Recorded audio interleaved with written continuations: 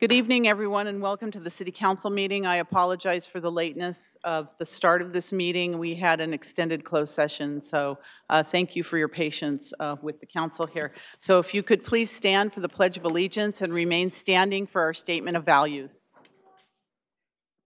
I pledge allegiance to the flag of the United States of America and to the republic for which it stands, one nation, under God, indivisible, with liberty and justice for all. As we gather, we humbly seek blessings upon this meeting. May we act with the strength, courage, and the will to perform our obligations and duties to our people with justice to all. Let us seek wisdom so that we may act in the best interest of our people, our neighbors, and our country. All this we ask as we may serve our community with fairness and respect, putting their needs before all. Thank you. Please be seated.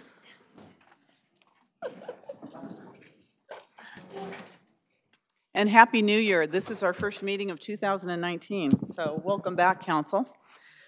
So first we have the roll call. City Clerk. Councilmember Mahan. Here. Councilmember Hardy. Councilmember Hardy. Councilmember O'Neill. Present. Councilmember Davis. Here. Councilmember Watanabe. Here. Councilmember Shahal. Here. And Mayor Gilmore. Here. And may I read the AB 23 announcement? Yes, please. Members of the Santa Clara Stadium Authority, Sports and Open Space Authority, and Housing Authority are entitled to receive $30 for each attended meeting. Statement of Behavioral Standards. The City of Santa Clara has adopted a code of ethics and values and behavioral standards for public meetings to promote and maintain the highest levels of conduct. This includes mutual respect, robust discussion, and allowing city business to be done in an efficient and consistent manner. Please note that as the presiding officer, the mayor's direction in matters of process and decorum should be followed, and that use of the gavel indicates all conversations must conclude and everyone in attendance should come to order and attention. Welcome and thank you for your participation. Thank you very much. Okay, next we have reports of actions taken in closed session. City Attorney? Yes, Madam Mayor. Item 19-080, the council did authorize the initiation of legal action unanimously. Okay, thank you for that. Next, continuances and exceptions. We have one requested continuance, and that's under special order of business. Item 1B, the presentation on the Intel Corporation Superfund site.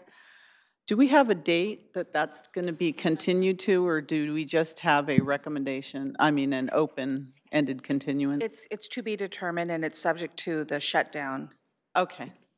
All right. May I have a motion for the, So moved. to continue that item So moved to indefinitely? Second. Motion and a second. I don't have my iPad here, so I vote yes. Please register your vote if you have.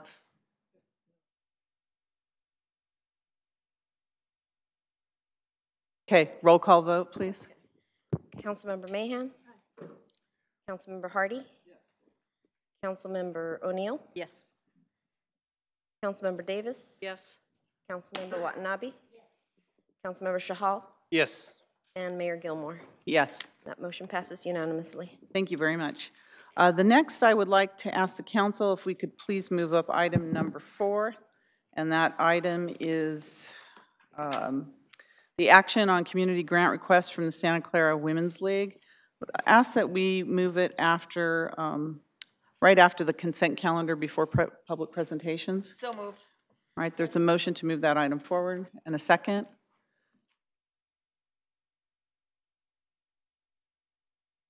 I did motion, Kathy second. Okay. Sorry, thank you.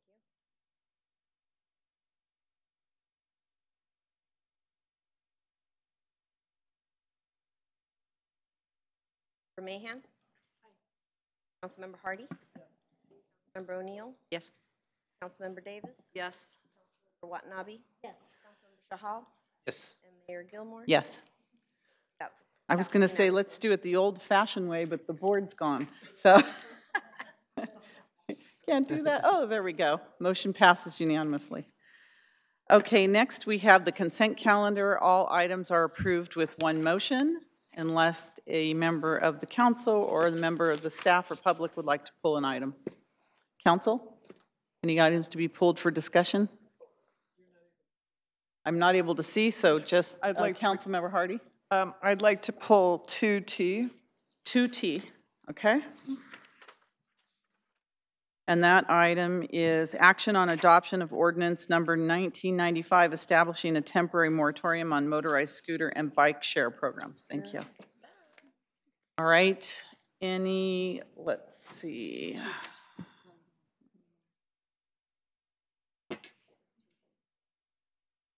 Would any other council members like to pull an item? All right, Vice Mayor Watanabe? Yes, thank you, Mayor. Items 2J, K, and L, please. J, K, and L? Yes, please.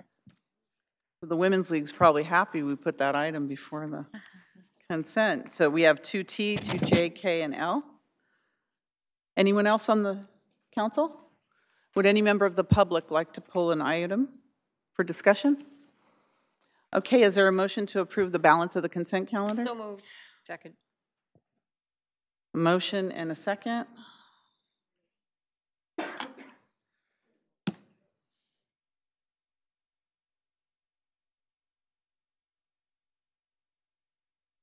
I guess not, we're not working tonight. It's not cooperating with us. Okay. Yes. We removed items 2T, 2J. Aye, thank you. Hardy? Yes. Member Davis? Yes. Councilmember Watanabe? Yes. Councilmember Shahal? Yes. And Mayor Gilmore? Yes. So that passes unanimously. Thank you. Odd. Anyways, okay. The next item is the item that we moved forward, which is I've lost my place here. Action on I'm sorry, we're going to start with special order of business, which is 1A, which I skipped that already. And that is the presentation from the Parks and Recreation Commission on the Arts and Wine Festival. So I have here a special order of business. Our Parks and Recreation Commission would like to recognize local Santa Clara organizations for their continued volunteer support of the Arts and Wine Festival. This is an annual opportunity to thank them and to distribute the net proceeds to these valued programs in our community. So at this time, I'd like to ask George Guerra, could you please come forward. George is the chair of our Parks and Recreation Commission, to introduce the organizations and representatives and let us know the amounts that are going to be distributed this evening. So welcome, George. Good evening and Happy New Year to all of you. Mayor Gilmore, City Council, City Manager, the Executive Leadership Team, and the City of Santa Clara community. I'm George Guerra, Chair of the Parks and Recreation Commission, and together with my fellow commissioners, we are excited to be here tonight. For the past 38 years, the Parks and Recreation Commission has sponsored the Art and Wine Festival with the generous support from the Parks and Recreation Department and our steadfast community volunteers. With the purpose of raising funds for local programs, needed community services, we work hard and have fun at the festival. We participate through the commemorative glass, token, beer, and wine booth sales. Today, we, the Parks and Rec Commission, is thankful for the council's approval and authorization for the disbursement amount of $70,874. These are net proceeds from the Art and Wine Festival to support local programs and services. At this time, I invite each of the organization's representatives to come forward as I call their organization name. As you come up, you may make a brief remark on how the funds are used by your organization, followed by the photo with the mayor and the council. I'd like to start first with the Santa Clara Schools Foundation. I don't know if... Oh, she's up here. Here she comes. There she comes. Thank you, Teresa. So the amount to the Santa Clara Schools Foundation is $16,000. Wow.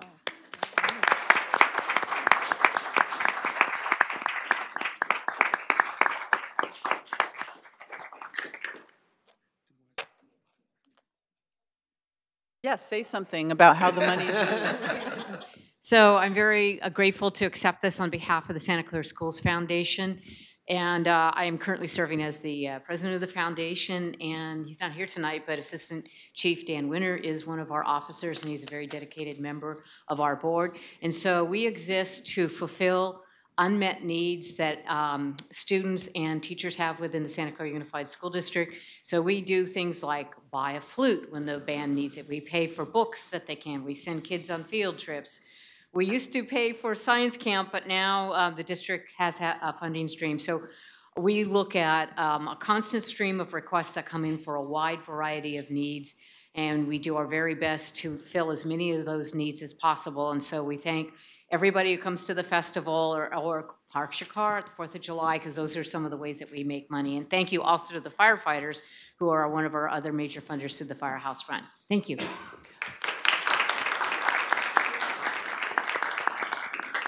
To come up here, could we ask the council to come down and also the Parks and Recreation Commissioners to meet us up here as well?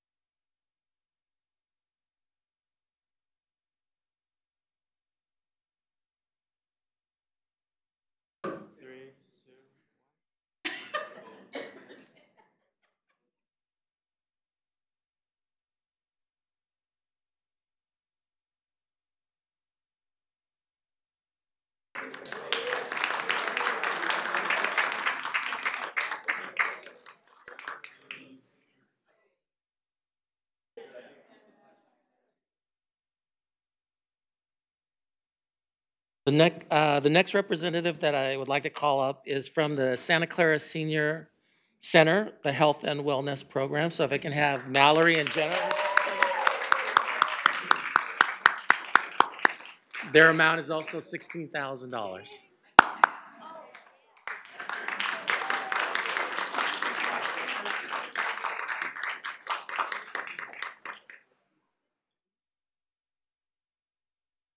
I'm Mallory. I'm one of the nurses at the Senior Center, and I'm also the Health and Wellness Coordinator. This program has been in place for almost 40 years. We just concluded our 2018 stats. We've served over 5,000 Santa Clara residents age 50 and up and their families. We provide public health nursing and social service support. We do everything from one-on-one coaching visits to care management services, social engagement for isolation, and what we'll be using this money for is our 3rd annual Health and Wellness Fair, the Be Strong, Live Long Health and Wellness Fair, and that's in May 17th, coming up, and we've just started enrollment, and hopefully everybody can be there. So thank you.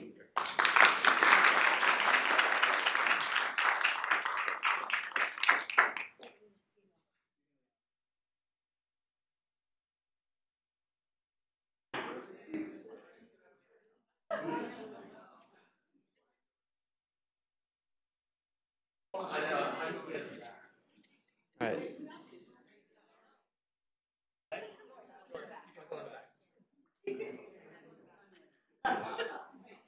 Three, two, one.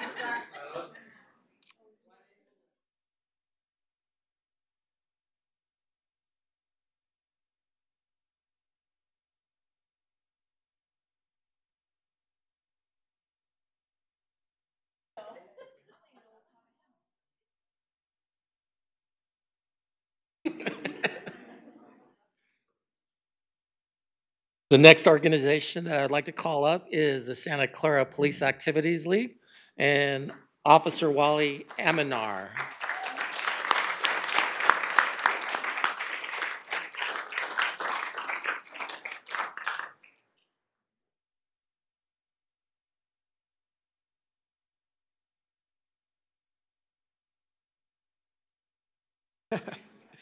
Good evening, and thank you very much on behalf of myself and the entire PAL board. We'd like to thank the City Council and the Parks and Recs Commission for the money. It's definitely going to help us out. This program has been around since 1970, and we've helped out a lot of kids, many that you may even know yourselves. We provide them with sporting activities that builds bonds between us as the police department and the children in this community. And so with that, I thank you. And we will definitely use that money to further our sporting activities and other benefits that they have within our organization. So thank you.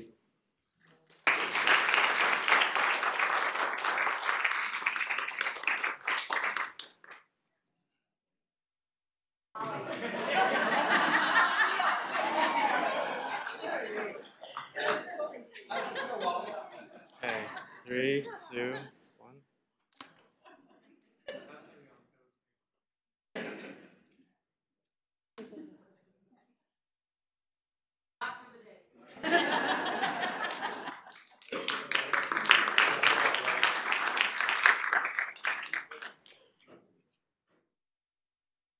The next representative that I'd like to call up are the Santa Clara High School grad night.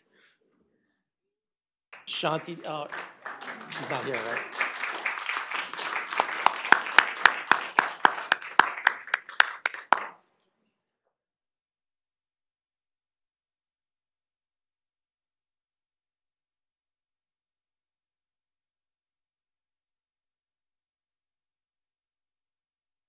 So not only is it an honor for Santa Clara High School to get parents together to help out with the city of Santa Clara, but we are, I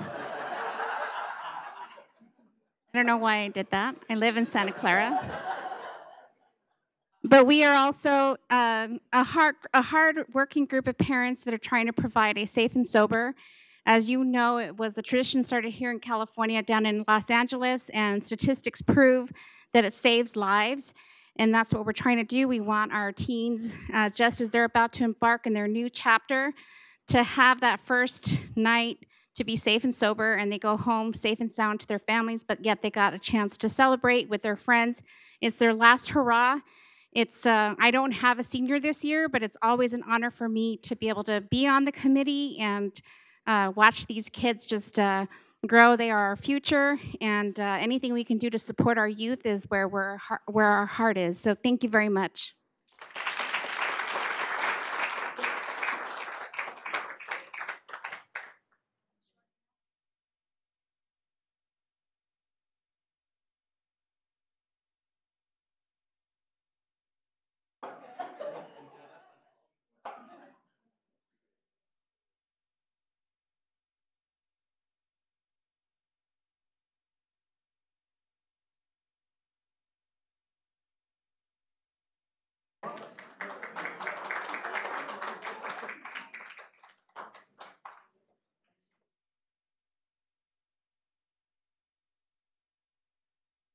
The next organization I'd like to call up is the Wilcox High School grad night.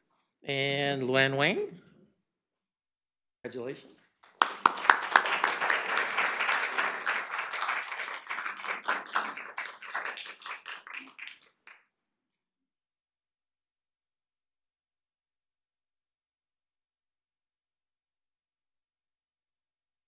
Hi, I'm Luann on behalf of the Wilcox PTSA. I would really like to thank, the Parks and Recreation and City Council for allowing us to have the opportunity to support our seniors.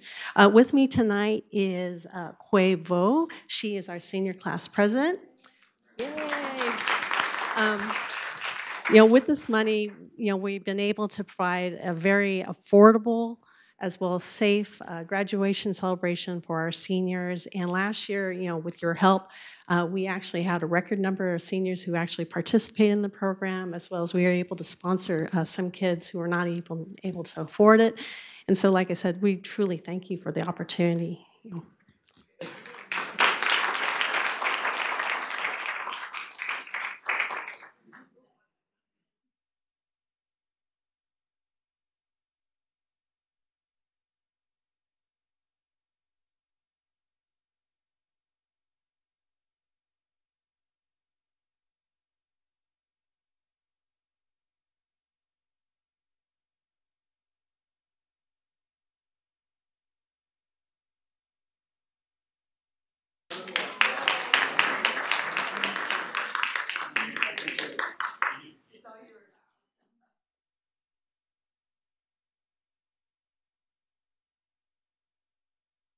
And last but not least, we'd like to have the Rotary Club of Santa Clara, represented by Nick Street, come up.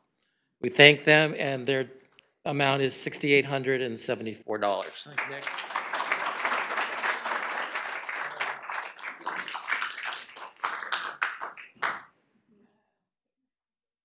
Hi, I'm Nick Strida, Director of the Santa Clara Rotary Foundation, and this money will be used every year in September. We give away 550 pairs of shoes to the Santa Clara Unified Schools here. We also bring in 150 kids in conjunction with Santa Clara Lexus. We give them a Christmas that they wouldn't otherwise get. So thank you very much on behalf of the foundation.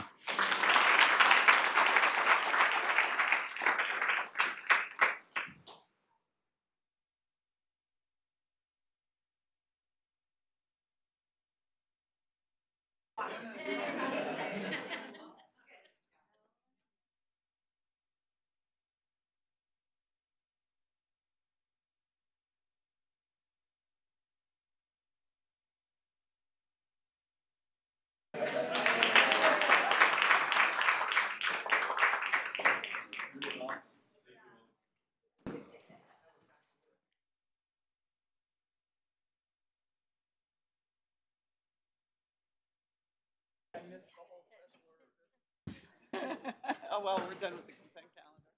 So just one last announcement before I leave.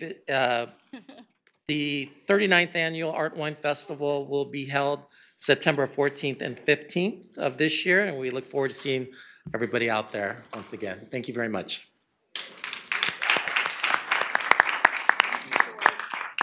Thank you, George. On behalf of the City Council, we thank the Parks and Recreation Commission for your phenomenal work, the Parks Department for putting on such a fabulous festival, and all that money represents a lot of sales of beer, wine, and glasses. So Santa Clarans, wow. There was a lot of drinking this year and a lot of purchasing, and the wonderful thing is it's going to do, that money is going to do so much good in our community. So thank you again, Parks Commission, and everyone that's leaving with the big checks. All right. Mayor, Yes. this is an item that requires action to appropriate the funds as well as disperse them as you just Okay, celebrated. so in order to make it official, so they can actually cash those checks, is there a motion? Motion to let them cash their checks. Second. Motion and a second? As reflected in the language of 1A. Yes. Staff recommendation, I'm sorry. The net proceeds, okay.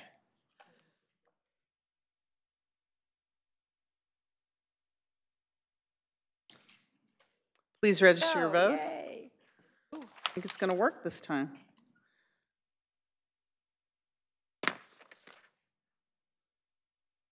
And that passes unanimously. Thank you, and thank you everyone who attended. So the next item is the item that we've moved forward. It's action on community grant request from the Santa Clara Women's League. City Manager, or I'm not sure, Assistant City Manager Shikata? Like she's coming forward. Good evening. Good evening, Mayor, members of the City Council. Ruth Shikata, Assistant City Manager. Just as a brief background on this item, in September of 2018, the Council adopted a community grant policy. The policy was supposed to standardize the process by which the city awards grants for events, activities, and competitions to the nonprofits in our community. It was meant to be an open and transparent process so that people could understand when the city would support events. In December of 2018, the Santa Clara Women's League applied for a community grant for their Showtime event.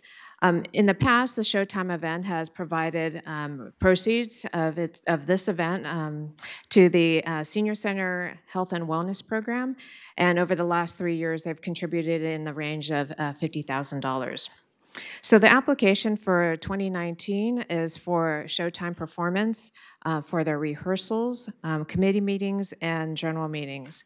And what this translates to is that they use the city facilities for all of these meetings and performances and rehearsals.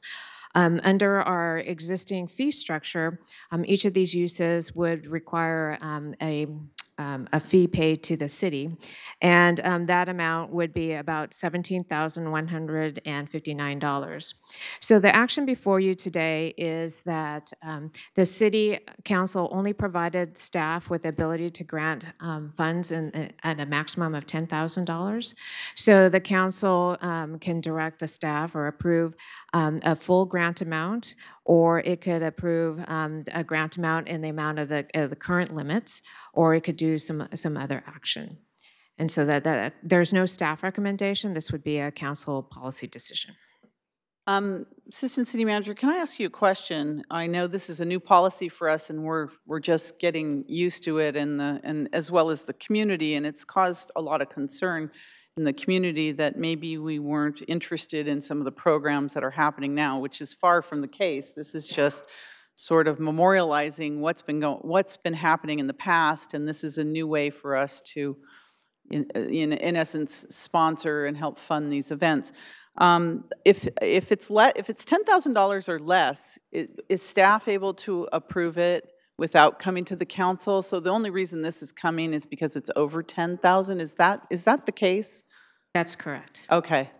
So, and in fact, the community grant policy is meant to support the nonprofits and activities, events in the city of Santa Clara. So it's exactly the opposite, and it's a means to streamline the overall grant process so that that nonprofits or groups don't necessarily have to wait a long time to hear back on whether or not that they might be able to get some funds to assist their program. I'll never forget, we had a car show recently, I remember last year, and they had to come 2 or 3 times, and we ended up hearing them at 2 o'clock in the morning, and I know that was a catalyst to us revising our policy. So if it's under 10,000, it doesn't require actually coming to the council meeting.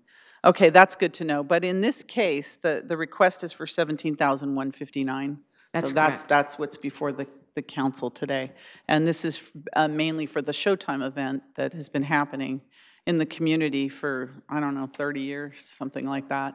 Over 30, it seems like 50 years, has it been? Robin Burdick, 50 years? Oh, sorry. Okay. It's for the event, and then all the work that they do in ramping up for the event, so their meetings as well. Okay, okay. So are there council questions at this point on this? Any? Oh, I'm sorry, Councilmember Chahal. So question to the staff, like I know sister cities used to use the senior center facilities, etc., and they were being charged heavily for this. Would they be eligible for such grants in going forward? Or any other nonprofit? We need to look at, so I'm getting a nod, yes. We need to understand the criteria. We can certainly make that available, and they can apply, and we can administratively evaluate the process, the program and proposal. Okay, thank you. But I'm seeing nods of yes, so. Yes, I mean, so the I grant, don't have the criteria. the grant program does have certain criteria. You want to open it to the public, and fundraising events are eligible, and so that there is, so long as the criteria are met, certainly the sister cities can apply for a grant, and in fact that they have applied for grants. Yes. Thank you. Okay, Councilmember O'Neill. So my comment was kind of, I think some of the feeling in the community was about the level of the expenses. And, you know, when you look at some of the costs for the city versus the proceeds for some of the events, you know, it's almost like, you know, kind of a wash. But so I guess my point would be that perhaps we could look at ways that we could try to lower the costs if there's some other efficiencies with, because I think people saw what the costs were, say to use the community recreation center, and we're a little surprised by it. So my only comment would be, could we look at what's really the cost behind that, and if the center is already operating for most of that time, you know, making sure that we're not passing those normal operational costs onto a group such as the Women's League, just to look at that structure, because I think that it's kind of caught everybody off guard at the actual amounts. Yes, I agree with you on that. Councilmember Mahan? What's the fee structure for applying for actually applying for the grant? There's no cost to apply for the grant. We have paperwork. You fill out the paperwork and then you turn it into the city manager's office, and then we review it against the criteria that was That was approved by not the the. experience of our historic home tour committee. Is there an overall limit per year on the amount of not the number, but the overall amount of money that can be granted? It's $10,000 per organization. Per organization Or for applicant. the entire year? So if they have more than one event and have less than a $10,000? Then they can apply multiple times. But only up to $10,000 per the, organization? Yes, for the year. And is there any limit in the budget for the city's expenditures on this, or the grant expenditures? Like the championship team fund, for example, has an overall limit of how much we grant each year, and if it's gone, it's gone. That's correct. So it's similar to Championship Team Fund. There is a limit to the amount that the council has currently budgeted for that. But there was also council direction that if, in fact, that we had more applicants and more interest in this grant fund, then there were funds available to come back and then advise the council about how the program was going and what was happening. I want to add that in the fiscal impact of the report, the council authorized to $100,000 to begin the program, and in the fiscal impact, there's a count of how many times we've distributed funds. The council or administratively, we've already appropriated $30,000. And this actually came to us from a private businessman who wanted a grant from the city to help fund a community-wide event, but it was on his private premises. What I'm understanding from this group and others is now we're charging for using publicly owned premises, and that's, to me, a grave distinction and not something I ever intended when I voted for this policy. So that's what's causing so much of the community concern. But I really want to hear from the Women's Club, and I think we have other groups represented here too before I make any further comments. But thank you for the answers to those questions. I want to add to that comment, and Ruth might be able to obviously add more of the details since this dates back a couple of years. This was at the committee level when I started with the organization, and at the time there was the acknowledgement of having greater transparency around the non-disclosure of in-kind services or staff time or even staff waiving fees. And when we talked about it and were studying this, I believe at one or two of the committees, the discussion was there is no authority on the part of staff to waive fees, yet that was happening as part of processing this work. And at the committee level, there was a desire to be transparent around the number of fees or costs that the magnitude that staff was doing, either, I would say, just below the water line. And so this is the genesis from that. Some of the history behind this dates back to 2014 when we started to research the program. This is your policy, obviously, if there's any changes that the council wants to look at, given that it's still very much in its infant state. Happy to bring back options and modifications, but the issues around fees are that staff has no authority to waive fees. The fact that that was happening is inappropriate, and there was to bring transparency around the fees for this program. I had a comment in response to that. In 2014, it was the matter of the car show that the American Legion put on, and their request was to actually wait. They were being treated as needing a street closure permit, which have fees around it. So if PG&E or a telephone company or anybody wants to open the streets, they pay a permitting fee. That's what they were being asked to have waived, because they were being asked to apply for such a fee, which really didn't apply because all they were doing was closing the fee, more like a block party where they just close the street to put the cars out on display on Washington Street there in front of the Legion Hall. But when we have a group using the senior center for a volunteer dinner, or a group that's using a community room in our library or senior center or anywhere else, they're now being asked to pay for staff time, which is not fees. It's not like the same thing in my mind that anyone would have to apply for something for city services that requires a fee, a permitting fee of some sort, or a building fee, or planning department fee. So this was not the intention that I had when we passed this just a few months ago in 2018. But I'll save additional comments after we hear from these groups. Okay, thank you. Yeah, I mean, we talked about this, so if the council wants to revisit the actual policy, then we should revisit it, but that's what I think it was unanimous on this council. I remember the idea that we wanted to be transparent about the fees. So there were different nonprofit groups using different facilities and venues, which usually include staff time and other things, and we never put a number to it. Well, we're trying to make sure that all of our financial functions in the city are transparent now.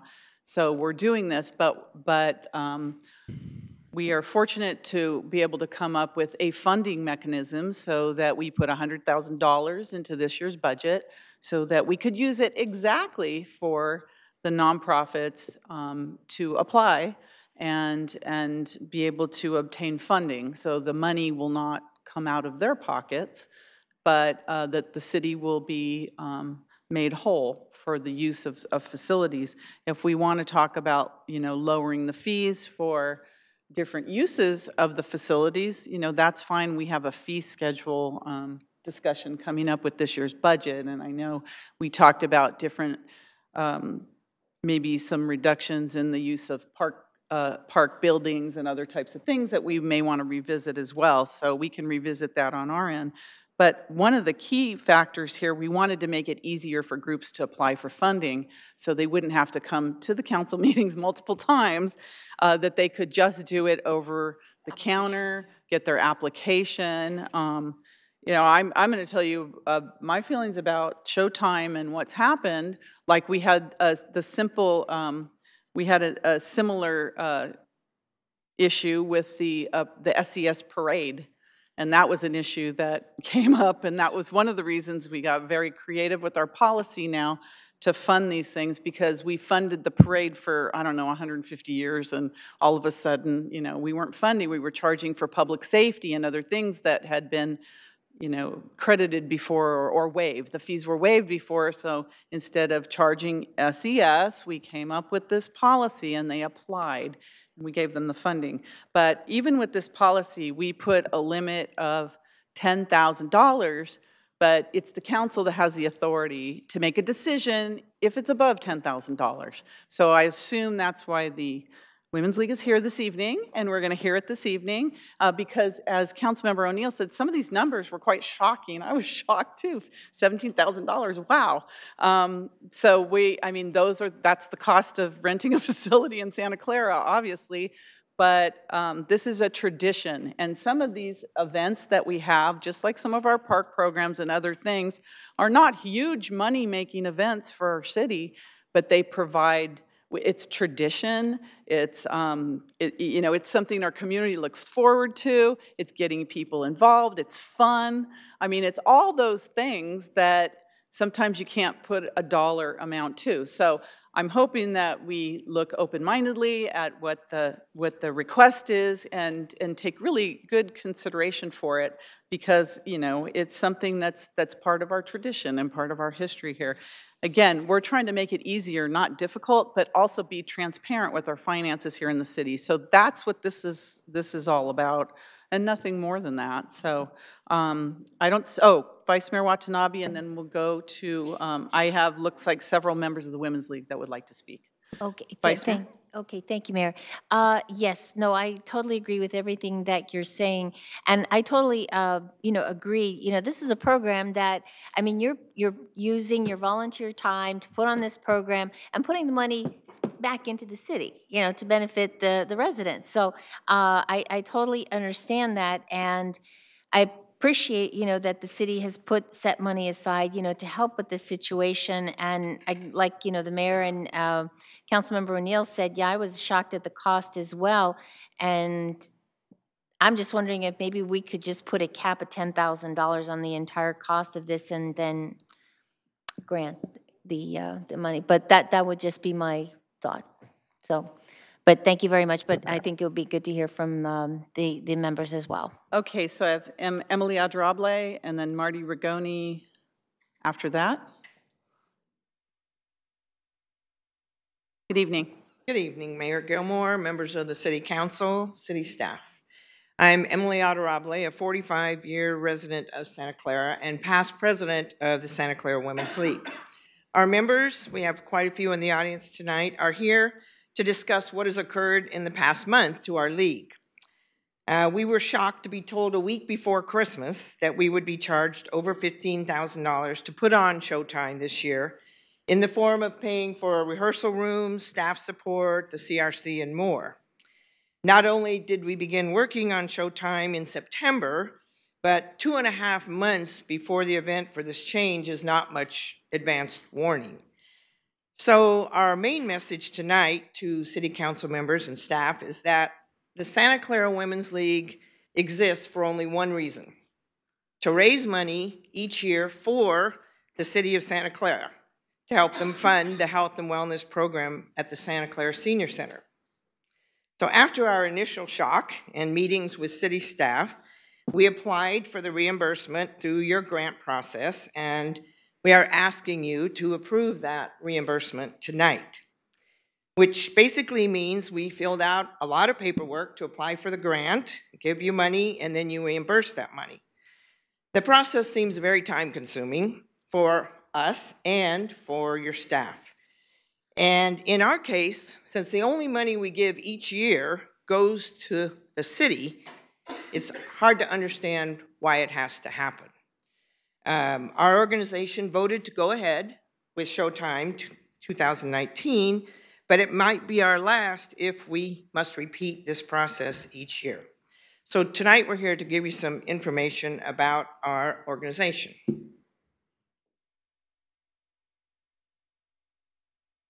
Hi, good evening. Good evening. I'm Marty Rigoni. I've been with the city, living in the city for 63 years. Yep. And I'm current president of the Santa Clara Women's League and a member for 23 years of the Women's League. We're here tonight to ask for your support. We know that the city council members have been really supportive of us in the past, and we appreciate that. We hope to give information tonight that will help city staff who are new to our city learn just how important Santa Clara Women's League is to our senior citizens. So I'll briefly tell you a little of our history.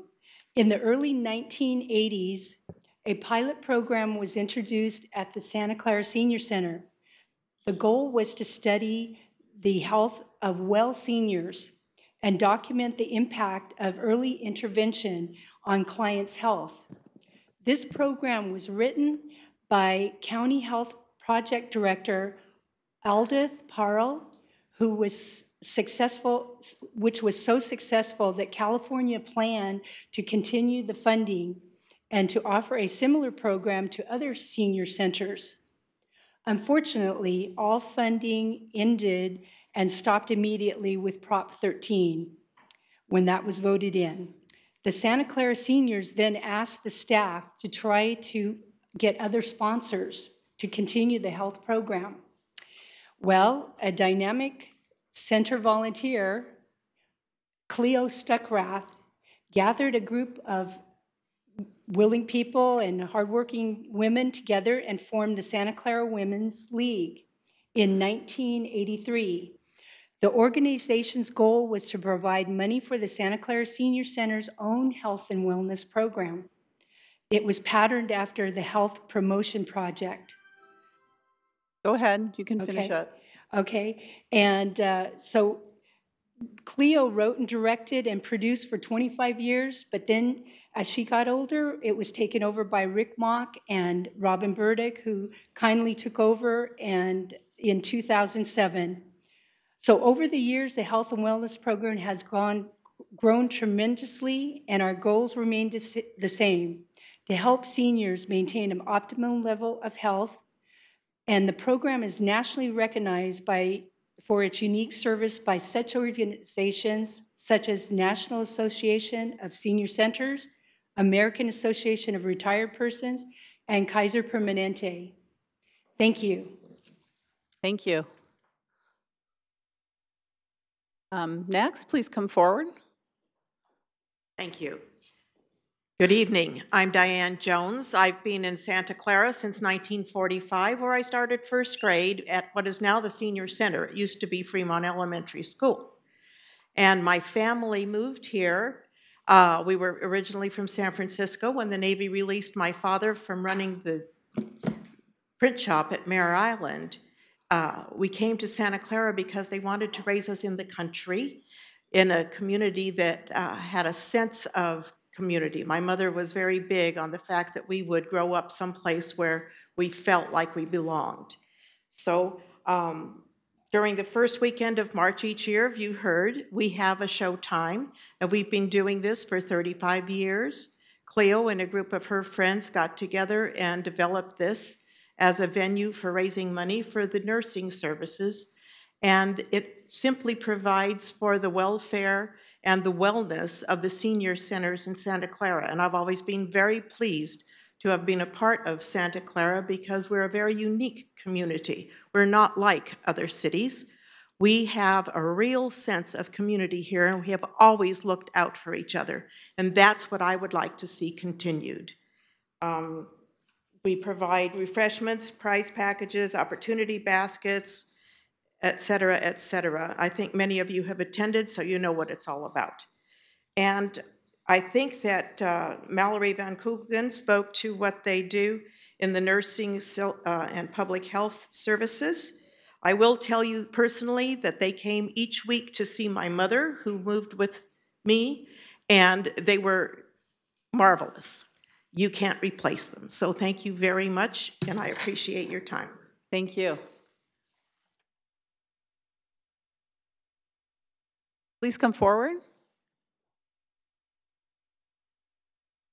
Good evening. I'm Dorothy Carlson, and I've lived 36 years in Santa Clara as an adult, and before that as a child. I'm the treasurer of the League, and I wanted to talk to you for just a minute about why I joined the League when I retired. Well, I was on staff at St. Justin Church.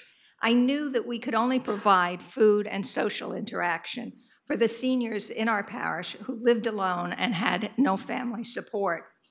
I approached the staff at the Senior Center Health and Wellness Program and found that they had caseworkers. Their response was immediate and fantastic. I found out firsthand about the help our seniors needed, and I knew I had to support this organization in any way that I could. So when I retired, I joined the Santa Clara Women's League because it's an organization that exists solely to supplement the health and wellness program. In the last 7 years, we've presented the city with over $127,000 to do just that. Our annual donation is between $15,000 and $20,000, depending on the amount of money we've raised that year.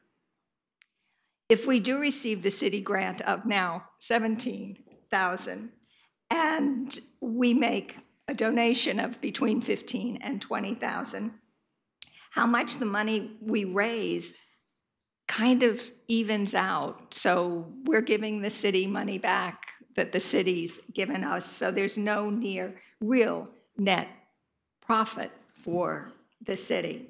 We feel that putting us through this grant process and then refunding the money isn't necessary, since we give all of our profits to the city. Thank you for listening to the information we've given you this evening. We hope we've been able to show council members and city staff how important the organization is and how important the seniors are in the city. Thank you. Thank you, and thank you for all that information from the League. We appreciate it. Nancy Biagini, welcome. Hi, good evening, City Council. First, I want to just say right up front, I am completely in support of the Women's League request to approve the reimbursement for their job. My mother-in-law has been a longtime member of the Women's League, and she's told me so much about the wonderful work they do. But I did want to take a moment to clear up some confusion. I was co-chair of the Historic Home Tour this year. We had a great tour, as usual. But I can tell you, I think we were the first up after that policy got passed. And when we talked No? Other people, yeah. Well, we were pretty close, I think, because Hmm. I can tell you Yes. when we talked in October, there was a lot of confusion and concern over the cost, the bureaucracy, and the like over something that we had had free access to before as a nonprofit. I will say that, okay, so I decided as co-chair I was going to take it upon myself and decided to come down to the city and talk to the senior center and find out just what is this process, what is this bureaucracy. I will admit I was a bit loaded for bear. Anyway, I was shocked at the cost, but I got the form. I filled it out myself. Did not take me anywhere near as long as I thought. Turned it in October 29th, got approved November 1st, 3 days later. And the confusion I want to clear up is there was no fee at all to the home tour or myself when I turned it in, nor was there going to be any cost to the historic home tour for this event. So it was a learning experience. I'm kind of glad I went through it, so I know for next year. But that said, we were under 10,000. The Women's League is over 10,000, and I just want to make it clear from what you've all heard up till now, it's a really important group of the city, and I completely support their request. Thank you. Thank you. Any other member of the public? Please come forward. Okay, I have Councilmember Davis. Thank you. Oh, sorry. What? Please come forward. Good evening. My name is Lou Faria. I don't know if I should wait now because I was going to talk on this subject, not basically the Women's Club, but the whole fee process. So should I wait till public presentation or should I speak now? You might as well speak now since, I mean, we can take the information. It's on topic. Okay. May not be particular to the Women's League, but it's all about the new process. It's about the home tour and the fee schedules. Oh, yes. the home tour. Okay. But the fee schedule that we were going to be charged, which Nancy just kind of highlighted too. So you want to hear it now? If this could be passed out. Sure, sure.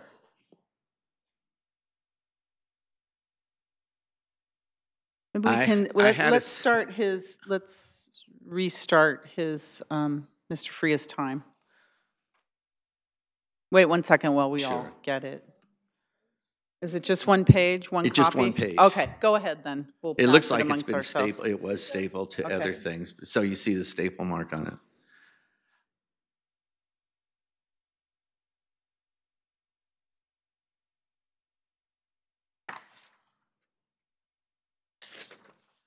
Okay, go ahead. Well, I had kind of a speech prepared, but a lot of it, I think you're aware of the schedule that was set out for the use of the Senior Citizen Center. Every year, I would arrange the time for our thank you dinner after the tour. Mm-hmm. And as you can see from the letter, I was shocked to receive this email from Jennifer at the Senior Citizen Center that now we were being these outrageous costs were going to be added to the rental. It was not going to be given to us for free. This is one of our city's traditions, along with Showtime, and I just am appalled that we were going to be charged over $3,000, as you can see my calculations down at the bottom, because we needed it from 3 to 9, and they said we had to add an hour and a half before and after for setup and cleanup, so that came to 9 hours. And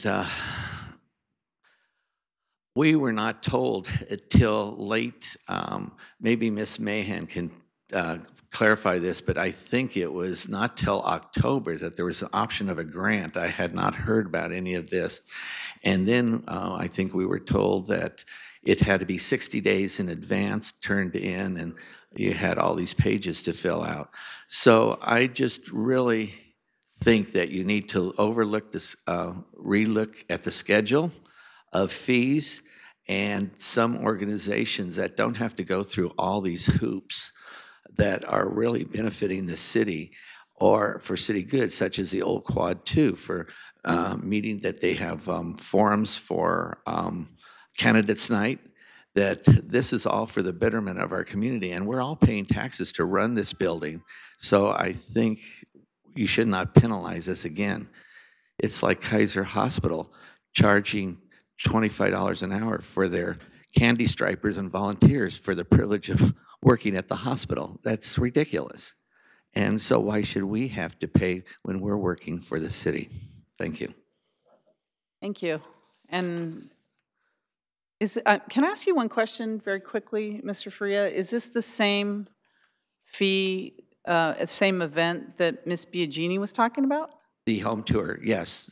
But she submitted an application Yes, for but that the fee was completely But as you sponsored. as she noted, So was this done before she submitted her application? Oh, yes, there's okay, a date at I the get top, it. right? And so we this were, was before, and then we she were not submitted. told. Okay. I was negotiating back and forth, and then I was told that they'll overlook the fee. And then we were looking for other places, and then they said no, they could not overlook the fee. We would have to pay for the maintenance and so forth. This was probably before our policy was in place. There's a date at the top. Yeah, it looks like it was. So yeah, okay, that's probably what happened. This was before the policy took effect where we reimbursed. Okay. So we were not, aware of this till like the last minute. And right. So we were told 60. I can understand your days. frustration. So Thank we you. That had makes to hurry, sense. and okay. we're talking a month away from the tour. So it really put a lot of stress on the committee. And I really think you need to look over the thing and come up with an easier solution. I appreciate the feedback on that. That's okay, Ms. Biagini. Thank you. All right, Councilmember Davis. Thank you, Mayor. City Manager, do you have any comment, or can I go ahead? Councilmember Davis? Yeah. Thanks. Okay. I understand what's kind of going on here, because this happened to sister cities when they were going to do their potlucks and everything, and that's right before your home tour, because you do your kind of stuff almost simultaneously as sister cities. And it came upon them quickly. I think maybe what is at fault is the delivery system on how these fees were going to hit everybody. And I think the timing was, we've been doing things one way, and we hire a city manager who says, okay, we need to make it transparent, but we need to know cost recovery, we need to know all these other things to understand how much is being kind of put out there. And there was really never that level, and as the mayor referred to, the staff was okaying this and we weren't. So we're just trying to make the process clean and crisp. The problem is that the net got thrown out and everybody kind of got upset about a lot of things that were happening. So during a governance committee, we worked with the city attorney to make it easier to take your 3-day event, find out what the cost was, and then be able to give the money back to you so that you can continue. We don't want to stop nonprofits for doing business in the city or building community. That's not what was happening here. What happened was maybe the delivery system was wrong, the timing was wrong, everything just kind of hit a perfect storm. And I think going forward, we get that. I would love to make a motion to give you your money now, but I think we might have to go back to the governance and say, okay, how do we get this 100,000 to be what we need it to be when we find out what every nonprofit in the year needs or requires to put on events for the community? And I think that's kind of what happened. It happened to sister cities, and I was part of that. I got phone calls. People were very upset. They said, what do I do, Deb? And they went down and they talked to Walter. And Walter was very nice and was very helpful in a process that I guess wasn't very clear. So I understand your angst. I get that. I know you had emergency meetings. You didn't even know if you were going to put Showtime on. You give back to the city. We get that. Sister cities gives back to the city. Everybody gives back to the city. It's not, we don't want to stop that. It's just, we need to make a process more clear, more transparent, and that's what it was about. And that was the thought process behind it. I apologize if we kind of messed up in how we put that out there, but it was through the governance committee that we had the conversation, and Councilmember O'Neill is the chair, and we talked about how do we help these people and how do we get that money back. So that's what we came up with, a funding mechanism to move forward, and I really apologize to you ladies, but can I make the motion? Yes. Yes. So I'd like to make the motion for us to take the whole 17,000, whatever it is, to cover you for your event. I apologize for stress and duress, but I think Who's going stress? forward, Our stress? their stress, our stress. stress, everybody's stress, and just Collective stress. and go and and take it from lessons learned, and just fix the process, and we'll figure out the best way to do it. But going forward, I hope that we're going to have a very successful show time. They're all in it again. They're acting, so that's a good thing. Yay! But anyway, but I thank you ladies for coming tonight and telling us and letting us know, because it's not just only you. There were other people involved in this mess. So I apologize. Anyway, So thank you. there's a So I made the motion? motion, yes. Second. And there's a motion and a second. Councilmember Mahan and then Hardy. Thank you. To begin with, I fundamentally disagree that our public organizations should have to pay to use public facilities when they're raising money for our community. That's the bottom line. That is where my intention in passing this ordinance obviously was not something that I understood clearly, because it came to us from a couple of sources. One was the SES parades that requires a street closure permit. One came to us from the American Legion, again, because they were asking to apply for to get a street closure permit, which cost a couple $1,000s. One was from a private businessman who wanted to host a community event on his private property and wanted our city to help him fund that. I can understand those kinds of things needing cost recovery, because if you weren't the American Legion, if you weren't a veterans organization, you would have to pay for a street closure permit. So they wanted that fee waived. It's an established fee. Fine, got it. One was a private businessman on his own parking lot. Fine, he wants a grant. Got it, no problem. Sunnyvale charges fees for use of its public rooms for non-residents. I even agree with that. If you're not a resident nonprofit organization, you should pay the fees. But these are people who are taxpayers, who have paid for these facilities time and again through their taxes every year. They helped to build these community facilities time and again through their taxes. And now at the same time, we're asking private developers to provide community rooms at no cost to our community. Where is the balance in that? I can think of so many organizations, many of which that I belong to, that meet regularly in community rooms, city-owned facilities. We don't pay meeting fees. We don't pay for those fees. Mission City Community Fund meets at the police department community room. We've never been charged for our meetings. The Historic Home Tour Committee meets at the Harris Lass House routinely on a monthly basis.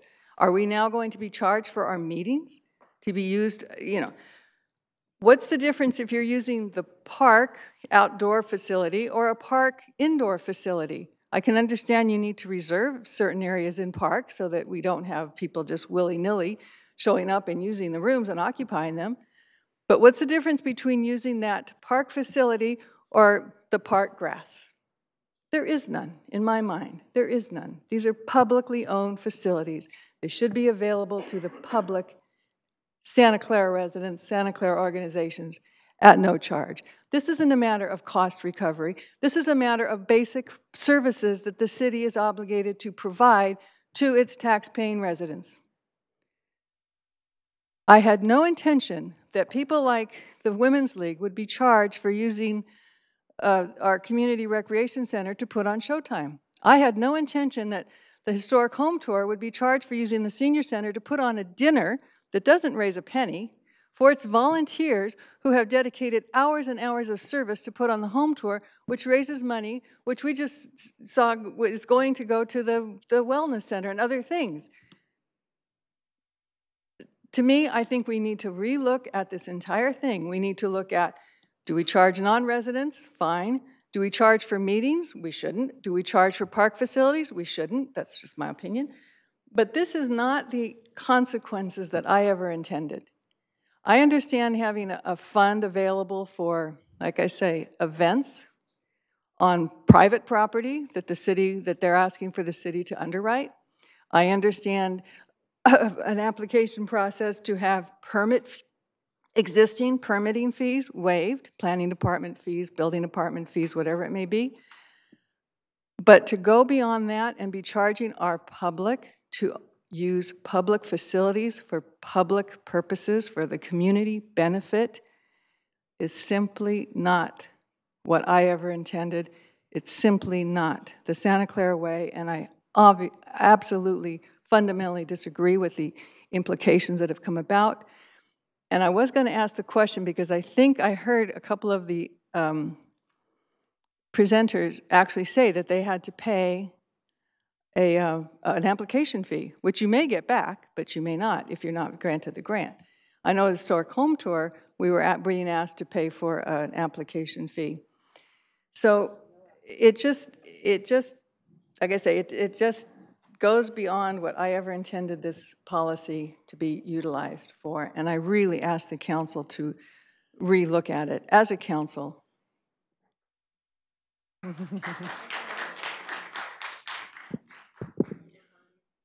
I just have one comment. You don't beat up volunteers because they don't have to be there. And there's a lot of volunteering in this city, and I don't want to see that stop. I think we need to encourage it, not beat them up. Madam Mayor, I'd like to say something. As Yes, City Attorney. Someone who's done a tremendous amount of work on these policies, I think it's important for the public to understand how we got here. When I first became city attorney, I had no knowledge whatsoever of how these things worked. I sat here and watched several meetings, meeting after meeting, where the process was, if you wanted a fee waived, there were fees in existence. And if you wanted a fee waived, you had to come up and do a written petition, and then council had to decide, will we put that petition on the agenda? And people went meeting after meeting asking for a fee waiver. And there were no criteria. No one knew whether they would say, oh, it's my annual fee waiver. Some people had annual fee waivers. I said, this process is very strange. It seems extremely cumbersome to make someone come up to and get a city council agenda date to get a fee waiver from the council. Apparently, there were other fees that staff just simply waived that I had no knowledge of, nor did the city manager, nor did the assistant city manager. Now, if people have, special access to city facilities to have their meetings based on super secret handshakes because they've been doing it for 20 or 30 years, that's not something we knew about. Okay, so we were operating under the assumption that you set your fees for the use of city facilities on the fee schedule, and that's what applies. And if they want, and if people want to have exemptions from the fee schedule, then you put it in the fee schedule that these are the exemptions. We did that for the parades. That's what we did. We decided that the easiest way to deal with parades is simply to not charge a fee for a parade permit. You still get the services. We put that in the memo. We said, okay, the cost of not having a permit is, there's fiscal implication to it, and we told the public that's what it's about.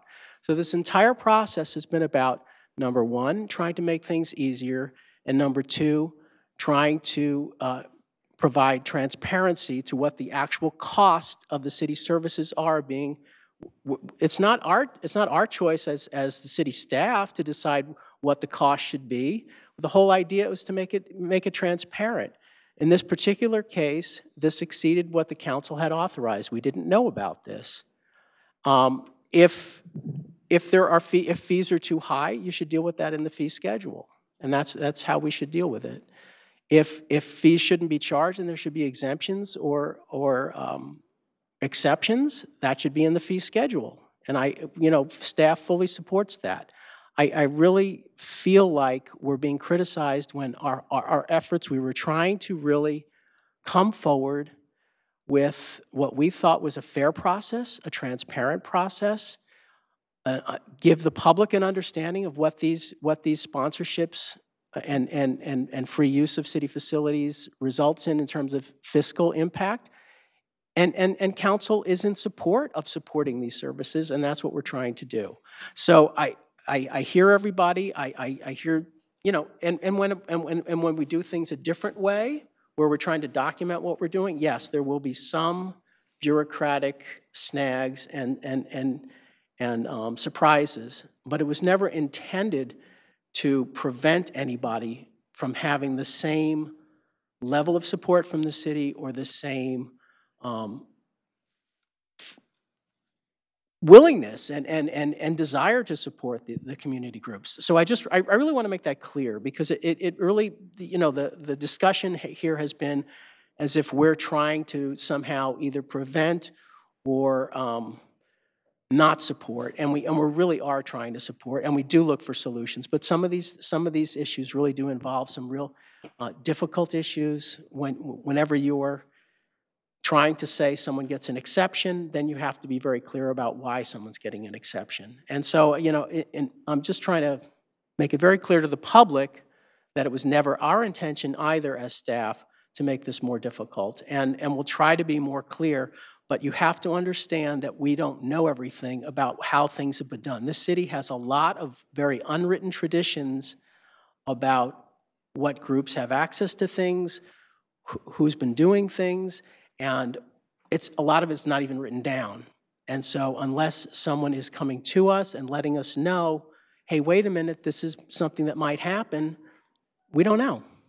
So I'm just trying to give the full background to the public that this was never an intentional effort to, in any way, not support the community groups that have assisted this city. Thank you, City Attorney. It does put it in perspective. City Manager? Yes, two additional points, and I agree with what the City Attorney just said, but the issue around the paperwork and substantiating costs, it's purely to be transparent around the fiscal impact to the city, and particularly the appropriation that the council has set aside. Obviously, in the past, there wasn't paperwork to track fiscal impact. The council has heard in some very painful ways the impact and the result. I also want to talk about the issues around fees. By law, fees can only be charged to recover the cost to deliver the service. And in fact, we have many fee studies always at play in order to understand whether our fees are recovering our cost, whether we're subsidizing fees, or whether they need adjustment. It's the reason why the council has a fee schedule each year as part of its budget, meaning that we are able to phase reviews of the fee schedules to ensure that they are covering the cost.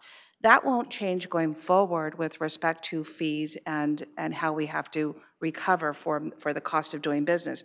What will change, to the extent that the council wants to entertain covering or waiving fees, is that we'll need to look for an appropriation from the city's budget in order to cover those costs. You're entering into a subsidy policy. Happy to bring that forward. Would want, you know, of course, some parameters in terms of what extent. I'm hearing a wide spectrum of policy options already presented on the dais, but I just want to be clear that the fees are by law restricted to the cost for city staff to deliver the service, and that's what's reflected here. And the studies and the supporting materials are frequently reviewed, and that's part of why when we provide that service, we have to include those fees to recover our cost. To the extent that you subsidize or make intentional decisions, it could have some unintended consequences with fees having to go up in other categories to make up for the subsidy. So I just want to leave that with additional impacts. Okay, thank you. And the fee schedule, which we have control over approving and changing, and I know in the past few years we've really tried to lower the fees on the meeting rooms for Santa Clara community groups. We have amended those fees over the years, so I think we'll have a robust discussion this year when it comes to the actual fees that are There's also no fee charged for the community grant application. The referenced fee is for, I think there's some confusion, but the reference fee was for a special event application for which the council's taken no action to waive or take any separate adjustment. And City Manager, just want to make sure we have there's no fee to apply for this. No, but there's a fee to apply no for the fee. event. There was a special event application that was filed. I'll call Ruth up if she has more details. And that is a fee that the council has taken no action or expressed any intention of making adjustments, and that's a routine fee in the fee schedule. So the Women's League, did they pay a fee to submit their application? No. Okay. Okay, I think the difference now with all of this is that we've put an actual number to what the city subsidy is for Showtime, which has been happening all over the years, but no one has known what the actual number is, and then we're all shocked at the number because it's a big number. But what the city manager said is that we're not allowed to charge more than just cost recovery for that. But as you see, it's expensive. But we're naming the cost, but then we're subsidizing it at the same time through another fund. So it's the same, comes out the same. We're hopefully, if this motion passes, the Women's Club will not pay anything to use Showtime, use the community center for Showtime, as has happened in the past. We're going through bumps with our new process here, and this is a big bump. So thank you. We appreciate you all being patient with us as we're trying to, as I said, and the city manager said, and city attorney, make it more transparent to what the actual subsidy is. We're putting a number to things now that we're not used to hearing. So, but we're getting through it. So I have a list of council members that would like to speak. Councilmember Hardy, were you finished? Or Councilmember Mahan and then Councilmember Chahal. So that really begs the question. I understand cost recovery. I understand you can only limit it to what the actual cost is. But it begs the basic question, where's the council policy on use of public facilities for essentially public purposes, nonprofit purposes, use by our residents? Where is the fee for meeting in the police department community room? What I'm suggesting is exactly what the city attorney is talking about. We need to look at where do we exempt certain activities from fees at all? Is it for nonprofit meetings using our publicly owned community rooms, like we're asking developers to provide to our community? To use the police department community rooms. That was the whole intention when we built the 2 rooms in the police department. To use our libraries. Our libraries should be free and accessible to anyone. Are we going to charge people to use our library community rooms for a meeting? Are we going to charge our students for using a study room in our library? I mean, where does it stop? Or maybe the better question is, where does it start? Where do we start to say, these are activities that are exempt from fees because they are activities that support our residents, our taxpayers. And these are publicly owned facilities, and this is what we build them for. So where do we start with that? And that's, I think, where the council process now has fallen down because we don't acknowledge that overriding public policy that the public should be allowed to use freely public facilities. Again, I think there are lots of exceptions. If it is an established fee in our fee schedule, a permitting fee, whatever it is already in the fee schedule, and you're asking for a waiver, sure, you have to apply or pay the fee. If it's a grant to be used on private property, sure, you have to apply to see if the city will support this private event because it has a public or a community benefit. Those things I understand, but using city-owned facilities, publicly owned facilities, that's, I think, where we have to start. Where do we start with the proper exemptions, as the city attorney has said? We need that to be clear. We need that to be transparent. But we need to look at that because that's where we're falling down. I still don't have an answer as to whether or not all these nonprofit groups that are currently using community rooms are going to have to start paying for meetings. Our historic home tour committee or the Historic Preservation Society meets at the Harris Lass publicly owned facility, but they pay all the insurance for that building. They pay for the maintenance and the upkeep of that building. So where does that come in balance? So I think we've used a sledgehammer to swat a gnat. And we need to I would like the council to take a step back and study, say, where do we start with the exemptions and how far do we go? And what kinds of things do we actually impose a cost recovery fee on, which a community group may or may not get granted to them by the city. Councilmember Chahal.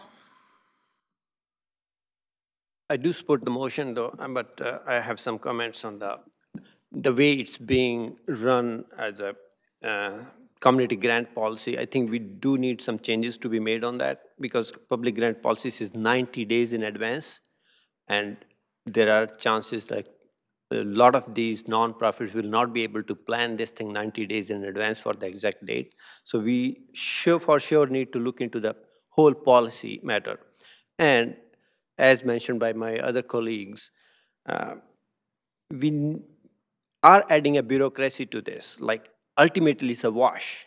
Like, they're doing all the process. There are 20 volunteers sitting over here. They're wasting their time, like a couple of hours over here, and then 20 volunteers into 1 hour is, you can say how many hours they are over here.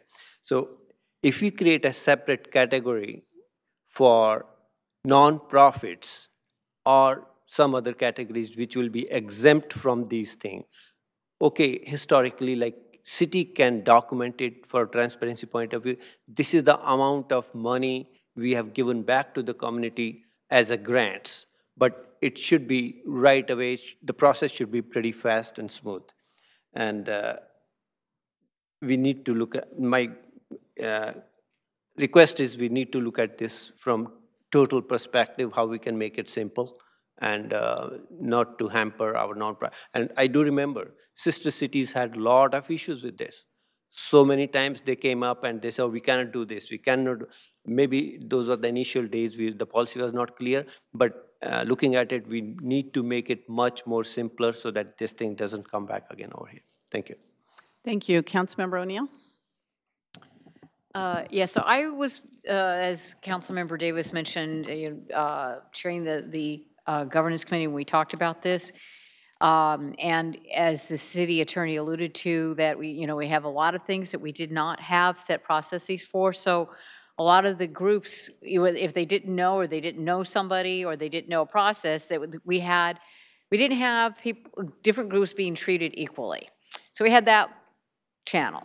And then we've had a lot of call for by various groups, and a lot of our taxpayers have asked us to be very responsible and to say cities need to do cost recovery. So actually, for several years, we've had fairly vigorous discussions when the fee schedule has come up, and we've hired consultants.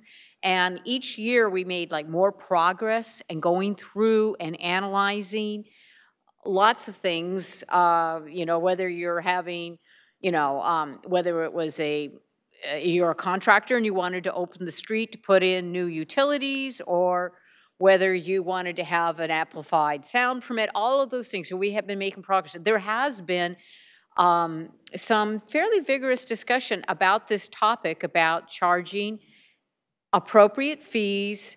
And I can remember some of the people that came forward to talk about that, using whether it's a library room or the community room at Machado Park or Bowers Park, whichever it may be, and all those things. And I think that there has probably been a lot of variation in how those policies have been applied.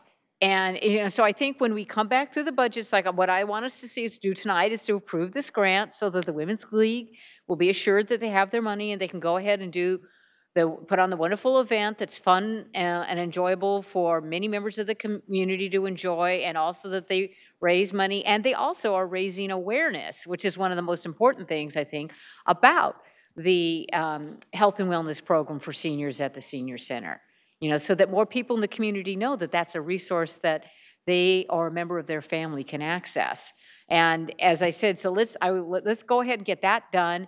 And then as we go through our budget, this is the first year that we've used this process, and I'm sure each one of us has a group that we're involved in that we've kind of channeled this way. And I know the whole thing has come down, many of our, I've had other phone calls about this process. So we're trying to be consistent, trying to let everybody have the same opportunity. Perhaps what we'll decide is that we want to have two schedules. Maybe there's a schedule for Santa Clara-based nonprofits, or, and I think what Councilmember Mahan, the only event I can think that she might be alluding to when she was talking about a private event on private property might have been the Korea Day, which was the Korean Chamber of Commerce, which is, also has lots of members of our community are in the Korean, have Korean ancestry. And I think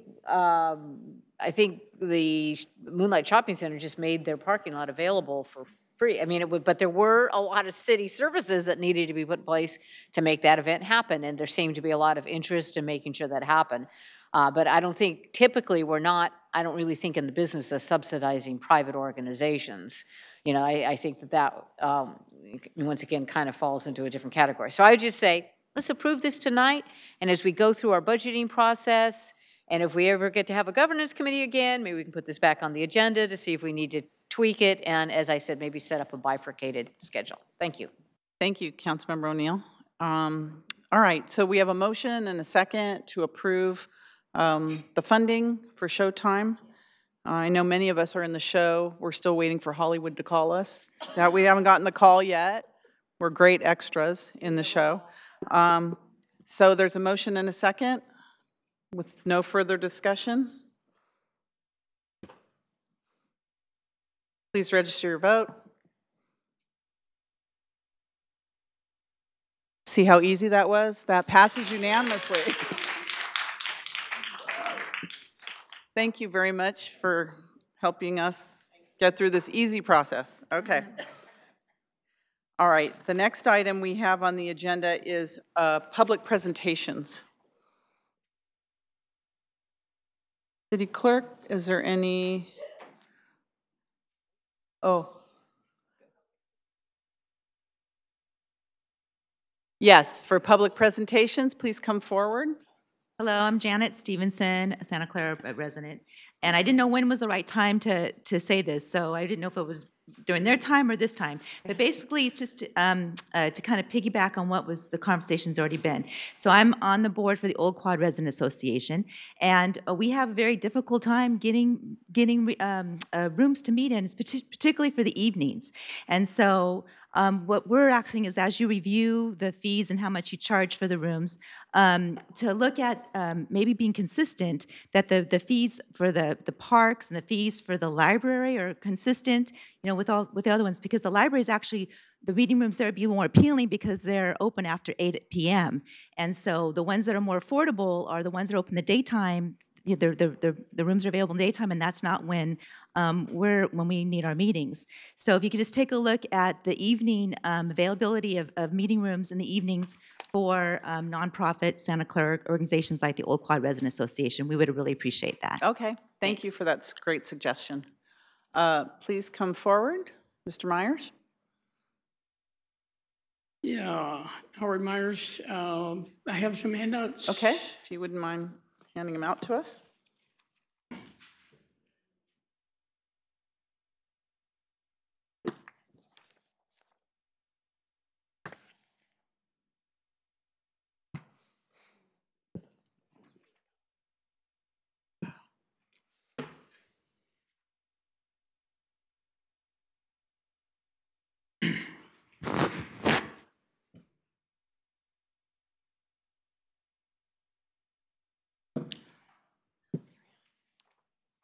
Okay, we have them all. I'm starting out 2 seconds in the hole. Could we start him at exactly 3 matter. minutes, please? We'll let you go 2 But seconds I couldn't after, resist. but only 2. Okay, go ahead. Okay. Good evening, Madam Mayor, members.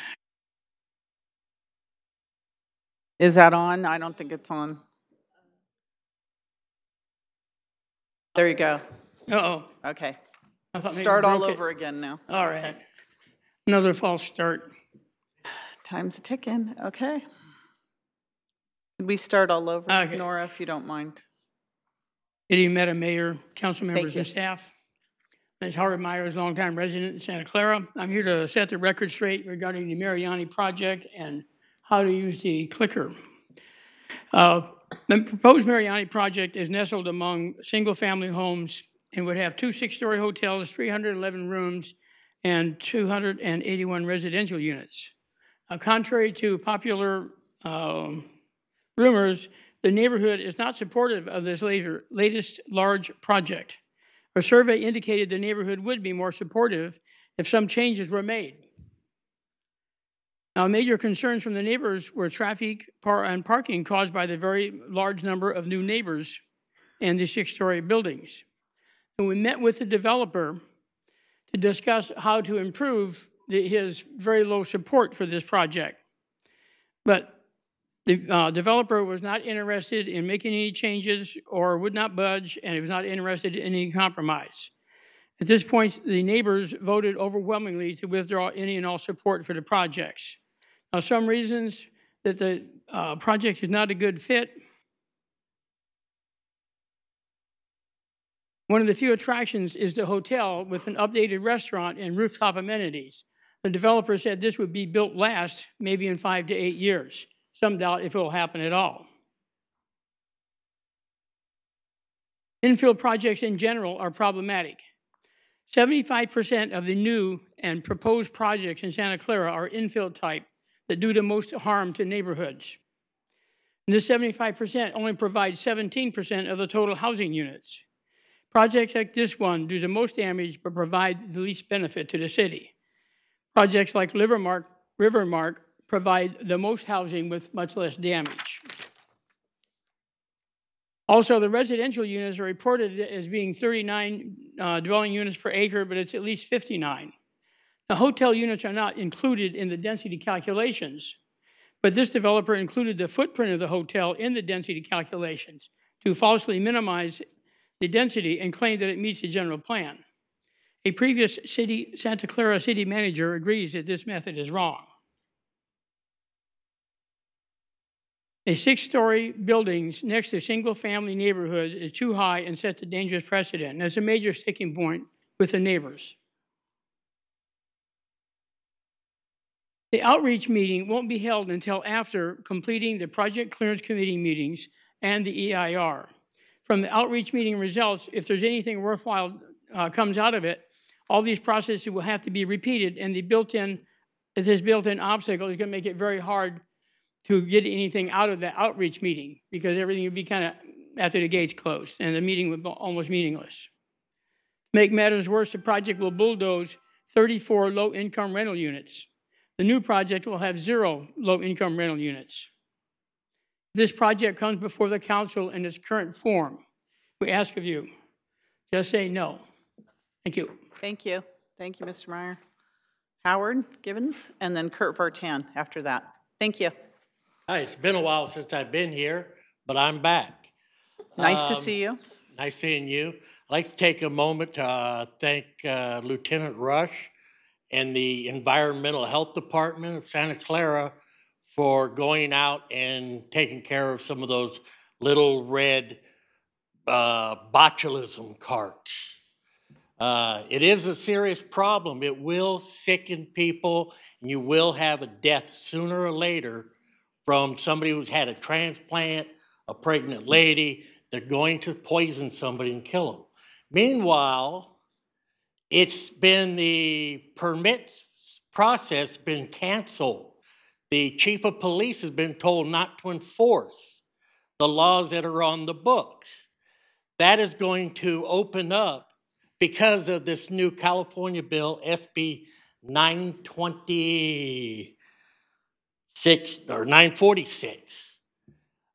There is provisions in there that says if a county, city or county has licensing set up, you're good.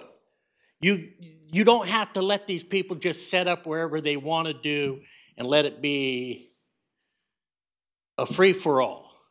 I have under the understanding that the chief of police was told not to enforce your rules about selling, vending in the neighborhoods and the job like I do. Somebody told him to suspend enforcing that. You will have the jackals in your neighborhood. The pedophiles will come out. And the first child that is hurt by a pedophile, that is on whoever told the chief to don't enforce your rules. The California new law has provisions in there that says a city that has, a system in place is good. Follow it. Don't suspend enforcement of the rules that you have in place for street vending. It's not only food, it's merchandise. So the pedophile can decide he's going to make little puppy balloons for the children at the school.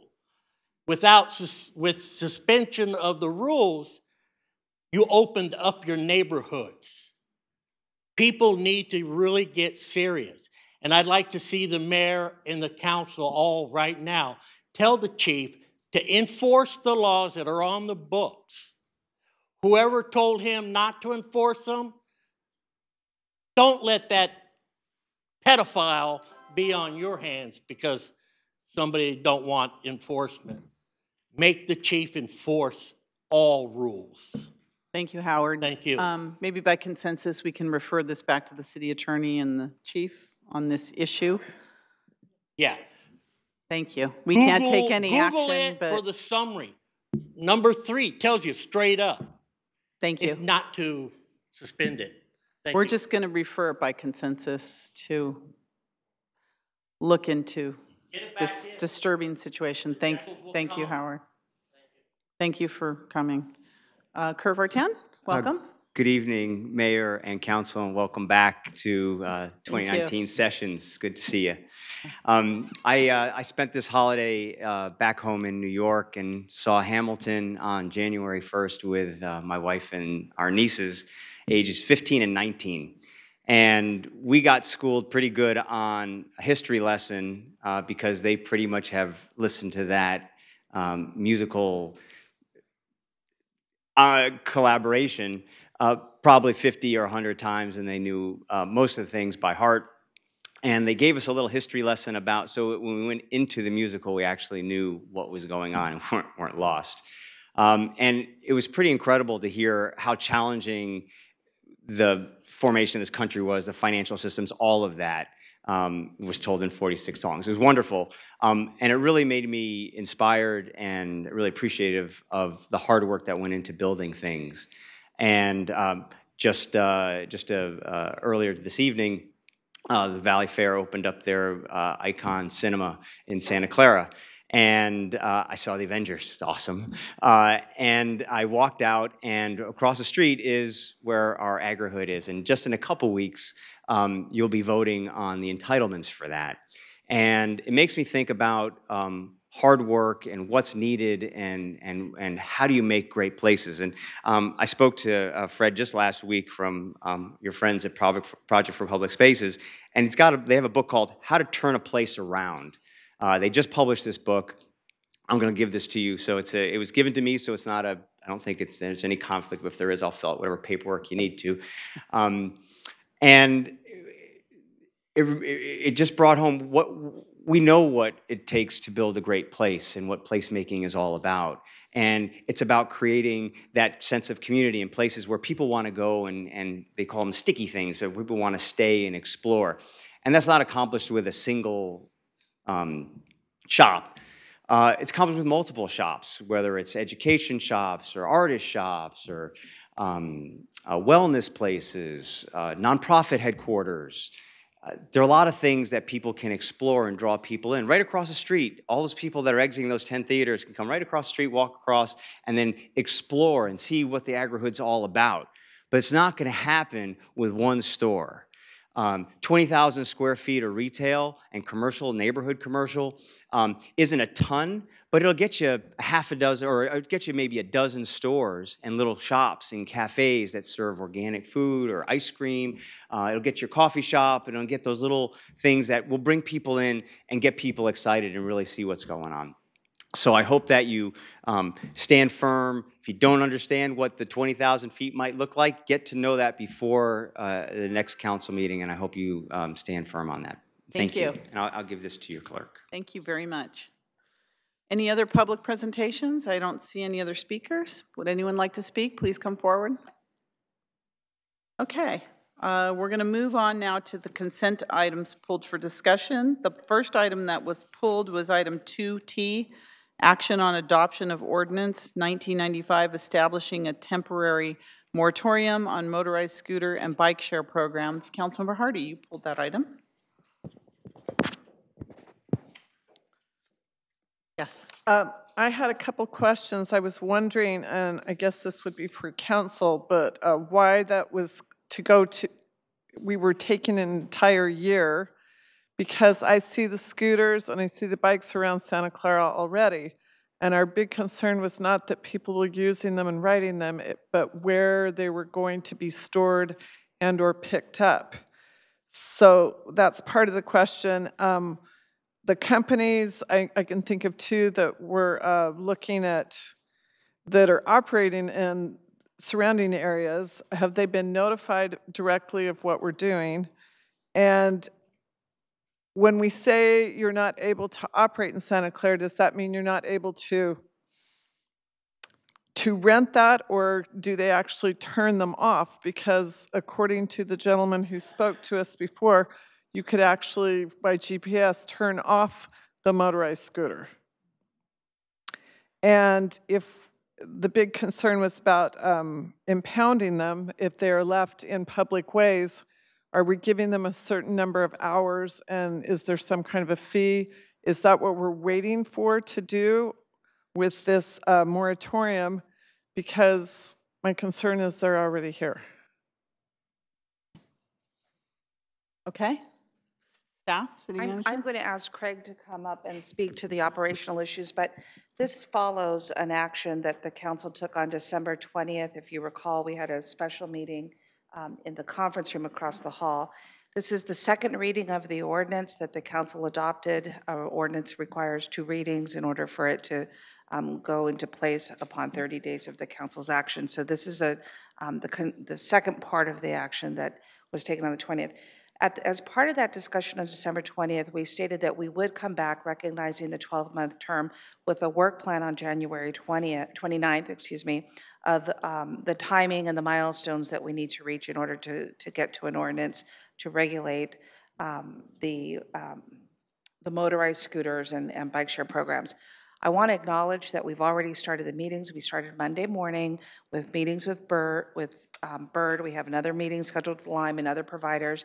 They're talking about community engagement as well as regulation. So that work has already begun. We are prepared to provide a work plan to the council on the 29th so that you understand the timing and impacts. It's not going to take a year. We're looking more 4 to 6 months based on our conversation on Monday. It seemed reasonable. With respect to the operations in terms of impounding, I'll pass over to Craig. Thank you. Good evening. Yes, good evening, Mayor and Council. Craig Mobeck, Director of Public Works. And so we've already, this week we met with Bird to go over where the city's at in terms of the process of regulating the scooters.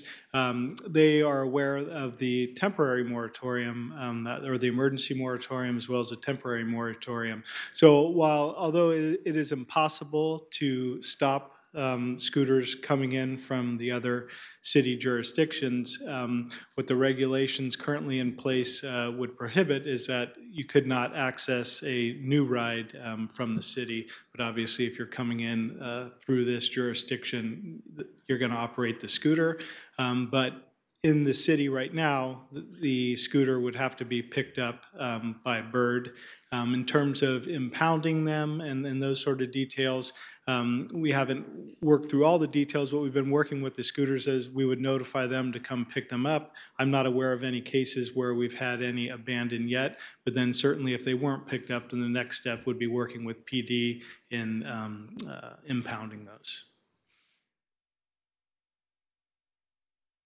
Okay. If you have questions, Councilmember, so are we putting this to December just to give us enough time?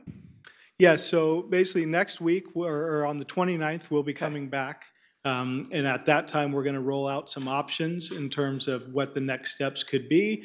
We can look at pilot programs. We can look at setting up regulations for all the scooter companies to abide by. So we'll be coming with a staff recommendation. You'll listen to that, and then you can provide some direction to staff on the next steps.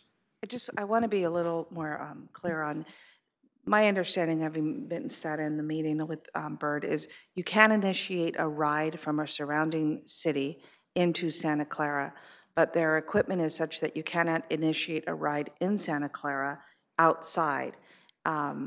And this does not prohibit the personal use of personal scooters.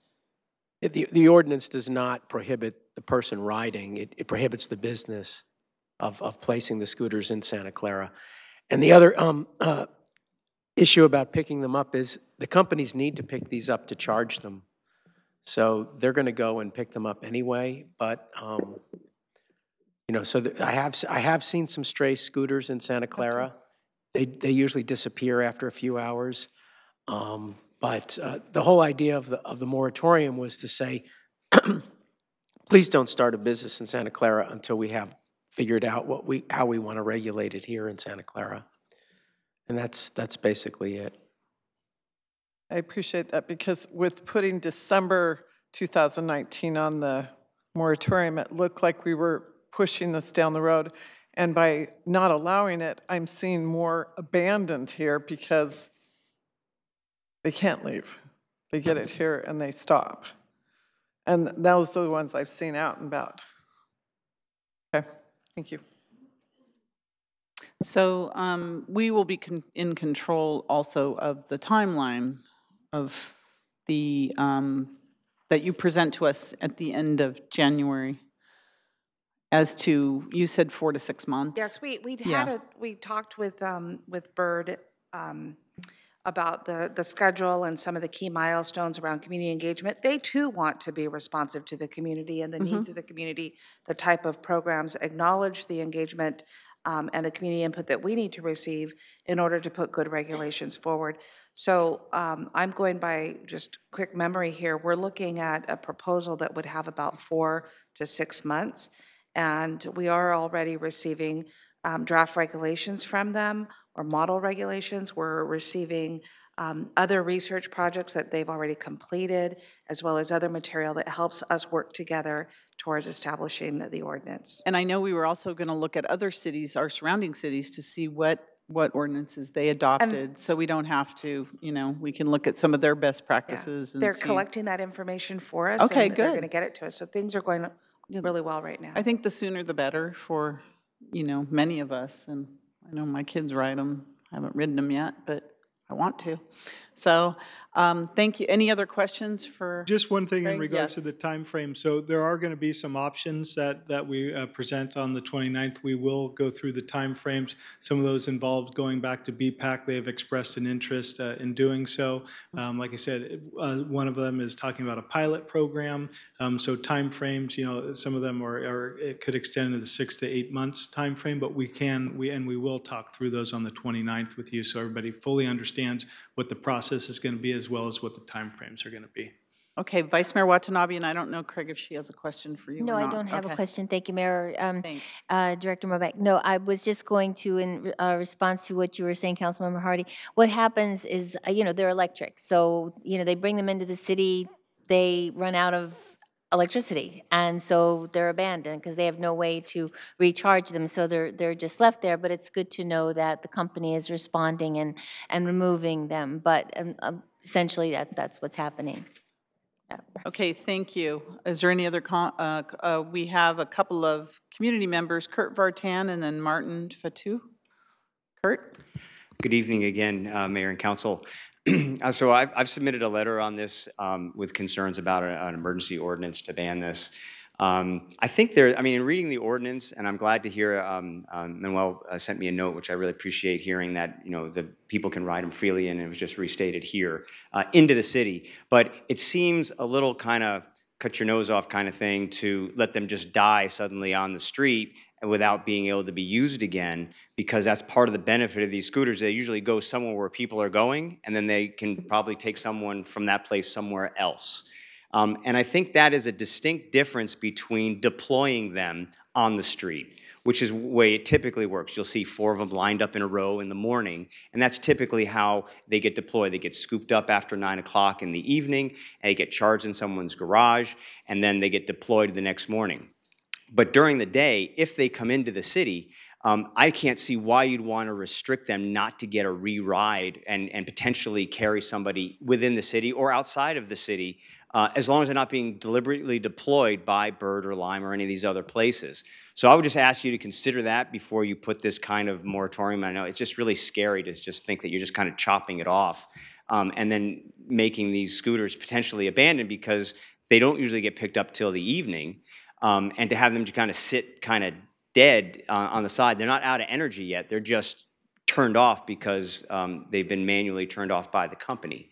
The other thing that we suggested is considering looking at a pilot with how you can park these in the public right-of-ways, for example, around fire hydrants, where typically you can't park a vehicle because of fire safety. But scooters can be easily moved, and this might be a way for Santa Clara to really be the center of what's possible and really push the envelope, because I don't think anybody has tried to utilize existing public right-of-ways in creative ways, especially with things that are not rigid or heavy. Thank you. Thank you. Martin, if you'd like to come forward, please. Welcome. Good evening, members of City Council, Mayor Gilmore. Happy New Year. Thank you so much for having this item up tonight. As City Manager Santana mentioned, Bird, and I am speaking on behalf of Bird Rights Incorporated, Bird did have conversations yesterday with city staff, City Attorney Doyle, as well as Public Works Director and the City Manager. We are all, it seems, on the same page. We support, some sort of working process, whether that be 4 to 6 months or less, and to really, continue that transparency. I know we may have gotten off to a little bit of a confused start, but, as mentioned, we want to be a long-term community partner here. We want to solve the issue to first and last mile transportation. I just wanted to mention that, the College Football National Championship game was held at Levi Stadium. Our operations team were on the ground in San Jose. We did multiple sweeps in Santa Clara to make sure that there were not a lot of our vehicles ending up in Santa Clara. If there were, and this is on a continual basis, we have our chargers go and sweep up those vehicles. We have an incentivized bounty on any vehicles that are ending up in Santa Clara to kind of quell those issues, as you mentioned, Councilmember Hardy. So, as mentioned, we are here as a community partner. Any sort of events, community events you would like Bird at, we are happy to be there. Helmet giveaways, safe ride demonstrations, etc. So thank you very much. And thank you very much for working with our staff, Martin. We appreciate it. Thank you. Anyone else? Okay, so do we have a motion to approve this? Councilmember Hardy? I'd like to make a motion to. We'll get used to that. I'd like to make a motion, but I'd like to change the moratorium time frame to June of this year instead of till December. Does that work, city staff? That's 6 months. The direction that you took was to allow for us to come back with a work plan on January 29th, on December 20th. So if we kept it the way it is and then approved the work plan in 2 weeks, then we'll have a better idea. Councilmember Hardy, are you okay with that? All right, thank you. Since we'll be in control of it. So Councilmember Hardy, is that a motion? I would like to second her original motion and speak for me. I would reinstate the motion if I have a second. Second. So this is the June? Yes. Does that cause issues, city manager?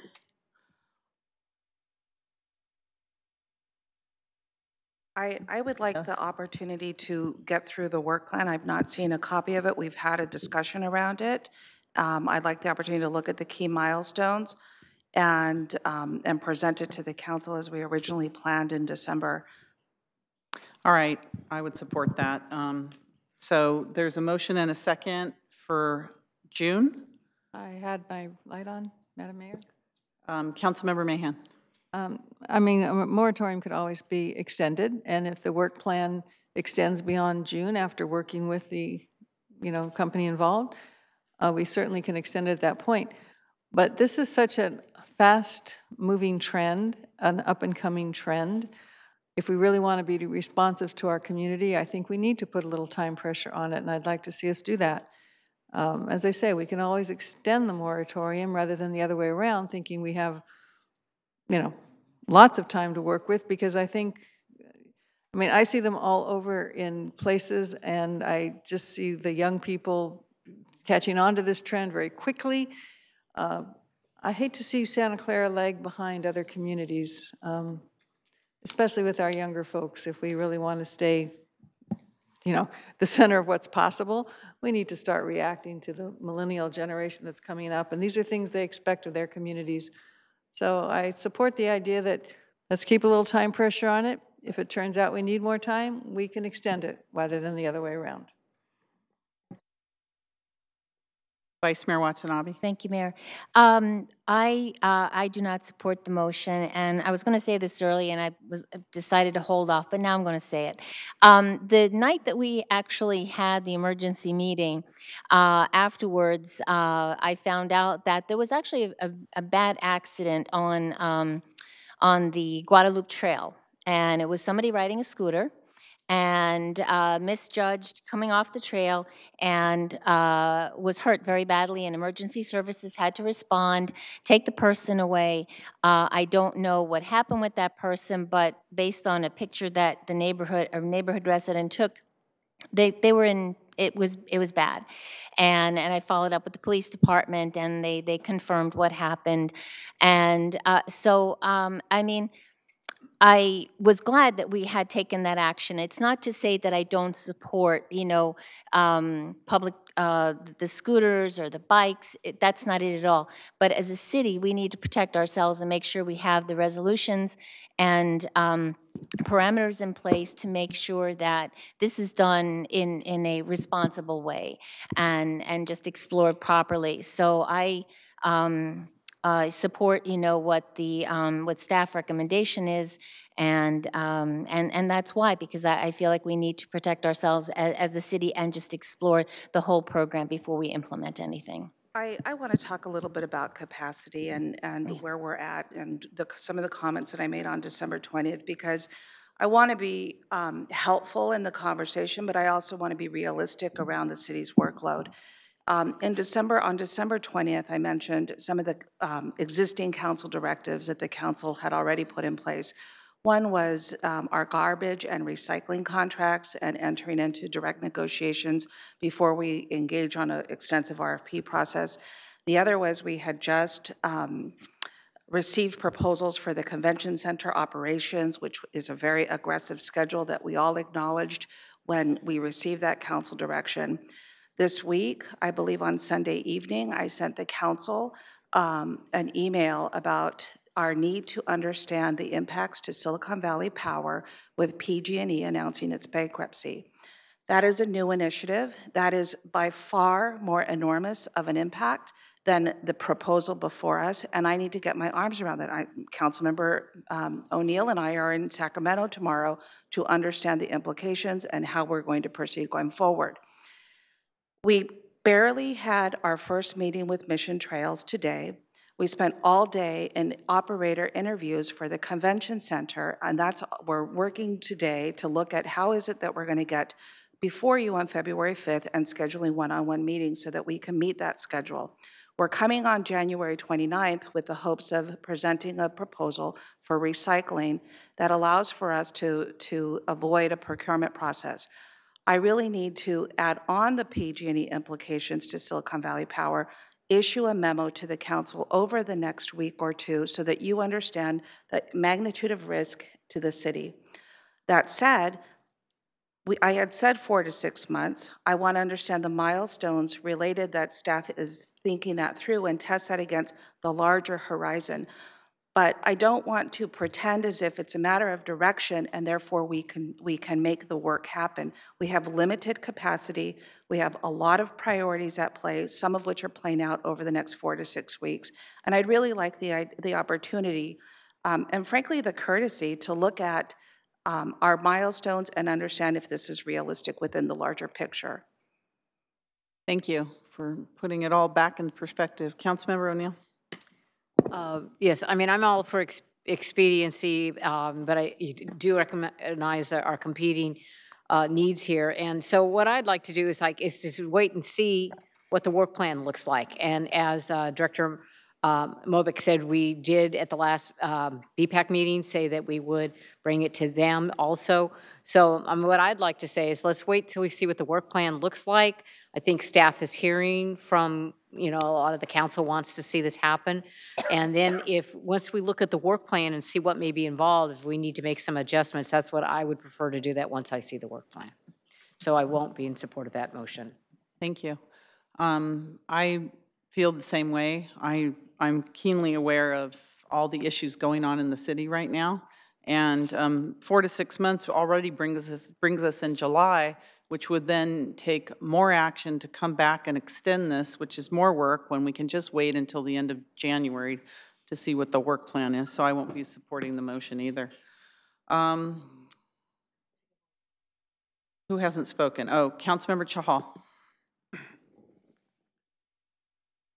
We're not trying to reinvent the wheel. Like these ordinances are there in some of the cities, and we're not starting from the scratch.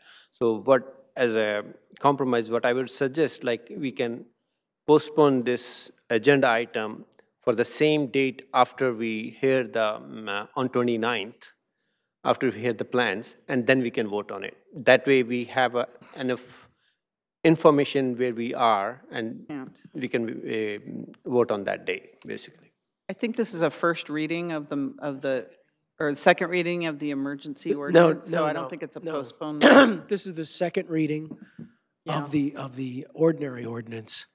So we had an urgency. We passed an urgency ordinance in December, and at the same time, which went into effect immediately, and then we passed a regular ordinance which requires 2 readings, and then 30 days after today, that's when this ordinance will become effective. In fact, the urgency ordinance will expire, I think, before this ordinance becomes effective. And so I think we're planning on coming back with the urgency ordinance to fill that gap. If for some reason the council didn't want to pass the urgency ordinance to fill that gap, then for, I don't know, 15 days, you'd have an experiment of what happens when it's not regulated in Santa Clara. But in response to Councilmember Chahal, it's not like there's a standard ordinance out there. The companies do have ordinances which they would like us to look at, but there are safety issues, as Councilmember Watanabe has pointed out, and we'd really like a chance to look through the safety issues about where these things should be ridden. There are issues about, do you provide helmets? Other cities have different patterns in terms of bike paths and things like that about how they set them up. We've been told, and I haven't had a chance really to look at this, that these cannot be ridden on the sidewalks. They're supposed to be ridden in the streets. There may be certain streets that they're not appropriate to be ridden in. So we need to look at these issues, and it's always possible for you to put this into effect. The moratorium will end in December, but at the same time, as soon as you enact the new regulations, you just immediately repeal the moratorium. So on any given day, you could pass a resolution suspending the effect of the moratorium if you want to just go to sudden deregulation. But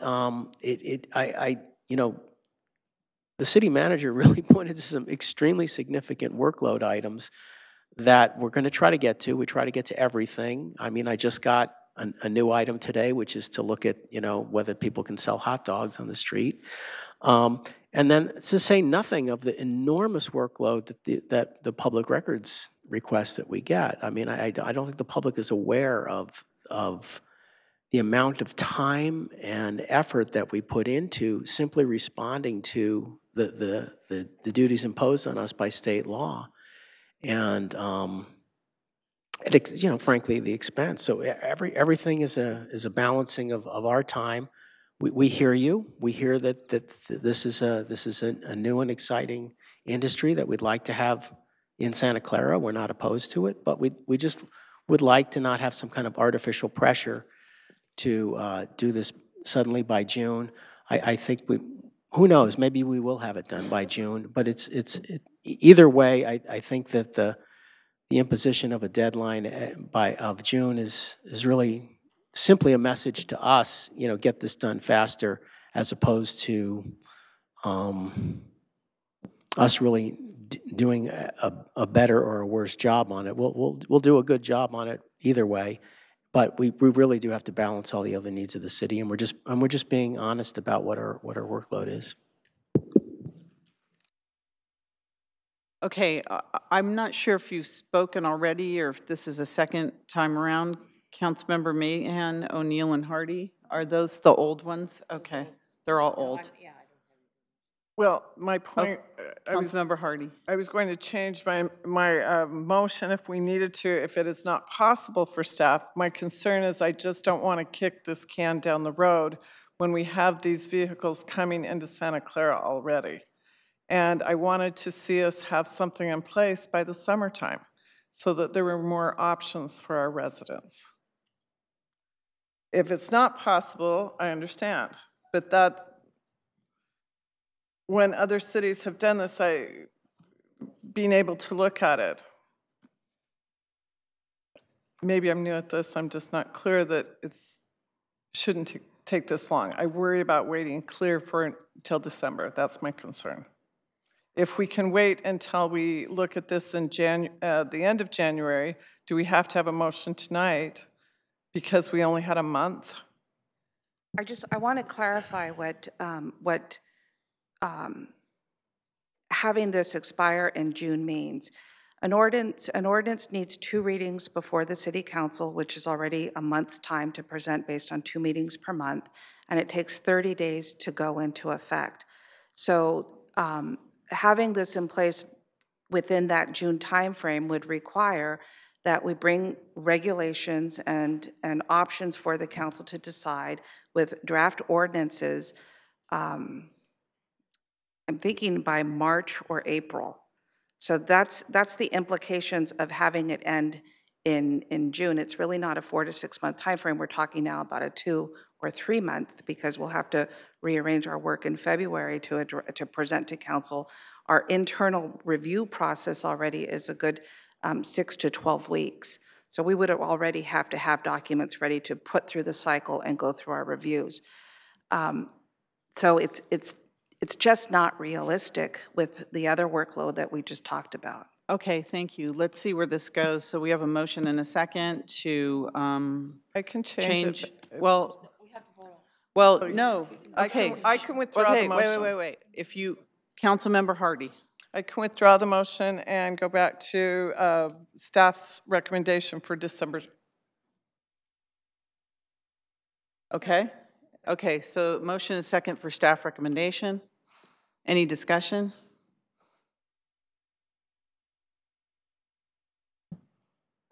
Please register your vote. And that passes unanimously. Thank you. The next item we have pulled for discussion was Vice Mayor Watanabe. It's 2J, K, and L. Yes, thank you, Mayor. Hopefully, I'll make this real quick.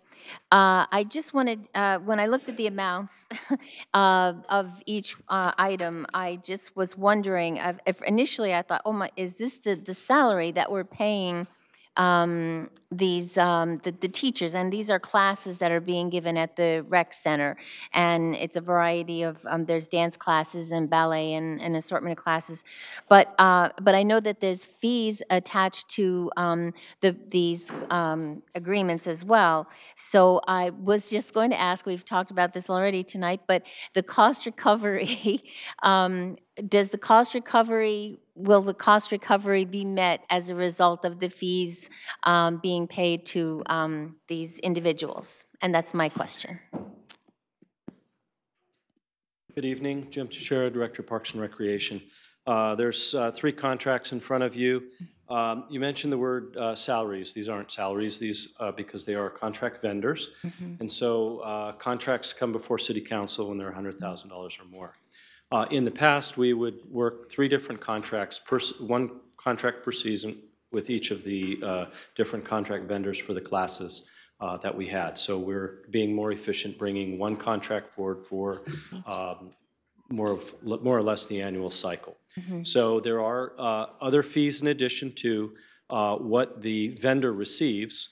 for teaching those classes. There could be things for uniforms, dance shoes, equipment, materials, supplies that we also charge. So the city's costs are cost recovery because we're basically providing the room. We redo the dance floor. We'll turn on the lights. We'll make sure there's heat. We'll provide the additional supervision. We'll do the marketing. We'll do the registration, and then we'll also be paying the vendors. So this is the way that most contract vendors work, and we're within the market for that. And we're also conducting an RFP, a request for proposal, so that we can provide additional programs as well. And that'll allow us also to test the market, make sure that what I'm saying is confirmed, that classes that we have are the ones that people want, and the fees that we're charging, people usually vote with their feet in their pocketbook. So these classes are always full. And then the final comment is that you'll also start noticing that the contracts include an additional amount for contingency. One of the things that we hear is that when classes fill up, why didn't you add another section or another class at another time so we could accommodate more people? So the contracts also allow us to do that as well. Hopefully that answered all of your questions. Yes, it does. Thank you very much, because I recognize some of the names, and I know they're very popular teachers and instructors. So, but I just wanted that clarification. So thank you very much for doing that. Appreciate you being here to do that. So I'll just go ahead and move staff recommendation to approve and authorize the city manager to execute the agreements. Can we take J, K, and L together? Oh, yes, we can. So J, K, and L approval. There's a motion. Is there a second? Second. Motion second. Any discussion on this? Any discussion from the audience? Okay, seeing none.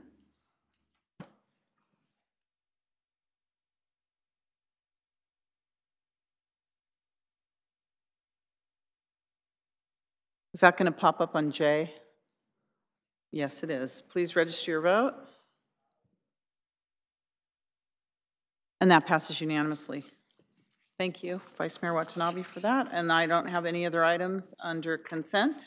Next, we have public hearing, general business.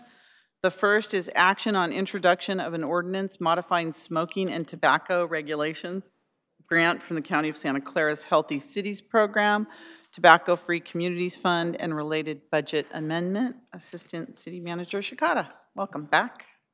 Good evening, Mayor and members of the council. I'm very pleased to be here tonight to discuss the introduction of the ordinance modifying our smoking and tobacco regulations.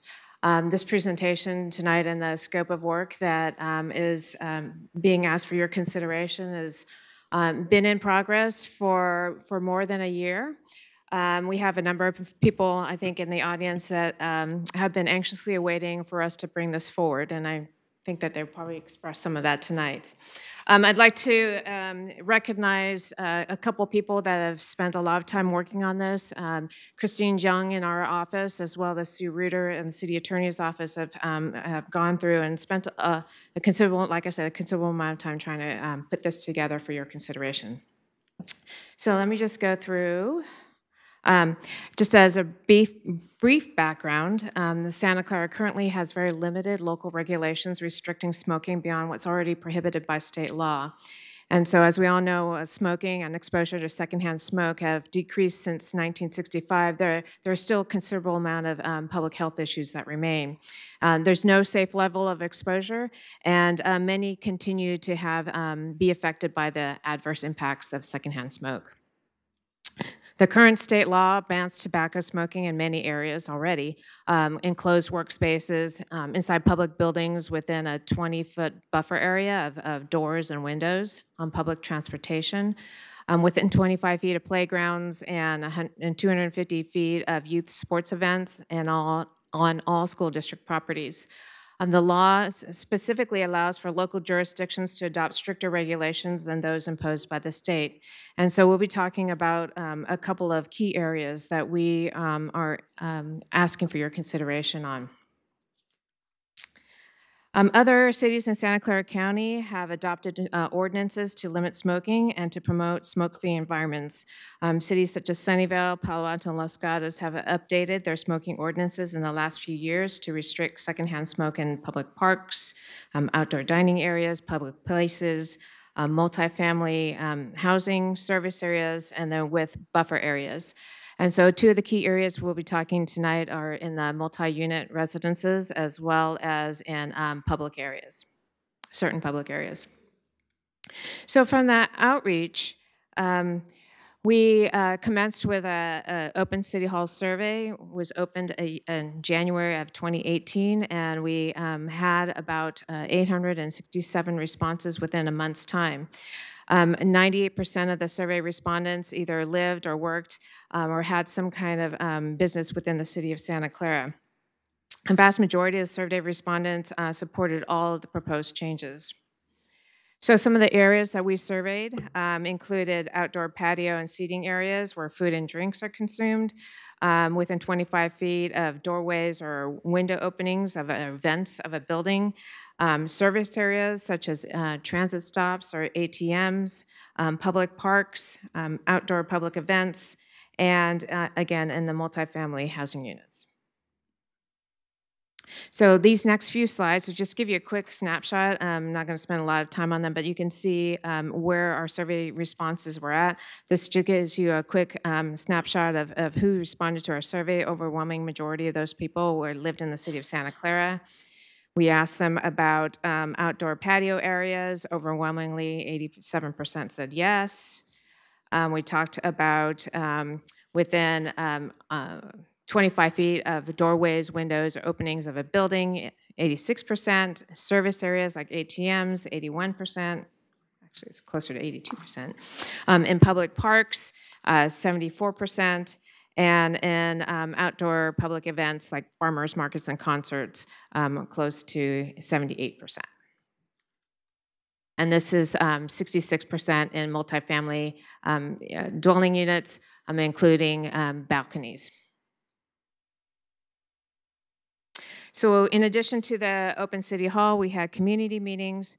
There were meetings held in February of last year, and then we started to develop some of the ordinance language and then had a secondary community meeting in September of 2018.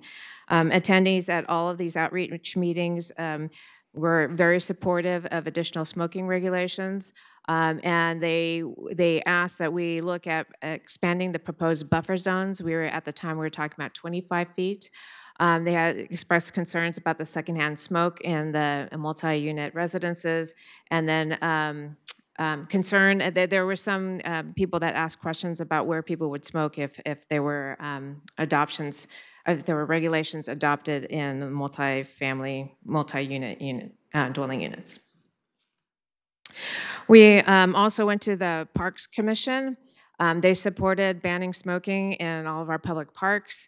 And they thought that we should ban smoking from within 100 feet of all public parks, so that they were very supportive and wanted to be very aggressive about how much we banned smoking.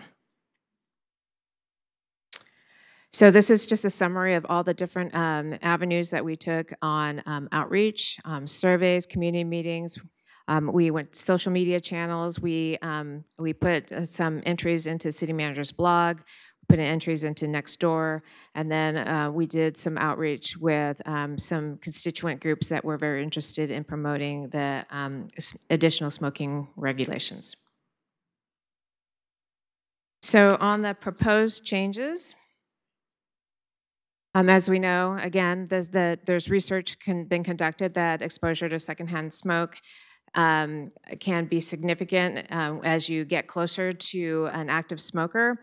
And it's more difficult to avoid exposure in areas where people are concentrated, such as open air dining areas, public parks, and service areas. And thus, these are the regulations that we're proposing tonight. The regulations would prohibit smoking in the outdoor dining areas, public parks, and I went through these before. And then again, we have a number of cities currently in Santa Clara County that already prohibit smoking in one or more of these areas. So our proposal tonight is, instead of the 25 feet, is to ban smoking in those areas with the buffer zone of 30 feet. There's research that shows that smoking does not approach background levels until it's 23 feet away. With the 30 feet, it just provides just that a little bit additional buffer to reduce the secondhand smoke effects. So buffer zones in other nearby cities, you'll see Campbell's at 20, Los Gatos 30, Palo Alto 25, Saratoga 20, Sunnyvale 25. So in the multi-unit residences, this is one of the two areas where people are most affected by secondhand smoke. And non-smoking households are exposed to secondhand smoke when they are also attached to units with smoking households, so that it's not just the unit where you live, but it gets into the walls and the ventilation systems, and it can impact units that are nearby to active smokers. And 48% of the Santa Clara households live in multifamily housing. So state law allows landlords and condo associations to adopt policies to prohibit smoking in indoor areas. And as we did our outreach meetings, we found, and many people stated that there are many properties that still allow for smoking, even though that the state law would allow for them to prohibit smoking. So our proposed ordinance on the multi-unit residences would ban smoking in buildings of two units or more as of August 1st, 2019. And so landlords can designate areas of the common area that would allow for smoking, so create smoking areas, but they also would need to meet certain guidelines, certain restrictions that would be 30 feet away from openings, such that people can still be away from the secondhand smoke effects. Landlords would be required to post signage and provide notice to residents and tenants and guests about the requirements of the law, so that make sure that they're actively notifying and educating people that there is no smoking in multi-unit residences, and that our proposed ordinance would also require landlords to include a copy of our ordinance as part of their lease, so that tenants are fully aware of what the regulations are. So with that, just again on a summary of what the ordinance provides, I've gone through it a couple times. And then there was also a question about cannabis smoke. And so currently the state law limits or prohibits smoking of cannabis anywhere where smoking of tobacco is prohibited. So therefore, that if in fact that the ordinance is adopted tonight that prohibits, for example, smoking within multi-unit residences, then smoking of cannabis would also follow. So you would not be able to smoke cannabis in your residence here in Santa Clara. So there are already state law prohibits smoking in all public places, and then within 1,000 feet of school and in a vehicle. So those areas are already covered by state law. On an implementation basis, that we would be looking to create a web page, continue our outreach efforts, notify employers and multifamily residences, multi-unit residences, have informational meetings, provide no smoking signage to allow for people to make it easier for them to implement our regulations, put them up in their buildings. And the anticipated cost of the implementation is about $12,000, and that doesn't include the administrative time and expense. In the latter part of the year, we applied for a grant from the County of Santa Clara, Healthy Cities Program, in the amount of $30,000, $30,751. The county notified us that, that we were eligible for the grant, and that their grant, however, is very specific to limiting secondhand smoke in multi-unit residences. So we looked at the cost associated with implementing our new ordinance, and then looked at the cost, that the subset of that cost of what that might be for multi-unit residences, and so that we believe that we have we are eligible, eligible for a county grant in an amount of around $20,000. So in anticipation of tonight, we also provided copies of the ordinance to groups that were advocates of the regulations, and there were some questions that the council received regarding the approach being taken for the possession of the tobacco by persons under 21. And so the Chief of Police, Mike Sellers, is here, and then so to provide the council with a little bit of background on that particular piece. Thank you. Welcome, Chief. Good evening. Well, thank you, Mayor, Council, City Manager, and City staff. I would like to publicly thank also Sergeant Richard Fitting for assisting with this ordinance. He's the gentleman in charge of our nuisance suppression unit, which also works with our alcohol and tobacco sting operations. So it's the police department's recommendation that section 8.35.130 be added to the smoking ordinance. And what that does is provide unlawful for persons under the age of 21 to possess alcohol products. My understanding, in 2016, California raised the legal limit to purchase tobacco to 21, very similar to alcohol. They also shifted the focus on the businesses selling to people under the age of 21, similar like we do for alcohol. We, our main focus has always been to operate decoy operations for not only alcohol, but tobacco sales and educate business owners, and that will continue.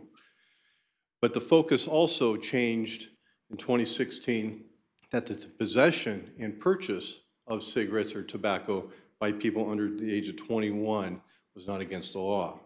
And I think that is a significant difference, and it's an opportunity that is lost to educate people, especially our children. You know, statistics have shown that smoking remains the single largest cause of preventable disease and death in the United States. And I think the fact that we're not trying to enforce or educate the folks that purchase the tobacco at under the age of 21 is a big mistake. There's been a lot of news reports about vaping is a new way the kids are beginning to ingest nicotine. And I think to give our officers the opportunities and tools to be able to make contact with people under the age of 20, and specifically our high school children, we're currently with our DARE program, we try to teach kids make good decisions. But by having this ordinance would allow my officers to be able to make contact, legally be able to make contact with these individuals, and hopefully encourage and get the parents involved, and hopefully educate them to reduce them from using these type of tobacco products. So our ask and our request is that you would consider adding this to the ordinance. Thank you. Thank you, Chief. Thank you. Let's start with our council questions. We have Councilmember Hardy, then Councilmember Davis. Thank you. After watching my grandfather smoke and drink himself to death, die of emphysema, and I work at the high school, the last thing I want to see is high schoolers with problems. My questions mostly come down to enforcement, so this may be for the chief. You mentioned vaping. Is that specifically called out in the ordinance as well, and marijuana? I'm concerned about how you would enforce in a multifamily residence. Does that come down to the landlord, come down to the management company, come down to the police? My question is mostly enforcement at that point.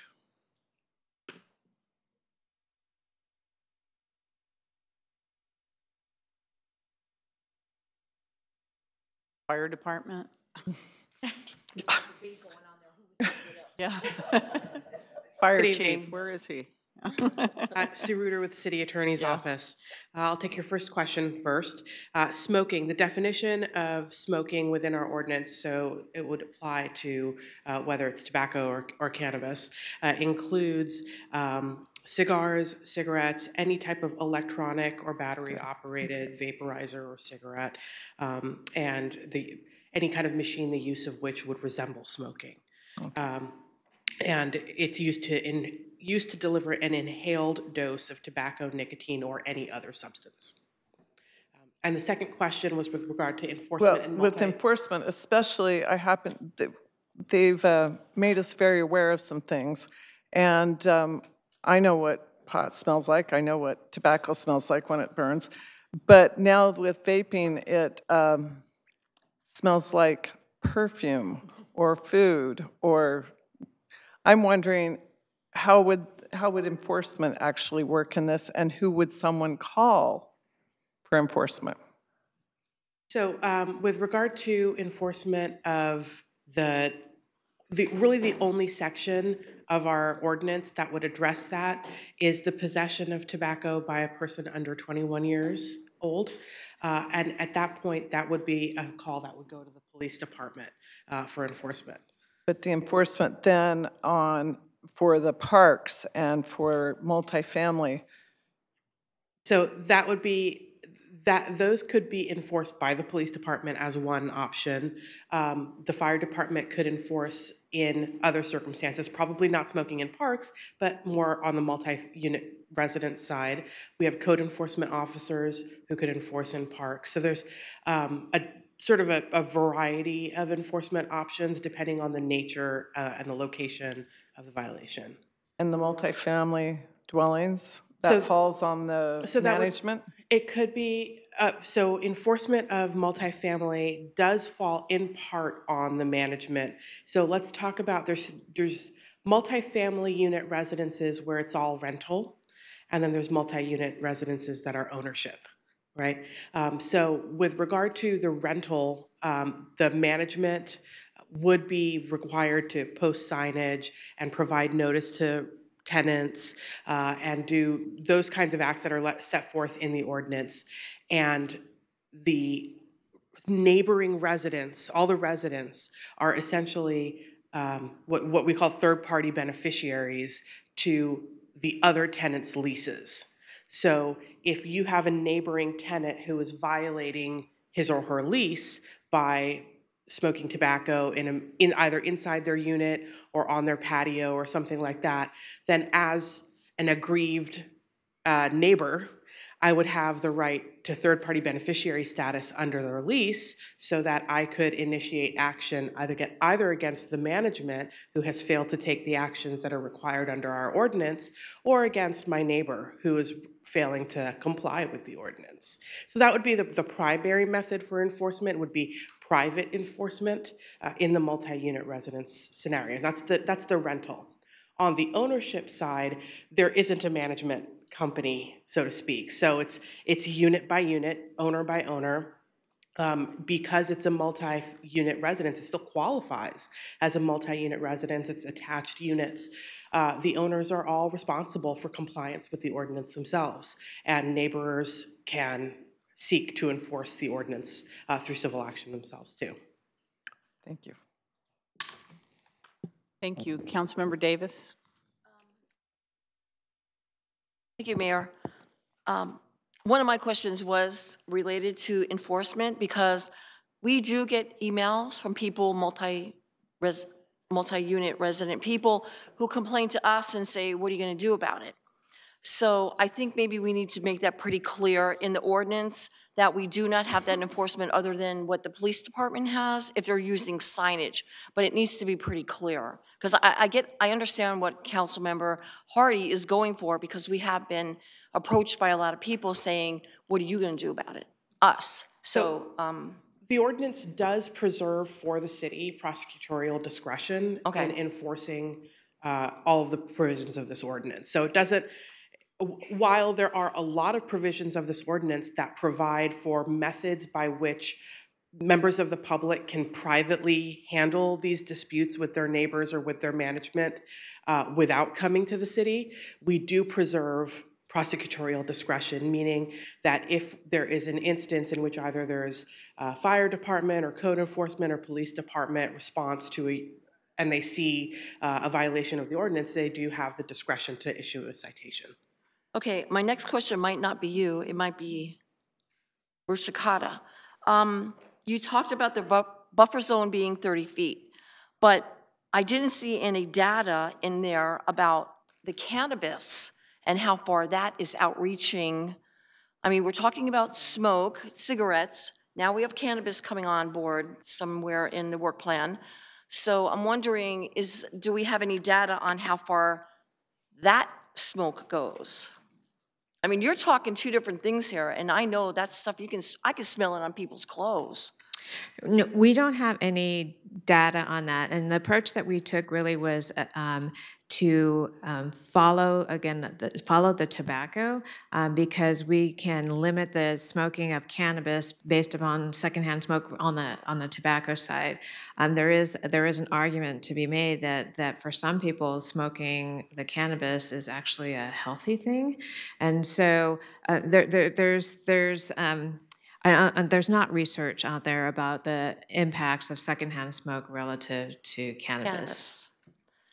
Okay, that was just, all right. I just needed to have that clarified because for some reason, that smoke seems to go far and wide, and also the vaping.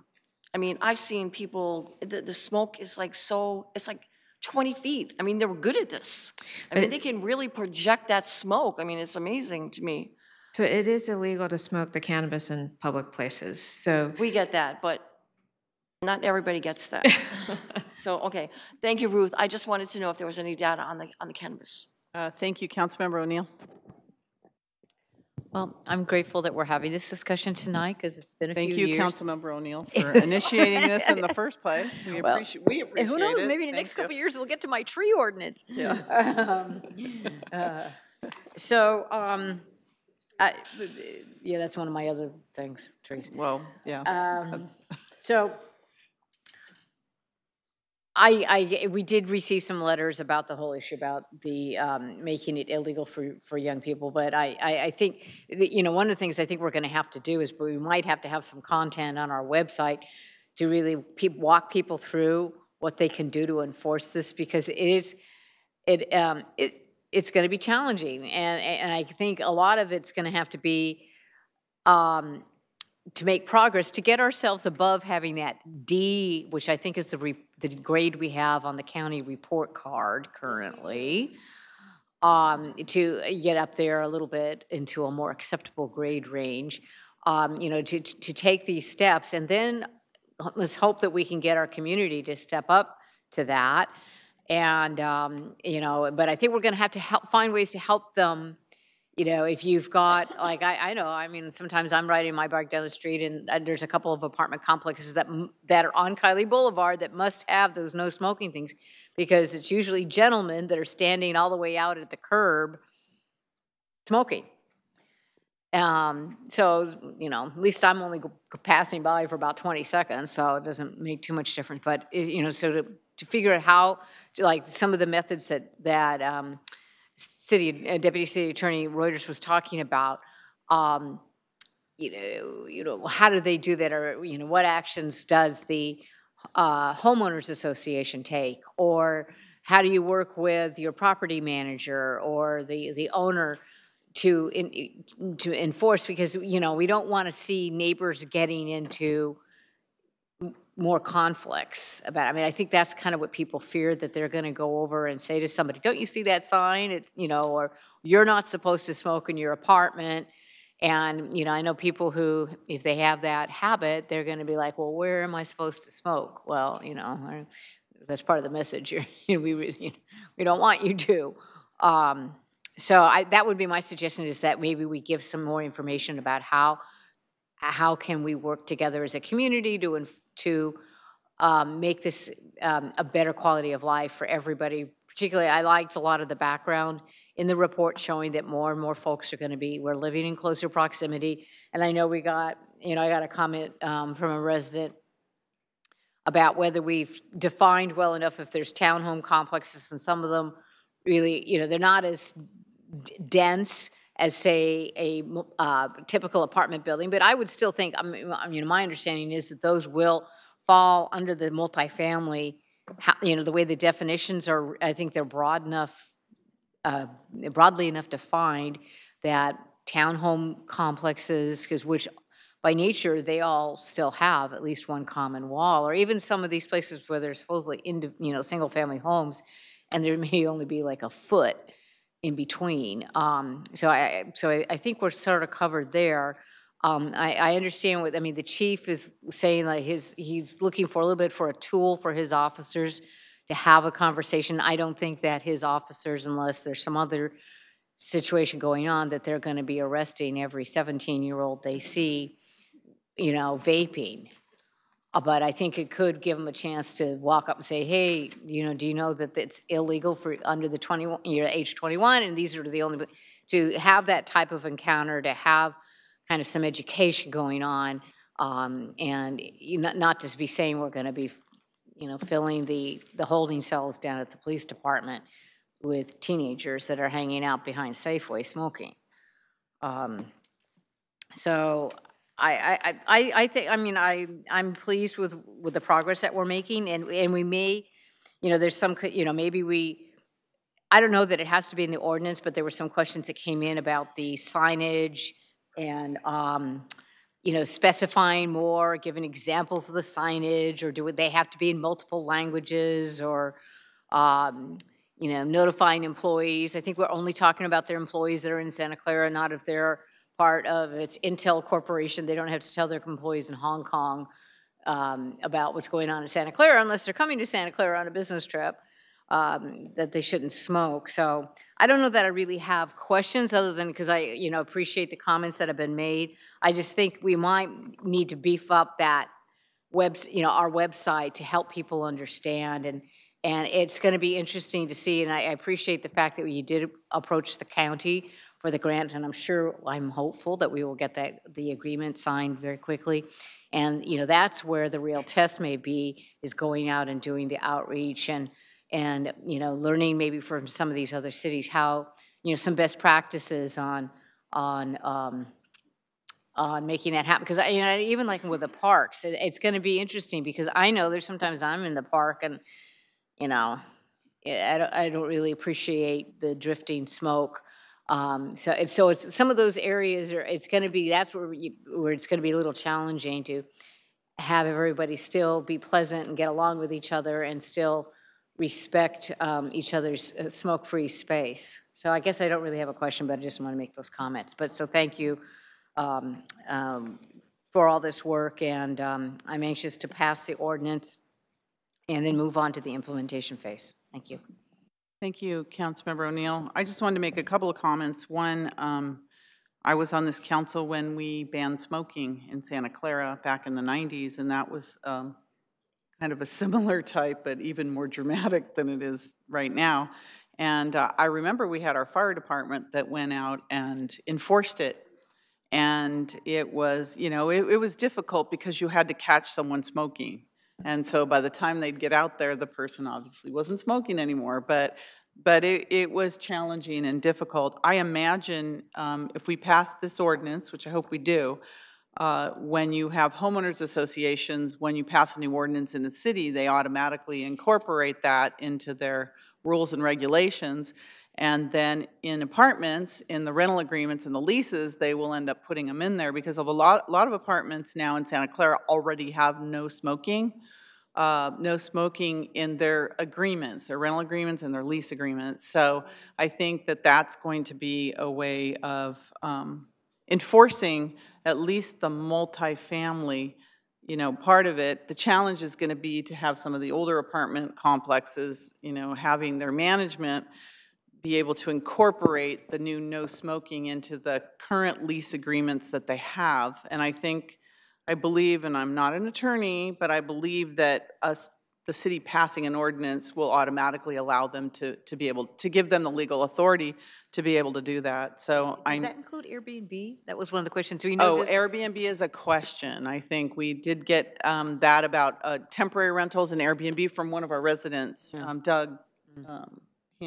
Hosking Square. Yeah, he brought it forward. Yes. So Airbnbs would be individual property owners letting out some portion of their home or their entire home or condo that they have. And the ordinance is written to apply to owners of properties and to require them to make known to their tenants or their guests the requirements of our ordinance. So and even if they were not to make known to their Airbnb tenants the requirements of our ordinance, the requirement to comply and have a compliant property does fall on the property owner. Yeah.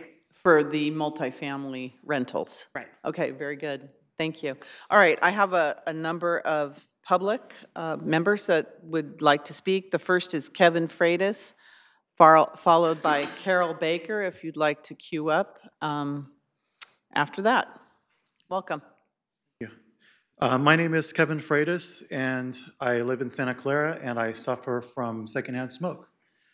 But it's not just me who I'm worried about. I'm worried about my wife. I'm worried about my children who have experienced respiratory infections. I live in multi-unit housing. It's a complex called Woodsboro. It's 500 units. It's on Kiley. Probably for every gentleman you see smoking in Kiley, there's another 10 smoking in their units. For a decade now, I've been trying to get the board to ban smoking and the HOA board to ban smoking, and the response is always, well, let's wait for the city to ban it. And I like the questions about enforcement.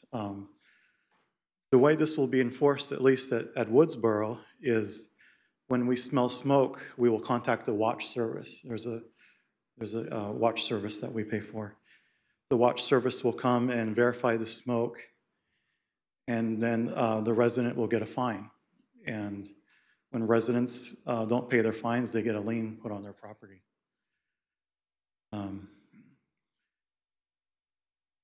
Like I said, I've been wanting to solve this issue for a decade now. I'm excited that this is an ordinance put in front of the board.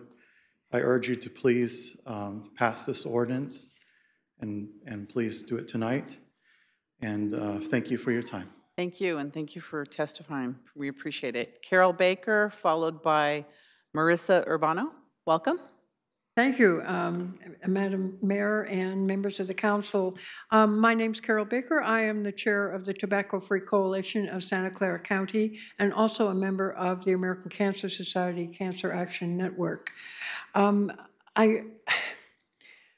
You've received a huge stack of letters, or what would be a huge stack if it wasn't electronically delivered, of letters from members of your community hoping to be in a smoke-free environment. And I appreciate that, and I appreciate all the work you've done to have that happen.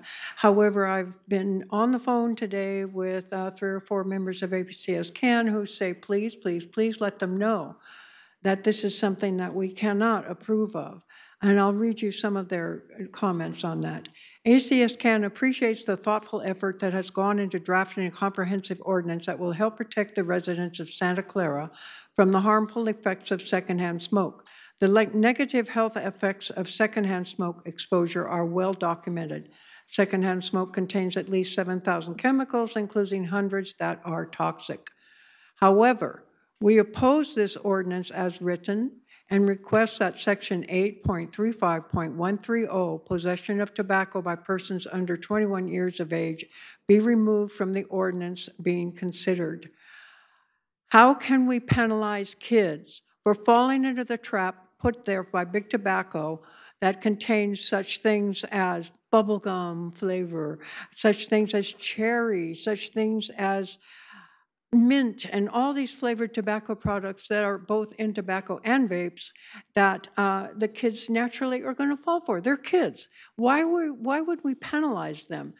This is not the policy of the American Cancer Society, and also as you received a letter from the American Lung Association and the American Heart Association.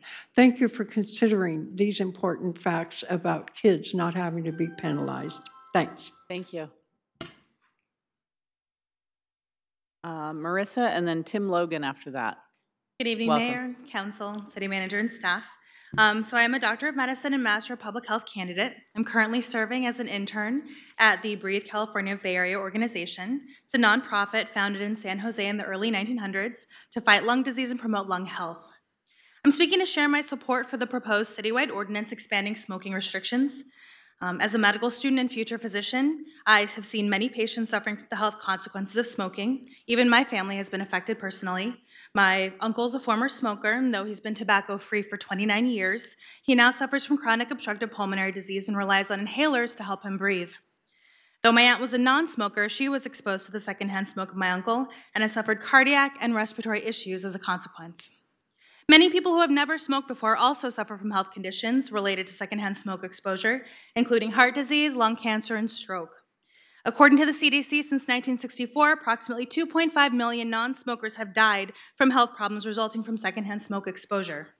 These deaths are preventable. Smoke-free policies in outdoor areas can protect our residents by reducing exposure to secondhand smoke and therefore the risk of poor health outcomes and even death. Ultimately, there is no risk-free level of secondhand smoke exposure for individuals. If the City of Santa Clara adopts this ordinance, I firmly believe it will decrease the number of secondhand smoke-related health conditions and create a safer environment for residents. In fact, Breathe California of the Bay Area has gathered 255 signatures here in support of this ordinance, showing how important this issue is for the residents of Santa Clara. Thank you for your consideration and for the commitment to the health of our communities. Thank you, and thank you for testifying. Tim Logan, and then Jean Salmon. Welcome. Thank you. Good evening, Council, Mayor Gilmore. I've been a resident of Santa Clara County for 20 years. I served in the military for 13 years, and I have emphysema, and I have asthma. I am fortunate in the unit I live in that the people nearby me do not smoke, but that does not mean that I'm not affected by it. One of the reasons I no longer attend the Art and Wine Festival here in the city of Santa Clara is because the smoke causes me to have an asthma attack. Many public events that the city of Santa Clara holds, same reason. So this ordinance is very important to me because it would allow me to go back to these events and not have to be worried about having to pull out my inhaler and puff on it in order to be able to breathe. I love this ordinance except for one thing, and that is this thing about the 21 age. This enforcement of this ordinance is about preventing secondhand smoke from affecting people around them and not about enforcing the age 21 law in any other aspect. That is a separate law. It is in fact already in place, meaning that the police department or any other law enforcement can in fact the 21 age of requirement with any individual they make contact with. It does not need to be in this ordinance. And as an ex-smoker, I used to use the vending machine to get my cigarettes. And the way they stopped that is they banned vending machines.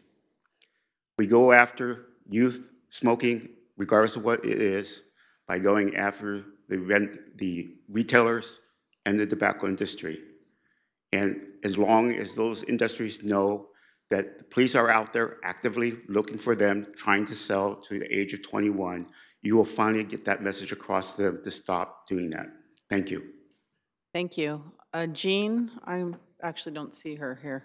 She left already. Liz Williams, and then Amanda Gertzwiller after that. Good evening. Good evening.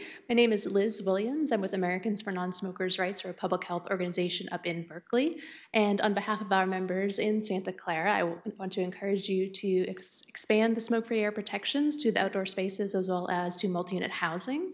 Requiring multi-unit housing units to be 100% smoke-free, as you have heard, is a very important step to protect public health within the community, especially amongst children, seniors, and people with health issues like asthma that are really impacted by that drifting smoke. the science tells us how the smoke drifts through buildings, and then it's the residents who are telling so many of us about that negative exposure, the negative health impacts on them and their families. So we do encourage you to take this action this evening. In terms of enforcement, as others have mentioned, it is largely complaint-based, and typically in other communities, the smoke-free protections are rolled into lease language or other applicable HOA regulations, and it's enforced like any other lease or HOA provision, so that there are standards you can follow, examples you can utilize there. Santa Clara would definitely be in good company. There are now 49 cities and counties in California that have already taken this strong action, including many others here in the county, including the unincorporated areas of the county, so it's definitely becoming the standard within the area.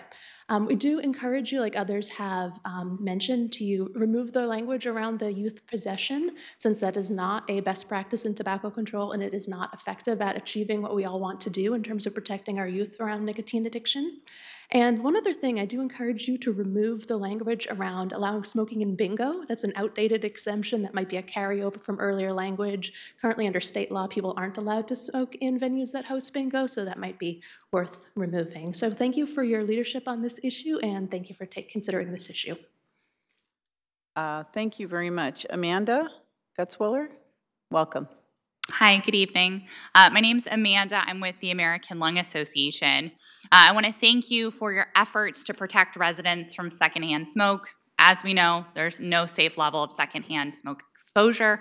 I personally had asthma as a child, which was probably caused from my grandparents smoking. That being said, the Lung Association is concerned with the piece, such as others have mentioned, about youth possession. In 2016, we advocated to remove that language from state law, the language specifically that punished youth for using or possessing tobacco products. We removed this language because these sort of laws have not been proven to be effective enforcement measures and detract from more effective tobacco control strategies. In addition, sometimes these sort of policies are also disproportionately enforced in communities of color. So we do encourage you to remove that piece of youth possession from your law. There are several cities and communities that have passed smoke-free ordinances that include information about enforcement that doesn't include a piece about youth possession, penalizing youth for possessing or using these products. So again, want to encourage you to remove that piece, and thank you for standing up for the health of everyone. Okay, thank you. Is there any other member of the public that would like to speak on this issue? If so, please come forward. Please come forward.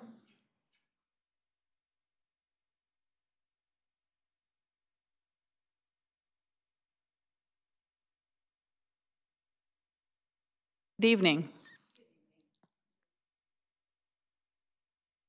Oh, thank you. Okay, thank you. Hi, good evening. My name is Lorna Sumaraga, and I'm now a member of the Tobacco Free Coalition. I just wanted to share that piece of history that we've been working, myself and a few other folks, since 2002 in supporting Santa Clara City to be healthy. And part of this, the result is having access apartments go smoke-free, and also the senior living residences by Santa Clara Method Retirement Foundation. So I just wanted to say that we've had really positive experiences working with their executive board and how they made all their senior residences in Campbell and in Santa Clara smoke-free. And a lot of generations have benefited from that. And thank you so much. Oh, thank you. Thank you, Lornis. Anyone else? Okay, so I'm going to go back now to the council. Councilmember Davis. Thank you, Mayor. I know as Councilmember O'Neill alluded to, we got a D from the county because we're terrible. I wanted to make a motion to our recommendation, staff recommendation for 1, 3, and 5, but I wanted to acknowledge to Carol and Tim that that packet that we received, 70 people said, sign this. And I just wanted to let you know that I read every one of those little things, and I got my little thing. And even people that you, in our city, like a lot of students, Leslie Close, her brother, Carol Wada, Nancy B. Genie sitting here. So there's a lot of people that you found in our community that are for this. So I appreciate getting all that compiled for us. I still want to look for maybe, I guess, more information with this marijuana. I don't think for the health purposes, they can physically take a pill or something like that, THC, they don't have to smoke it. So, I'm hoping that we'll go in that direction for medical cannabis. But my grandmother was emphysema. She smoked cigarettes for years, and it killed her. My dad was a big smoker, wound up with heart disease. So this is a very serious issue here, and I think it took a long time. I know Teresa's very passionate about this. We got to get this on the books. If we need to make adjustments for the 21 and older, I don't really want to take that out of the motion, only because it is a tool for enforcement. I don't think that the police officers are actively going to go after these kids. I just think it's a tool that they have to kind of reprimand them. And I see in the DARE program that they have great success with that. So I would rather have them have a cover than not have a cover at all. So I want to do a staff recommendation. So city attorney, there's 3. Do I have to read each 3 because they're different? Yes? Can I just make one comment? I did notice there was one typo in our draft ordinance, which we may want to incorporate in the motion. Okay, what page? In section 8.35.080F2. Page number. I have the red line version. Okay. We need to give that to Nora, because if I make the motion, she needs to know. Page 15?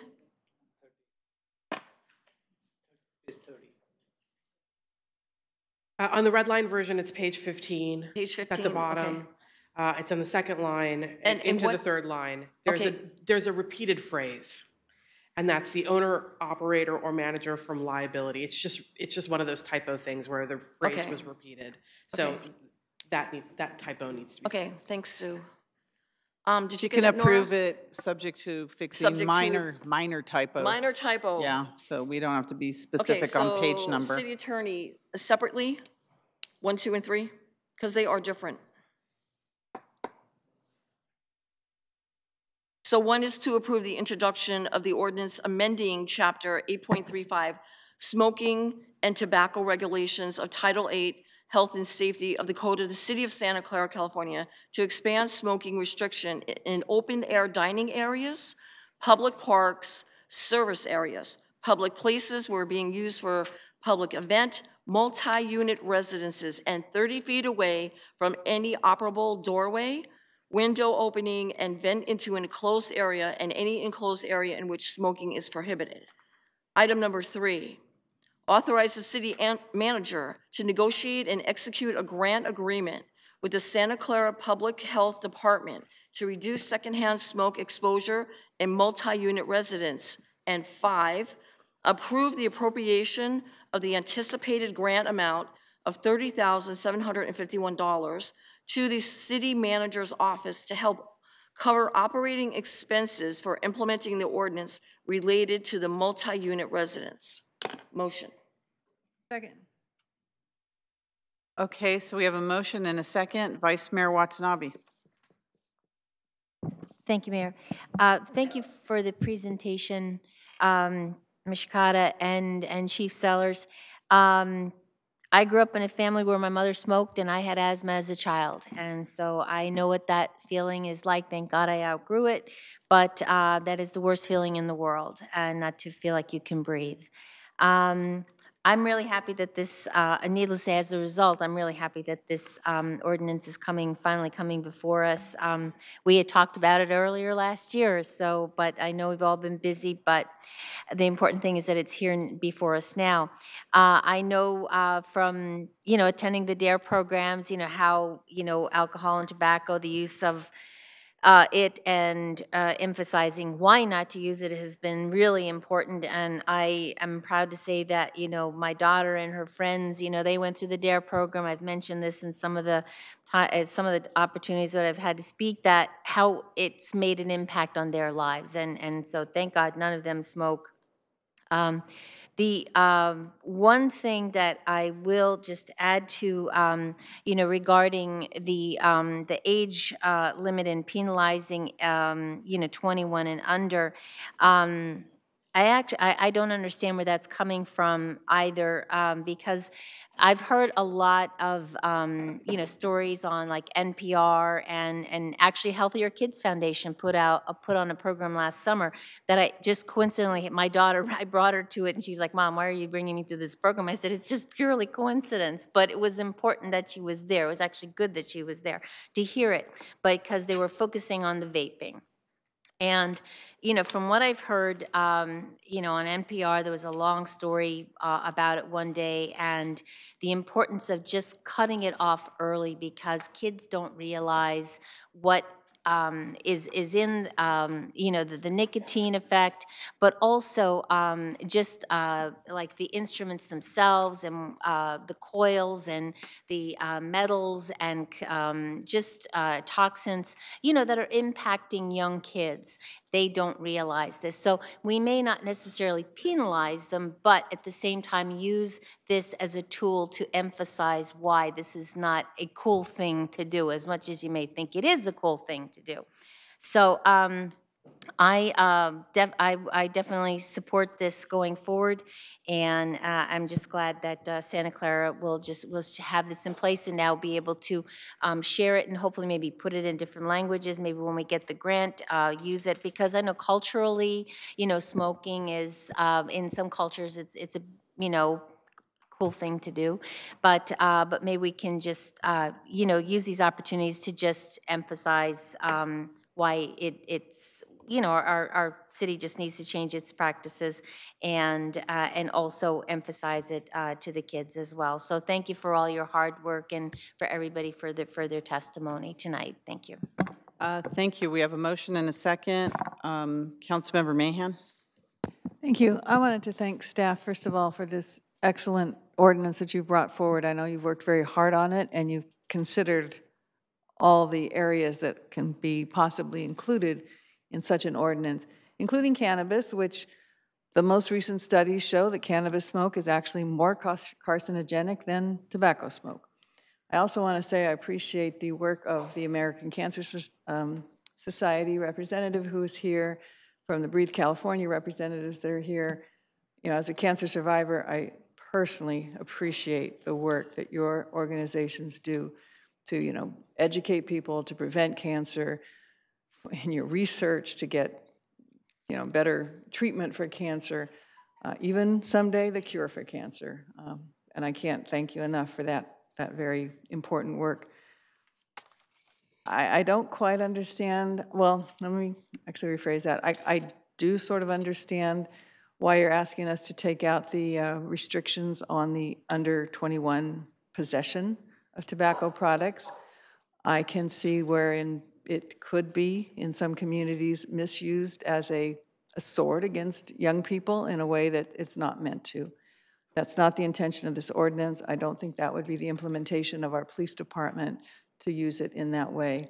I think it is important as a means to, if it's no more than just being able to take away the cigarettes or the vapors that are in the possession of a young person, and to get that opportunity to say, hey, you know, this is not good for you, we're taking it away. It could also prevent, it be enough of a disincentive for some young child or young teenager to not go, you know, not even have it. If they think it's against some city ordinance, you know, maybe it will prevent some young adults from even having those things in their possession, because they can understand that there's a community interest in protecting their health. So I'm going to support the ordinance as it's written, and I do thank staff again for a very, very well-written ordinance. Thank you. Councilmember Chahal. I do support the ordinance, but as mentioned by one of the residents that in the excluded optional areas, we need to exclude the bingo games. I do support that under 8.35.060, number 5. I'm not sure why we are having that public place as an exclusion or optional area on that. It would be good if we can exclude that. Is that a question? Are you Yeah, asking I'm the requesting, question? like, if we Okay. can exclude that, and if there is a Because particular reason. it's not in the motion, but go ahead. Yeah. You can ask the question. I So think it's a the bingo question. hall provision is a carryover from the prior language of the ordinance, but what we did do, instead of just eliminating it entirely, we added in a requirement that they cannot be smoking optional areas if they qualify as a place of employment, which is what the state law requires. When you already have enclosed places of employment, you cannot. So that, I think, will effectively render those areas, because they will qualify as places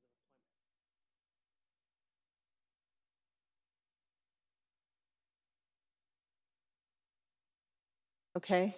Councilmember Chahal, any other questions? That's it. Thank you. Okay. Councilmember Mahan, you already spoke. Councilmember O'Neill.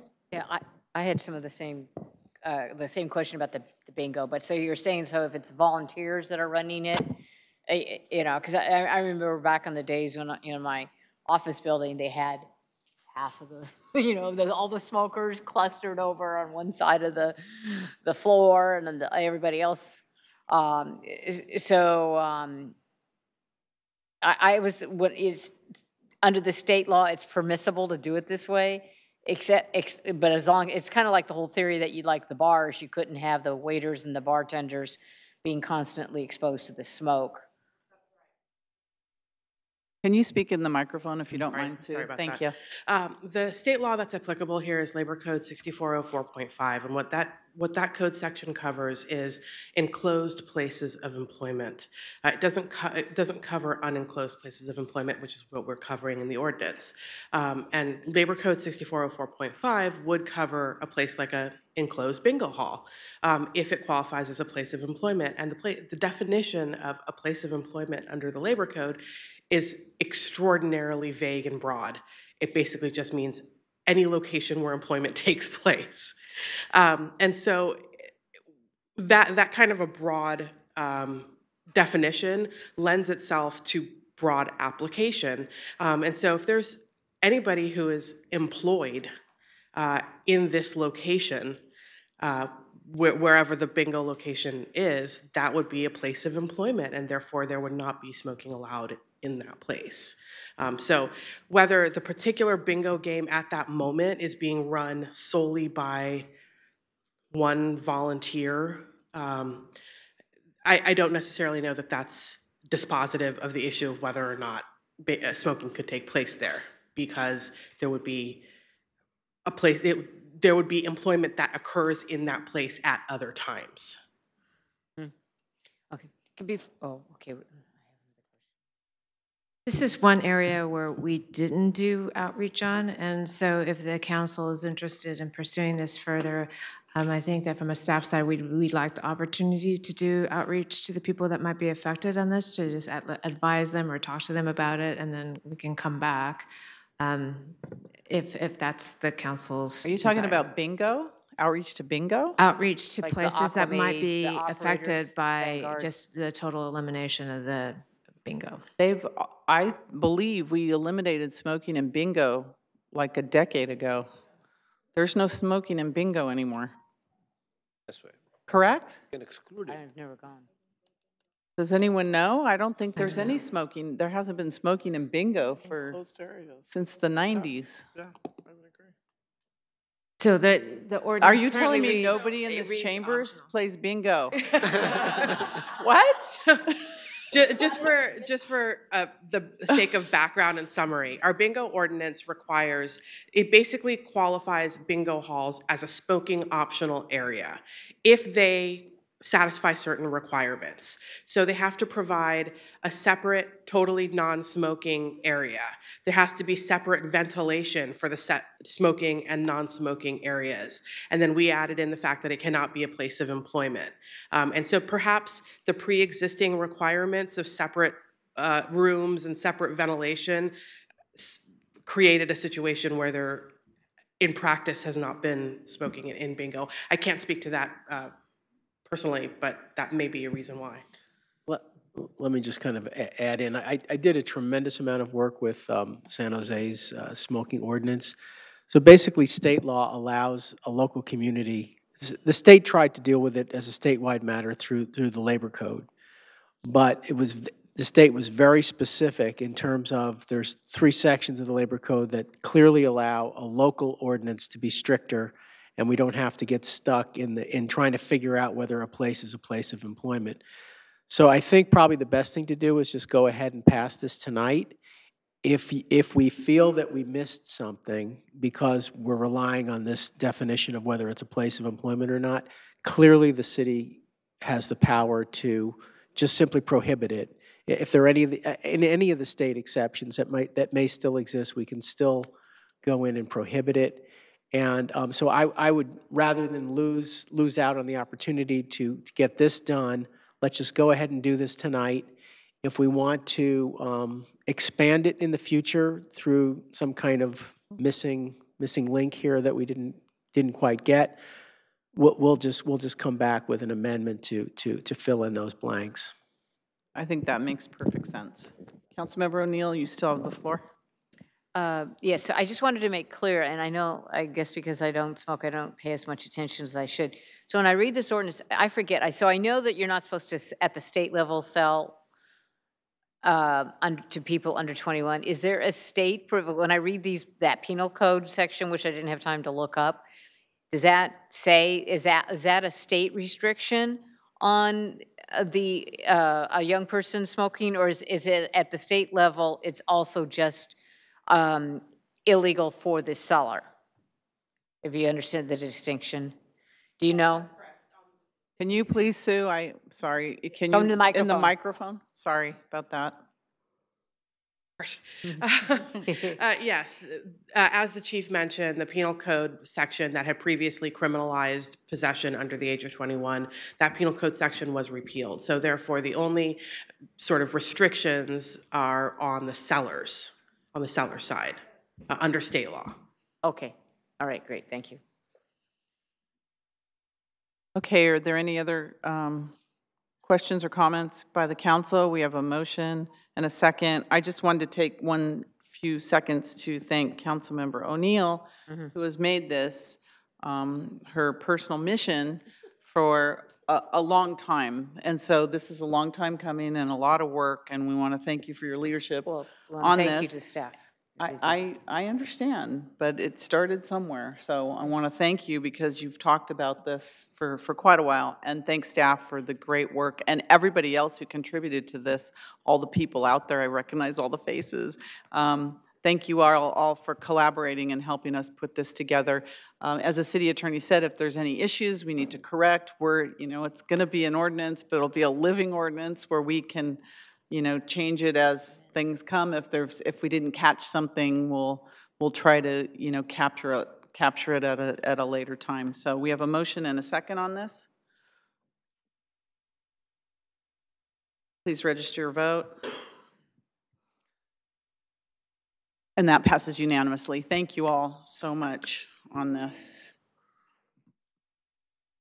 Okay, our next item on the agenda we have is action on the City of Santa Clara Audited Comprehensive Annual Financial Report, fondly known as the CAFR.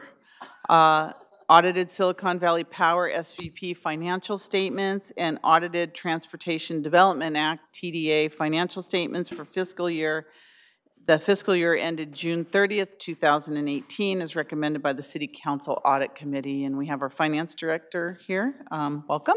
Great, thank you. Good evening, Mayor and members of the Council. I'm Angie Crutch, the Director of Finance for the City. And tonight I'll be presenting the Comprehensive Annual Financial Report, as the Mayor said, commonly referred to as the CAFR. for fiscal year ended June 30th, 2018. I'll be going over a brief overview and then hit some of the key financial highlights.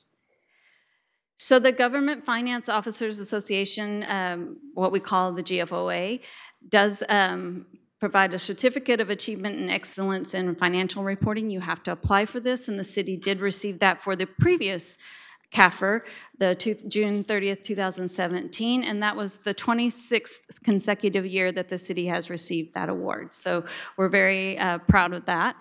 Mays and Associates are the city's auditors, and they completed the annual audit of the city's CAFR, the Silicon Valley Power financial statements, and the Transportation Development Act, or TDA, financial statements.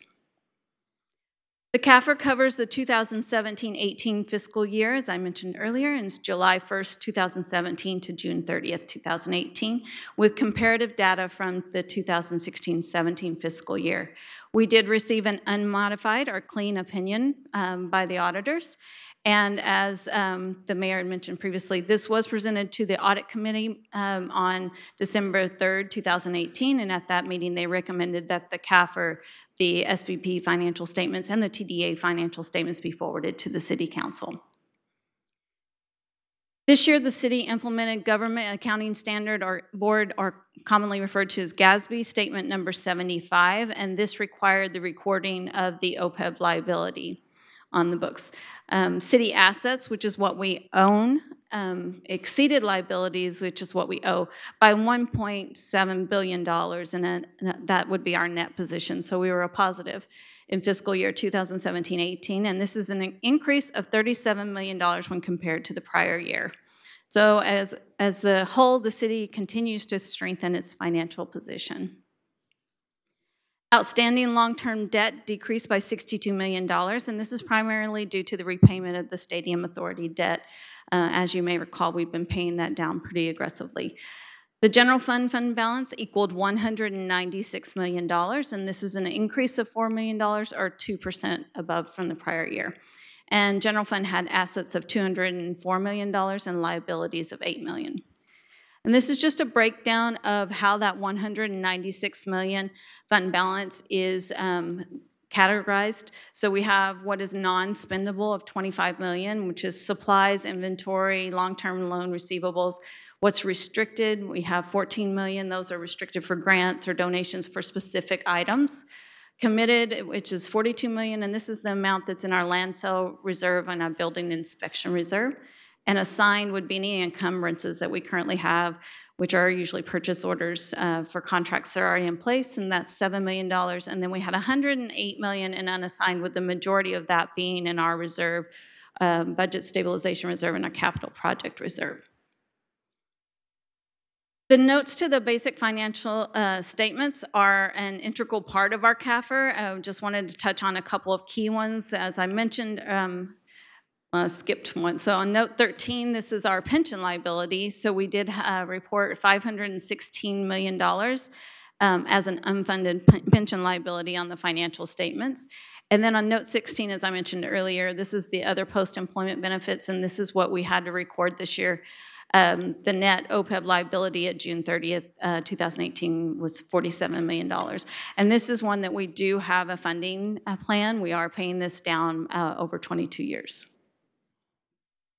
So tonight we'd like to recommend that we note and file, as the audit committee recommended, the city's CAFR, the SVP financial statements, and the TDA financial statements. And I am happy to answer any questions. Councilmember O'Neill. Thank you. So Angie, every time I look at something, absorb it all. So I had a few questions, and since it's combined, it showed our kind of almost like what I call like our profit margins on some of the enterprise funds, and what we had, kind of like our, as I said, the margins for SVP and some of the other utilities. Was it, in your opinion, or the opinion of the auditors, like positive margin on SVP? Then when you look at the relative percentage, You know, so from your opinion as our finance director or the auditors, did they have any sense of that? Or, you know, I know that we're going to be having a rate increase. Is that's kind of the driver for the rate increase? So the auditors, they don't really look at whether you make a profit or not. They're looking at whether the financial statements are correct. So they're doing tests to make sure that what we're reporting is correct. Obviously, from a city aspect, we do look at that based on comparisons to the budget, whether we're coming in. And like you mentioned, SVB did come forward with a rate increase based on, and the profit, some of that was based on their profit margin from the previous year for the 2018 year. Because I know that we don't want to let, you know, we want to keep our reserves robust. I know it's a different financing model than the general fund, and wanting to make sure that, you know, because, you know, to make sure the community understands that all those things impact our ability, what we pay when we need to finance projects or refinance bonds, and of course that then goes back and impacts what we're going to pay, what residents and our businesses pay. Okay, so one of my other questions, and this is somewhat of an education item for me. So a couple of the other things that I found interesting was like, okay, what entities are paying the most property tax? And then there was also the table of who has filed appeals on the property tax. And I may have to admit that maybe I misunderstood, but so like say the stadium. I thought that the only part of the stadium that went on the tax rolls, since it's owned by a public entity and the land is owned by a public entity, was like, to put it in shorthand, tenant improvements. And yet when I looked at the number for the, you know, it was over $1 billion, whatever that was on there. So does that fall, when you've got that kind of facility that's leased, have I been mistaken by saying, oh, that's not all in the tax rolls? You know, is the whole facility considered to be taxable for property taxes, or is it just what I've been calling tenant improvements, such as primarily the suite tower? So that's currently under appeal by the 49ers because they are getting assessed the full value. So that's their concern. They're saying they're the normal decision, so it hasn't been made public. So as soon as they make that decision, we'll be able to message that out to the council. So we have Teresa, can I just answer Certainly. that, since I served on that board for Yeah. 4 years? They pay a possessory interest tax. They have possession of the property on a lease, so they're appealing their possessory interest tax that they pay, not on their tenant improvements, but it's the possession based upon the lease value. Based on their rental. The value of their lease. That's correct. That they are appealing. Okay, great. Thank you. That's all I had for now. Sorry, City Attorney. I mean, to the extent that they actually own property there too, they'll pay tax on the fixed. We're waiting for a report back on that. The county said probably 2 to 3 months. So hopefully we'll have that pretty soon. Okay, great. Thank you. That's all I had for now. Okay, any other questions? Let's go to the public first and then Councilmember Davis. Thank you. Thank you, Angie. Any member of the public like to speak on this? Okay, seeing none, Councilmember Davis. Thank you, Mayor. I would like to make the motion for staff recommendation to note and file as recommended by the audit committee. Number one, the and the audited City of Santa Clara Electric Utility Enterprise Fund, Silicon Valley Power, financial statements for financial year ended June 30th, 2018. 3, the audited Transportation Development Act, TDA, financial statements for fiscal year ending June 30th, 2018. Motion. So there's a motion and a second on that.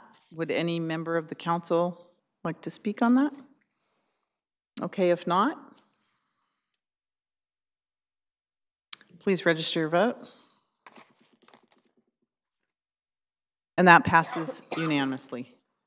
Thank you, and thank you, Finance Director, and all your staff for putting all this together. Next, we have the update on the selection of a developer for the 3575 De La Cruz Boulevard Affordable Housing Development Project and through the Housing Authority. Welcome. Hi.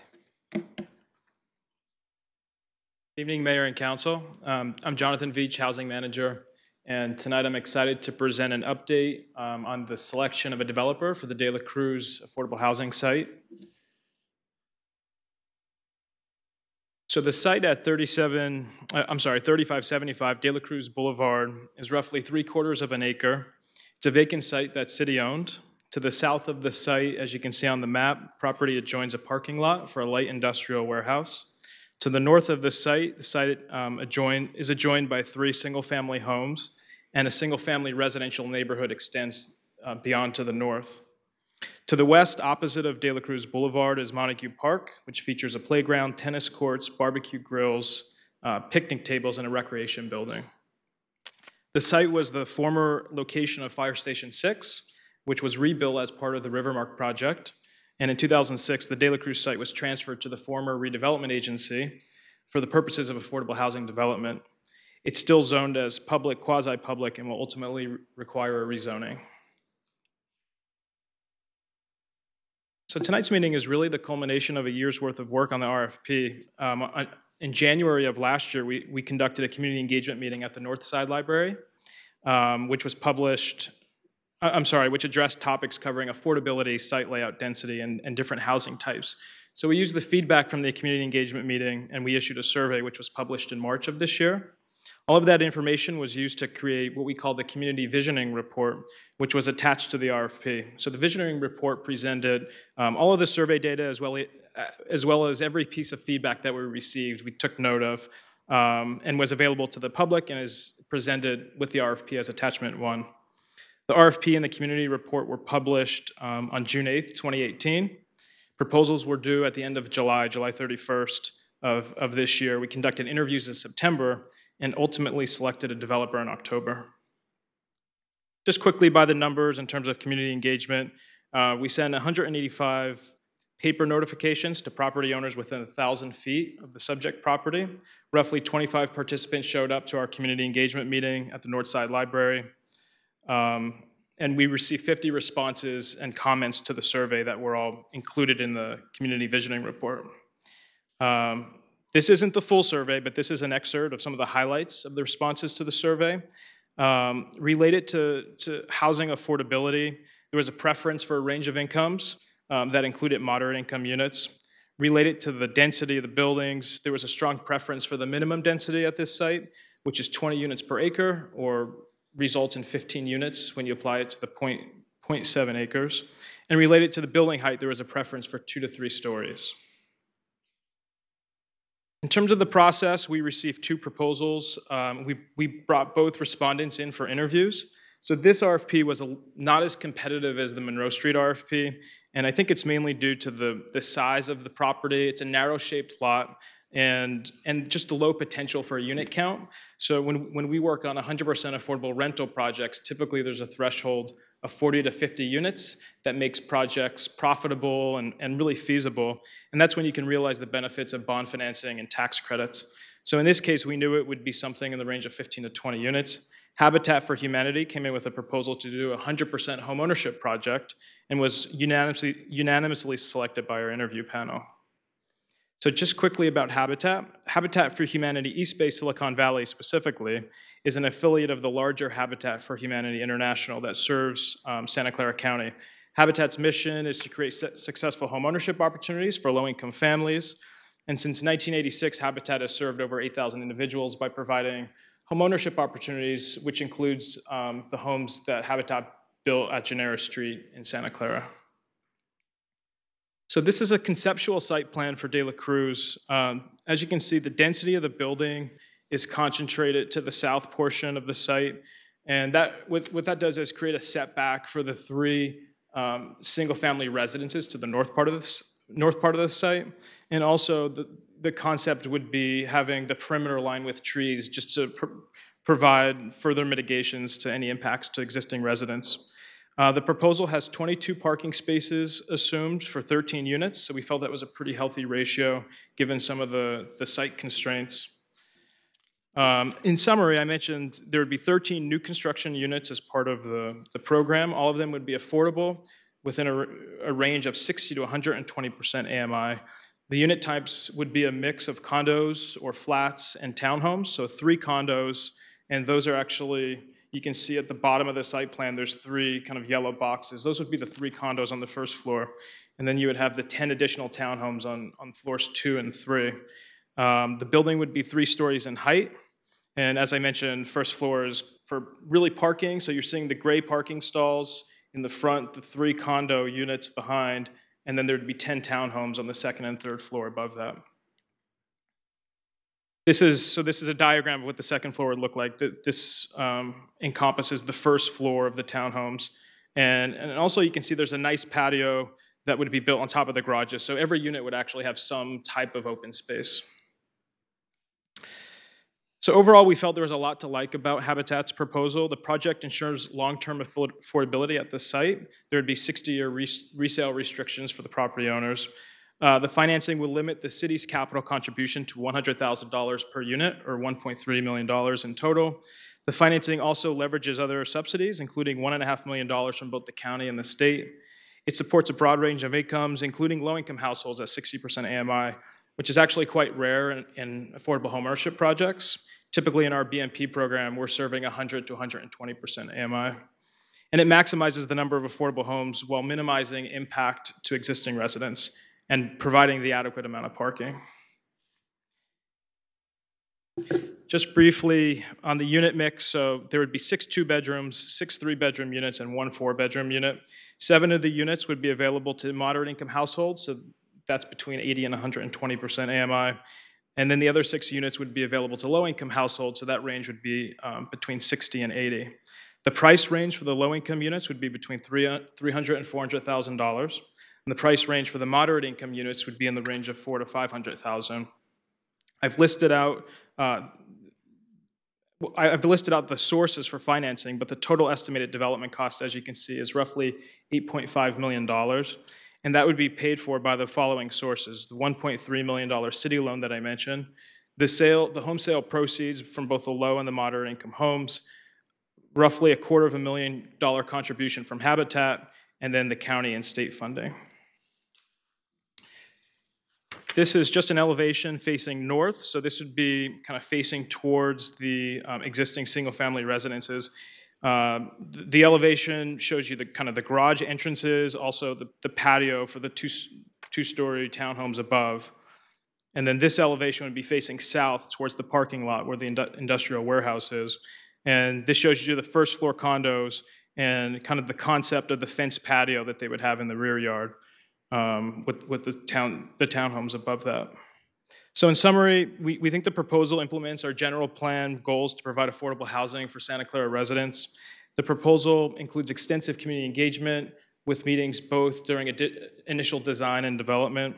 The proposal aligns with the objectives and all of the feedback we received in the community visioning report throughout community engagement, and it would provide the long-term affordability at the site. In terms of next steps, we would start negotiating an ENA with Habitat, which would come back for future council consideration.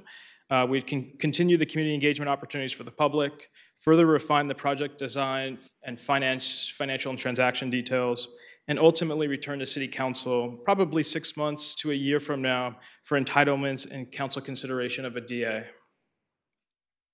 So to conclude, staff's recommendation is to note and file the recommendation to select Habitat for Humanity's proposal for 3575 De La Cruz Boulevard and to direct staff to initiate the ENA negotiations for future council consideration. That's the end of my presentation. Available for questions. Excellent report, excellent work. I have some council questions here, possible motions. Councilmember Davis and then Mahan. Jonathan, I think you answered some of my questions when you were kind of going on. Good report. Good Thanks. job. When I was looking at this map, how much of this is industrial? You mentioned you tapped on putting trees or something against some industrial building, but when I'm looking at this map here, like, what is there any housing there at all, or is it all industrial? No, it's actually mostly housing. So to the north, there's the existing. I can't tell by the, it's like, yeah. Yeah, it's pretty focused map. So to the north, there's kind of single-family homes that are really close to the site, and then extending kind of north and northwest, it's all single-family residential neighborhoods. So it's really just the parking lot to the south. Okay, and the trees is to protect, everybody kind of around there. I mean, so it's not, because with the highway right there, that's got to be really noisy to me, to me. but yeah, De La Cruz, yeah. Yeah. So the idea for the trees is both to provide privacy for the new residents Okay. and for the existing residents. The concept, and I didn't include every single rendering, but most of the site would be kind of gated, Okay. have kind of gated access, and then through the architectural process, they would have to do sound acoustics and sound mitigation. Okay, so it's a little protected, because the aerial view doesn't do anything for, okay. And then it is for Santa Clara, 13 Santa Clara residents, so correct? And right. Oh, so it doesn't, all right, so it's not limited to the people here right now? No, it's a good question. So a lot of that has to get worked out through the negotiation of the DA. And we ask those questions in the interview process. And Habitat has kind of a waiting list and a set process that complies with state and federal fair housing. What we would do is part of their scoring process, we would make sure that people who live and work scored highly, so they would have the best chance to get the homes. Okay, well, so long as we have a criteria list, because we have so many people that this is going to benefit, and yeah, I mean, I like to really move forward on this and get it where it is. But thank you. It's pretty comprehensive. I mean, even though it's like an overview, but I really wanted to get it to move. So, motion or comments? Here. Make a motion if you like. Make a motion. And then I have other questions, comments. Oh, you do? Okay. So let's move to, oh gosh, staff recommendation. Note and file the staff recommendation of Habitat for Humanity East Bay Santa Clara, Silicon Valley development proposal for the development of 3575 De La Cruz Boulevard. Direct staff to initiate negotiation on ENA agreement with Habitat for Humanity East Bay Silicon Valley for future council consideration. Motion. Okay, there's a motion and a second. Thank you. Councilmember Chahal.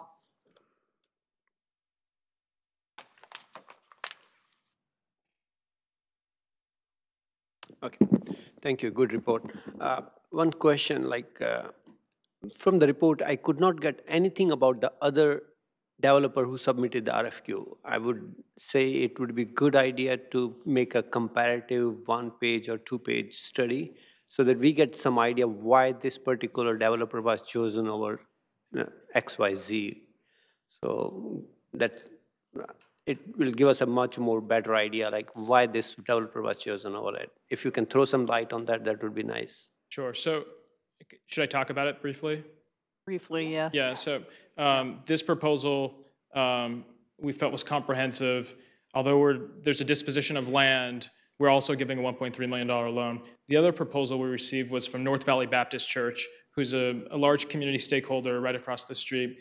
And their proposal was an offer of $500,000 to purchase this site, but there wasn't really a comprehensive development plan, and we weren't able to deem the project feasible based on what was provided, and so that's ultimately why we chose this proposal. Oh, okay, thank you.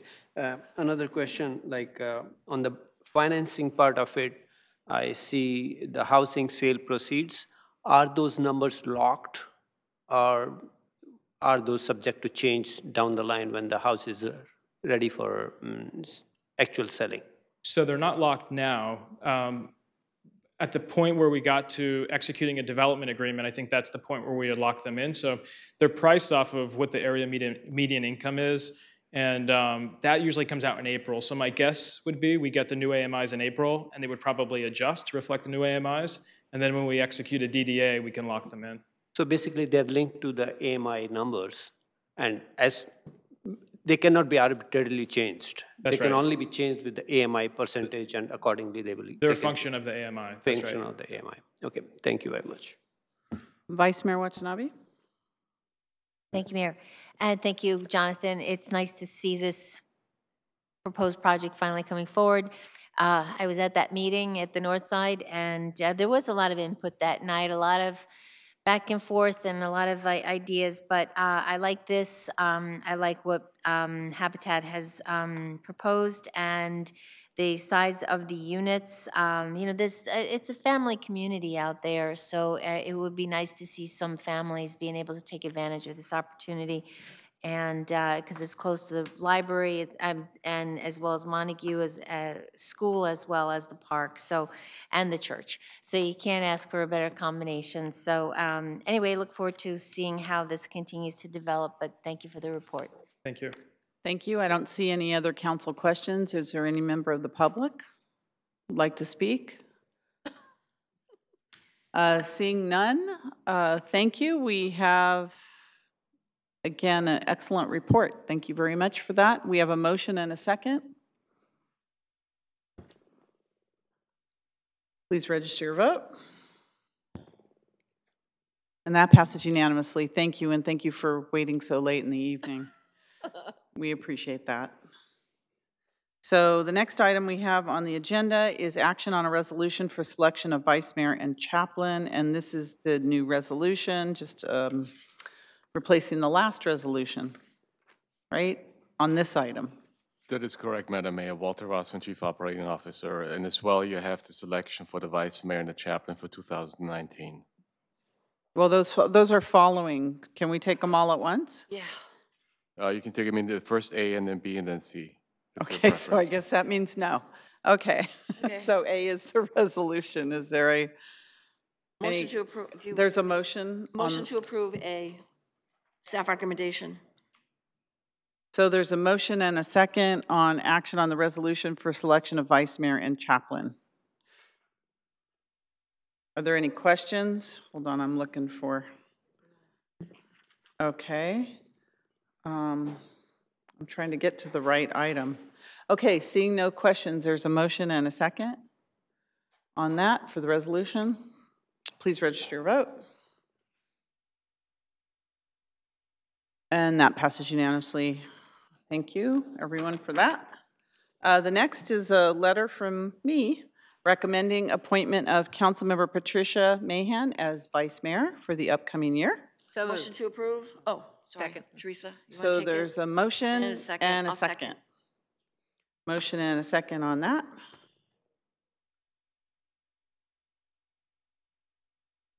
And I want to thank Vice Mayor Kathy Watanabe for the great year for all your service as Vice Mayor. You were busy, very busy something? this year. No, but No, yeah, you no, can't say yes, you anything. can. No.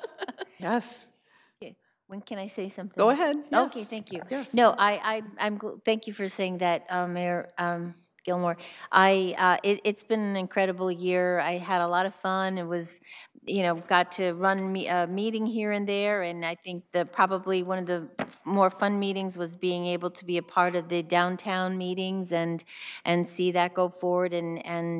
But I think some of the highlights, the better highlights, were some of the great events that you get to attend, and I got to attend with the mayor. And the first one was with the Japanese Consul General up in San Francisco, and how we had a really nice introduction with the new Consul General. There are a lot of dignitaries there, and Anna Eshoo, Congresswoman Anna Eshoo, was there, and I sat down next to her and I'm chatting with her. And when I told her who I was and what city I was from, the first thing she said to me was, "Is Lisa here with you?"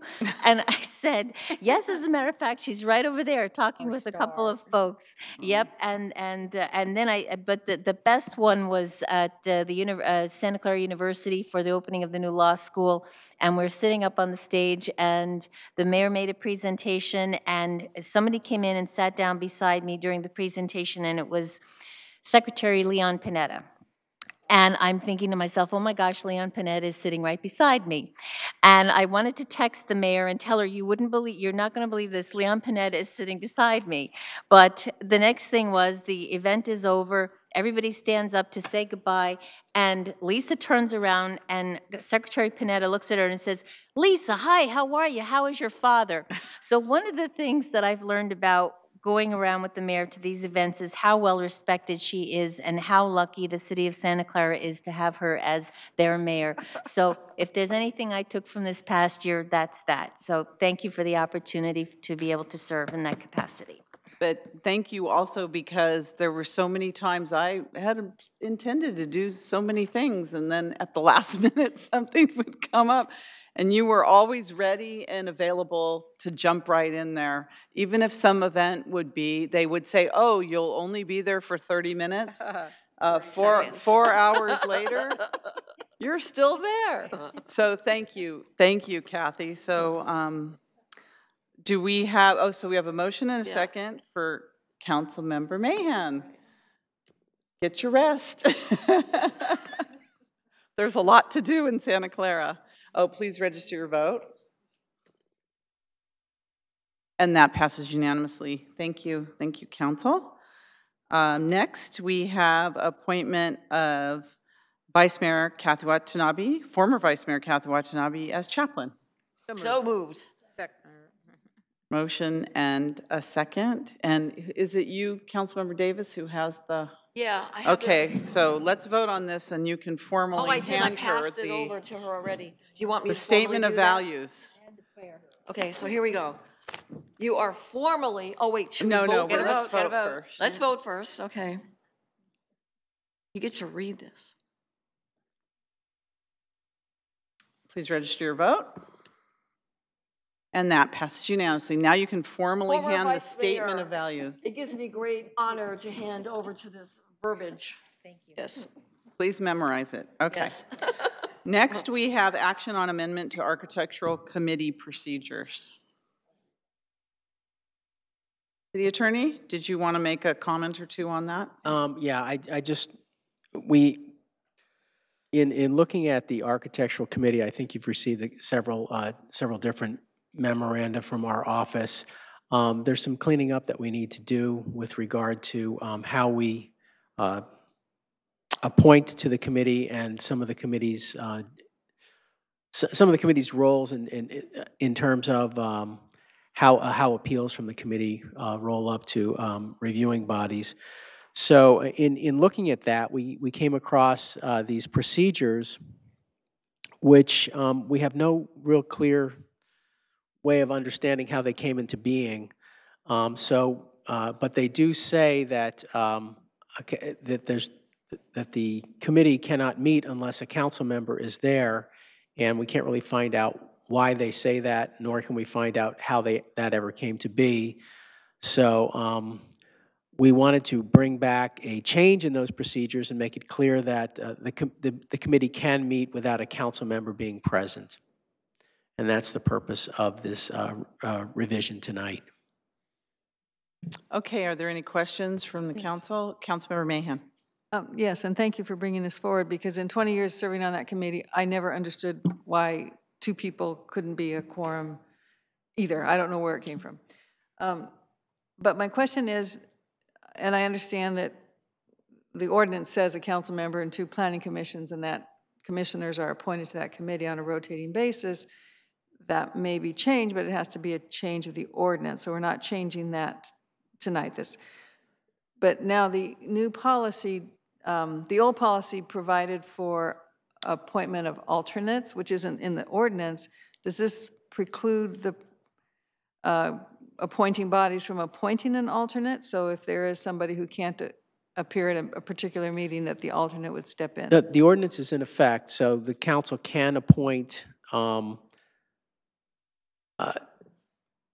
someone to the architectural committee. So what the ordinance says is that the committee is composed of 2 planning commissioners and someone appointed by the council. The ordinance does not say that a council member will serve on the committee. It just simply says that the... Really? I thought it did.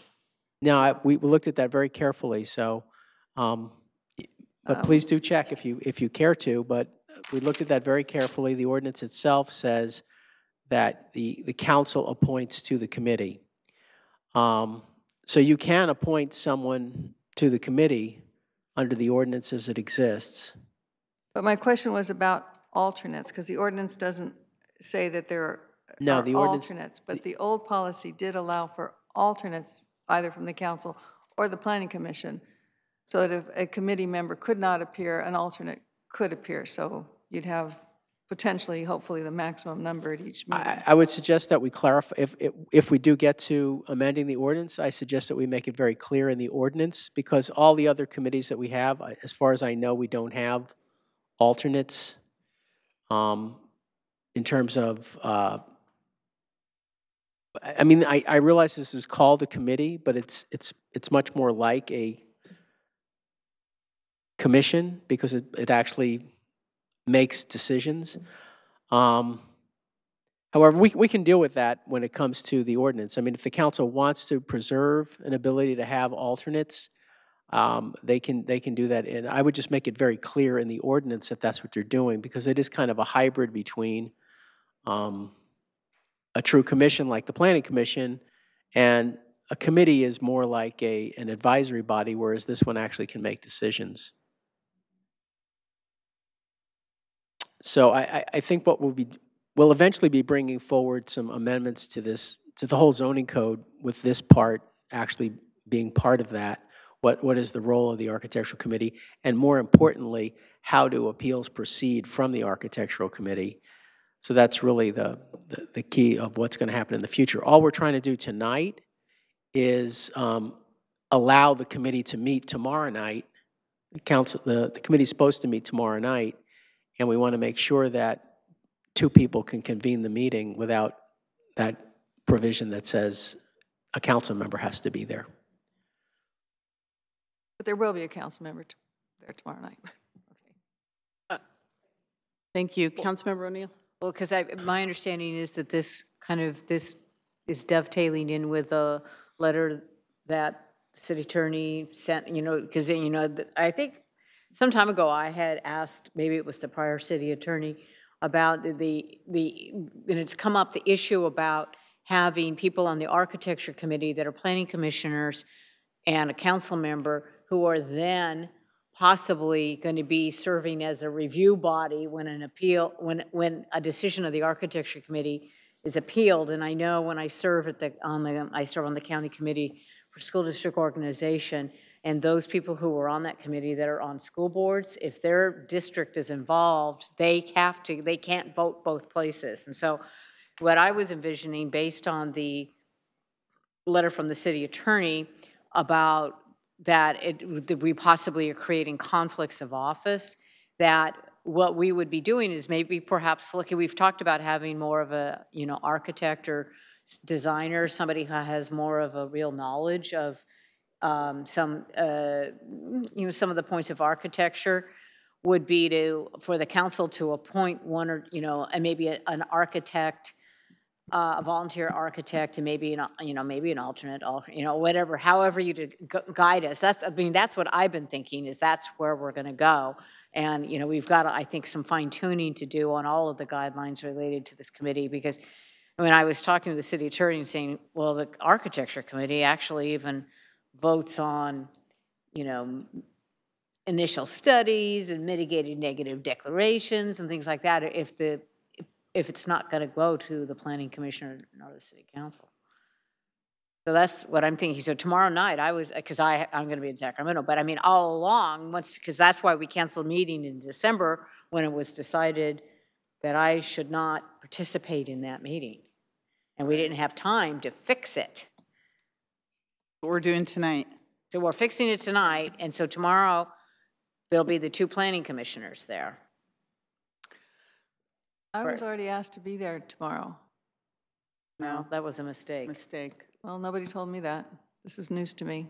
Okay, well. That's a mistake. Did you read, you got his memo though, didn't you? Yeah, he sent a memo to us. That's what precipitated all of this in December. For many years, we did have an advising architect. Sam Malniak was volunteer, and he served on our committee for many, many years. And then after he left, we were fortunate to have a planning commissioner who was also an architect, and so he could serve in that dual capacity, which he did. So it is important to have an advising architect to our architectural committee, and I don't know why there hasn't been one in the last few years. All right, Councilmember Chahal. I have the same concerns for the planning commissioners, because anything appealed from ARC goes to planning commission. So those two planning commissioners who are part of the committee, would they not be able to vote on that at planning commission then? It's not a question of being able to vote. It's a question of, if they vote, does that, have they created by having already expressed an opinion, have they created a situation where you have a perception of possible, on appeal, someone has the right to an impartial hearing. And once someone has already expressed in an adjudicatory hearing, have previously expressed an opinion about something, then there's an argument that an appellant would have if they got an adverse decision, that the decision by the appellate body was not an impartial decision, because the members, two of them, at least those two members, would have already expressed their opinion. So it's very unusual for it's very unusual for an appeal going to a body that includes people that have already made the decision. Like, for example, in a judicial proceeding, a trial judge would never sit on a court of appeal of his own ruling. So, I mean, that's kind of the analogy. I wouldn't say necessarily it would invalidate the decision, but to have a cleaner process and one less subject to legal attack, I would recommend that you not have planning commissioners review their own decisions. So that's the reason, like, we are trying to fix that from council point of view, but we are not trying to fix that from the planning commission point of view. Well, there's separate issues. Yeah. There's separate issues regarding a council member serving on the committee, and I've issued a memorandum on that as well. And my second point is planning commission does have alternates too. If it's not defined, we might have to look at that one too. Yeah, I think the plan is to bring back amendments to the zoning code that would I just wanted to point that. eliminate these risks, and to yeah, and obviously this is something both the planning commission and the council would review, because it would be an amendment to the zoning code, and we'd get your input as to what you think the best composition and the best role of the architectural committee is. We're just simply trying tonight to be able to allow it to, because it has a role with respect to projects that are in the pipeline, we want to allow it to continue to function, but we felt it would be a good recommendation to get this procedure in place to make it clear that the committee can meet without a council member being there. Thank you. Thank you. Councilmember Hardy? Well, this surprised me because I did serve for a long time on the architectural review as a planning commissioner, and my understanding was architectural review was just advisory. There was no legal. To the extent there's two kinds of decisions that a body can make. A body can make, well, there's actually really three. One is they can make a final decision, and my understanding is the architectural committee can make final decisions, that there are some decisions that are final, and then appealable. It's not like they all have to go to the planning commission. My understanding is they can make certain decisions, and that they are appealable to the planning commission, and some are even appealable to the city council. To the extent they are appeals, then those are adjudicatory decisions. A legislative decision would be like adopting the zoning code, that's adopting an ordinance, or a general plan amendment or something like that. But if it's purely an adjudicatory decision like an approval under some zoning code provisions, and it's appealable, then you have this issue of impartial hearing. And so I have to be honest with you, I don't know that section of the code in and out. I just know that we did do very extensive research into this issue of impartial hearing, and I did find it very strange how a project, when I first came here and I saw projects starting in the architectural committee, going to the planning commission, going to the council, going back to the architecture committee, going back to the council, this bouncing around was extremely unusual and confusing to me, and I've been trying to come up to speed as to why we do these things here and what exactly the role of the committee is. If the committee is purely acting, let's say the council was making a final determination and they had their own little committee where they just wanted to get advice from the committee, and it's not an appeal, and it's purely an advisory decision, and it's not a final decision, then the council could have their own little architectural committee to provide a recommendation back to the council, and that wouldn't be a problem at all. It's the fact that you have some decisions that the architectural committee can make as a final decision that are appealable. If no one appeals it, it is a final decision. And that's what creates the issue of, okay, what happens on appeal? If it's purely advisory, I agree with you, it shouldn't be a problem. If it's just a recommendation, it shouldn't be a problem. But if you have an actual decision that's being appealed and the appellate body has people that already made the decision, that's a problem. Okay, Councilmember O'Neill? I just wanted to make another comment. Like, I know that I think one of the items that's on the agenda tomorrow, part of why I wanted to make sure this was cleared up is because it's one of our affordable housing projects. And in terms of their financing, the decision of the architecture committee tomorrow night is viewed as an approval that if it's not granted, will have impact on their financing process. So, I mean, so the way that we've got this structure, we are granting approvals. I mean, because the architecture on some of these committees is like the last approval. And, you know, there's any number of times, I know Andrew's sitting here, he could speak to it too, but I mean, yes, Patty and I have served on that, and I know Karen and Raj, we've all served on that committee, that we're very definitely giving approvals.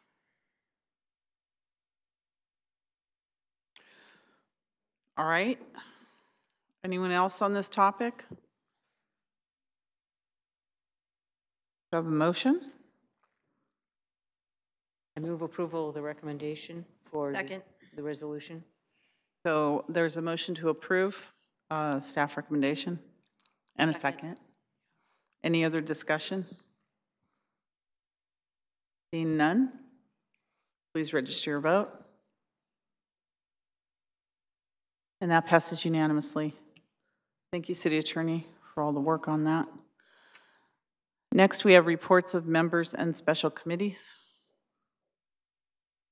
Can I make a quick? Yes, Councilmember Okay, so O'Neill. I'll make a quick comment that last week at the VTA board meeting, we had a presentation from the new Caltrans director, Tavares, and he's kind of taking a new approach and trying to be much more flexible and creative and willing to work with, particularly with Santa Clara County, we're the largest county in his district, which is the 9 Bay Area counties.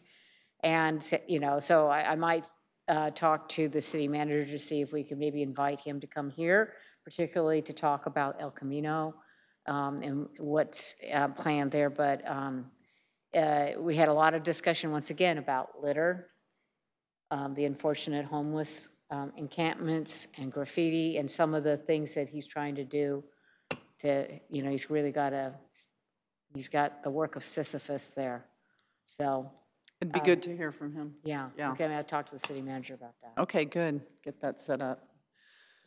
All right. Councilmember Davis, did you have something? Yeah, I do. Walter, Deanna's not here, so my request was, I have two things. These were questions for Deanna for Stadium Authority to come back. One was the community room. We got that letter that said no, but I wanted an update on that and why no for the community room. Number two, free tickets were given out at the college championship game, and I wanted to know, was it part of the marketing plan? Because we never get the marketing plan. And now I found online a ticket site for the Mexico-Paraguay game. Tickets are selling at discounted prices, slashed 40%, $85 for level 200. And the site is goodseattickets.com. Is that part of the marketing plan? This game is to be played in March. So why are we having discounted slash tickets already? Before I don't get that. But can Can I have a report back at the Stadium Authority meeting, please? And then the third thing I have, which is not stadium related, is the as you know, I went to the Cities Association meeting last Thursday, and that CASA compact. I need to either agendize that or have Deanna figure out if that's going to be work plan, because that was very interesting to hear, and I think the council needs to know what's going on with that. And I don't know how she wants to handle that, and she's not here to answer my question, so. So if I may, I can address a few items. For the community room, that's correct. We sent the letters to the council. We got a response back from the 49ers that they will not offer us a community room. It is part of our work plan for next fiscal year to actually discuss this with the council in more detail. The free tickets for the CFP, no, they're not part of the marketing plan, and we didn't realize they were given out. And also, it was I believe Deanna was working on Taylor Swift to find out that there were also tickets given away on that. And that's a referral we have from the council. And you're still working on that? We're Okay. working on that. I think we already did that one. We can do that. Okay. And then on the Mexico Paraguay game, we can look into this. There are several sites out there where they're selling tickets on the secondary market. So it's a new one I've not heard about yet. Okay, that one, well, I just found that in Google Alerts, and that 40% off on level 200. I mean, that's good seating for $85 a ticket. Wow. That's incredibly low. So, okay, and then the CASA one, yeah. let me talk to the city manager about this and see how she would like to proceed. Okay, the CASA compact, if we can, how she wants to handle that with council. Okay. Thank you for that. Anyone else on the council like to make any comments? Okay, seeing none there, I locked myself out of that. Report. City manager reports. I do have Walter? just 3 comments, Madam Mayor. One is that on the end of this month, we have the council priority setting session. We plan to release the packet on January 24th, that's next week, Thursday, which includes the staff report as well as a large PowerPoint. And our preference would be, in order to save paper and be sustainable, not to issue a paper copy. However, if the council would like to have a paper copy, please let the assistant city clerk or Deanna know. The second thing is we are at the end of the NFL season, and Deanna would like to express her appreciation to staff for getting us through the season. We started August 4th with a soccer game between Milan and Barcelona. And then we had 10 NFL games in the last 5 months, 7 non-NFL games. And as we've been reporting to you, we changed our public safety deployment model to really focus on our neighborhoods. And I think the last CFP game was a good sign of that. We're trying to move this deployment model forward as part of a study session we're bringing to you in March, and to get some feedback from the council. And the last thing is that you have a new item here under the City Manager Executive Director report. It's a monthly update on City Council and Stadium Authority staff referrals. That's where we're starting to track now, publicly show to the council and the public all the referrals which we receive from the council by motion or by consensus, and give you the status when we hope to bring it back to the council. I hope this is a little tool for you which will help you and understand the workload we have in responding to your referrals. That concludes my report. Thank you, and I really like that new monthly update on our referrals. It really it reminds us of all the things we referred, and I like the projected completion date in case we forget, because we do like to refer. Yes, we do. So that's our job. So, anyways, thank you for that. Do we have to take action on that referral? No, you don't have to. It's just an No information note and item file for or you. anything like that? No, it's just an information report for you. Same like the TMAC, the tentative meeting agenda calendar. Yeah, Same okay. Okay, so thank you for that report. So that leads us to our adjournment, and if you bear with me, I have 4 adjournments this evening. The first is Chris Burrows, former Santa Clara resident and KTLA anchor. Chris was born on January 11th, 1975 in Santa Clara County. Chris grew up in Santa Clara and graduated from Santa Clara High School. He began his broadcasting career while attending Chapman University in Orange County. He worked for radio stations in San Bernardino and San Jose before segued to TV as an evening anchor on KEVN TV, the Fox affiliate in Rapid City, South Dakota. From South Dakota Burroughs returned to California in 1999 as an anchor for KGET TV in Bakersfield and later worked for KGPE TV in Fresno. He then spent 6 years in the Golden State's capital as anchor for KMAX TV's Good Day Sacramento. Chris passed away on December 27, 2018. Chris is survived by his wife, May, and daughter, Isabella. And his parents currently live in Santa Clara. And thank you, Teresa, for bringing this. Next, many of us know John Jack Moore, father of former council member Kevin Moore. Jack was born on July 31st, 1925 in Byron, California. Jack proudly served as a corporal in the U.S. Marine Corps from 1943 to 46 with active duty in Saipan and Iwo Jima. He and his wife Mary moved from Oakland to the Mission City of Santa Clara in 1953, where they raised their 6 children and have resided ever since. Jack was a brick mason for more than 40 years and often described himself as an artist of the burnt clay. His meticulous brickwork can still be found in prominent structures throughout the Bay Area.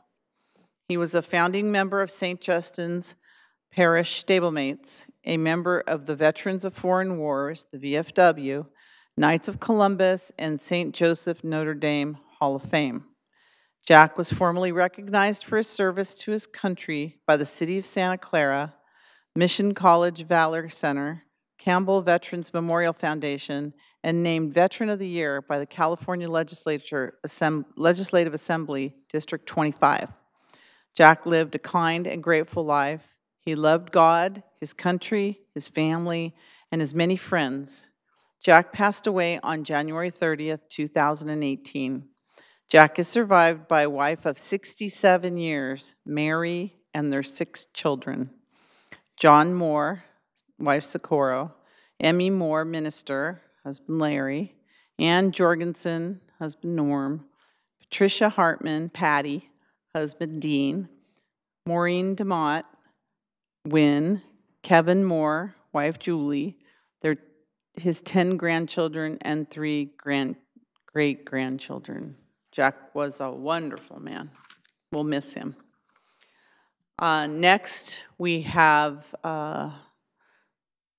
to adjourn this meeting in honor of Frank Serrano Jr., father-in-law of Historical and Landmarks Commissioner Nancy Biagini, who's in our audience right now. Thank you, Nancy, for being here. Frank was born on April 1st, 1931, on his parents' ranch in Cupertino, California. He married the love of his life, Marlene, in 1951.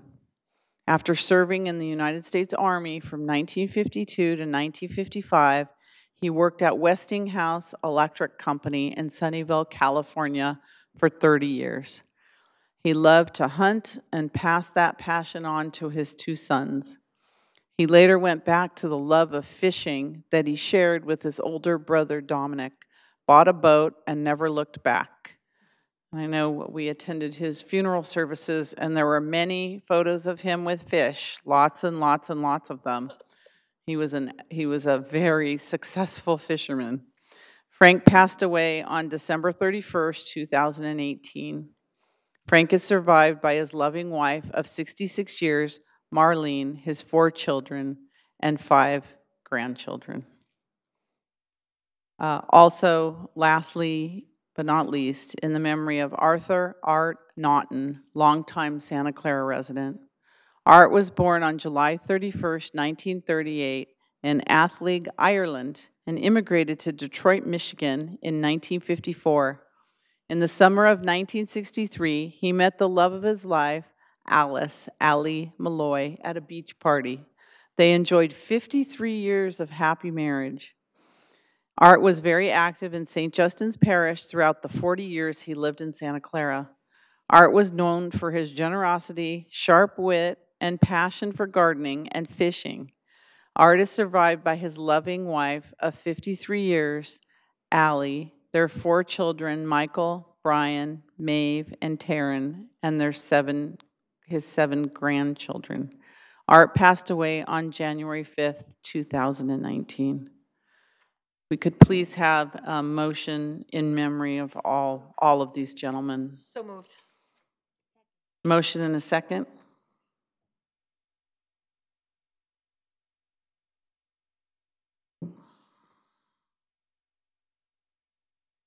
Please register your vote. And that passes unanimously.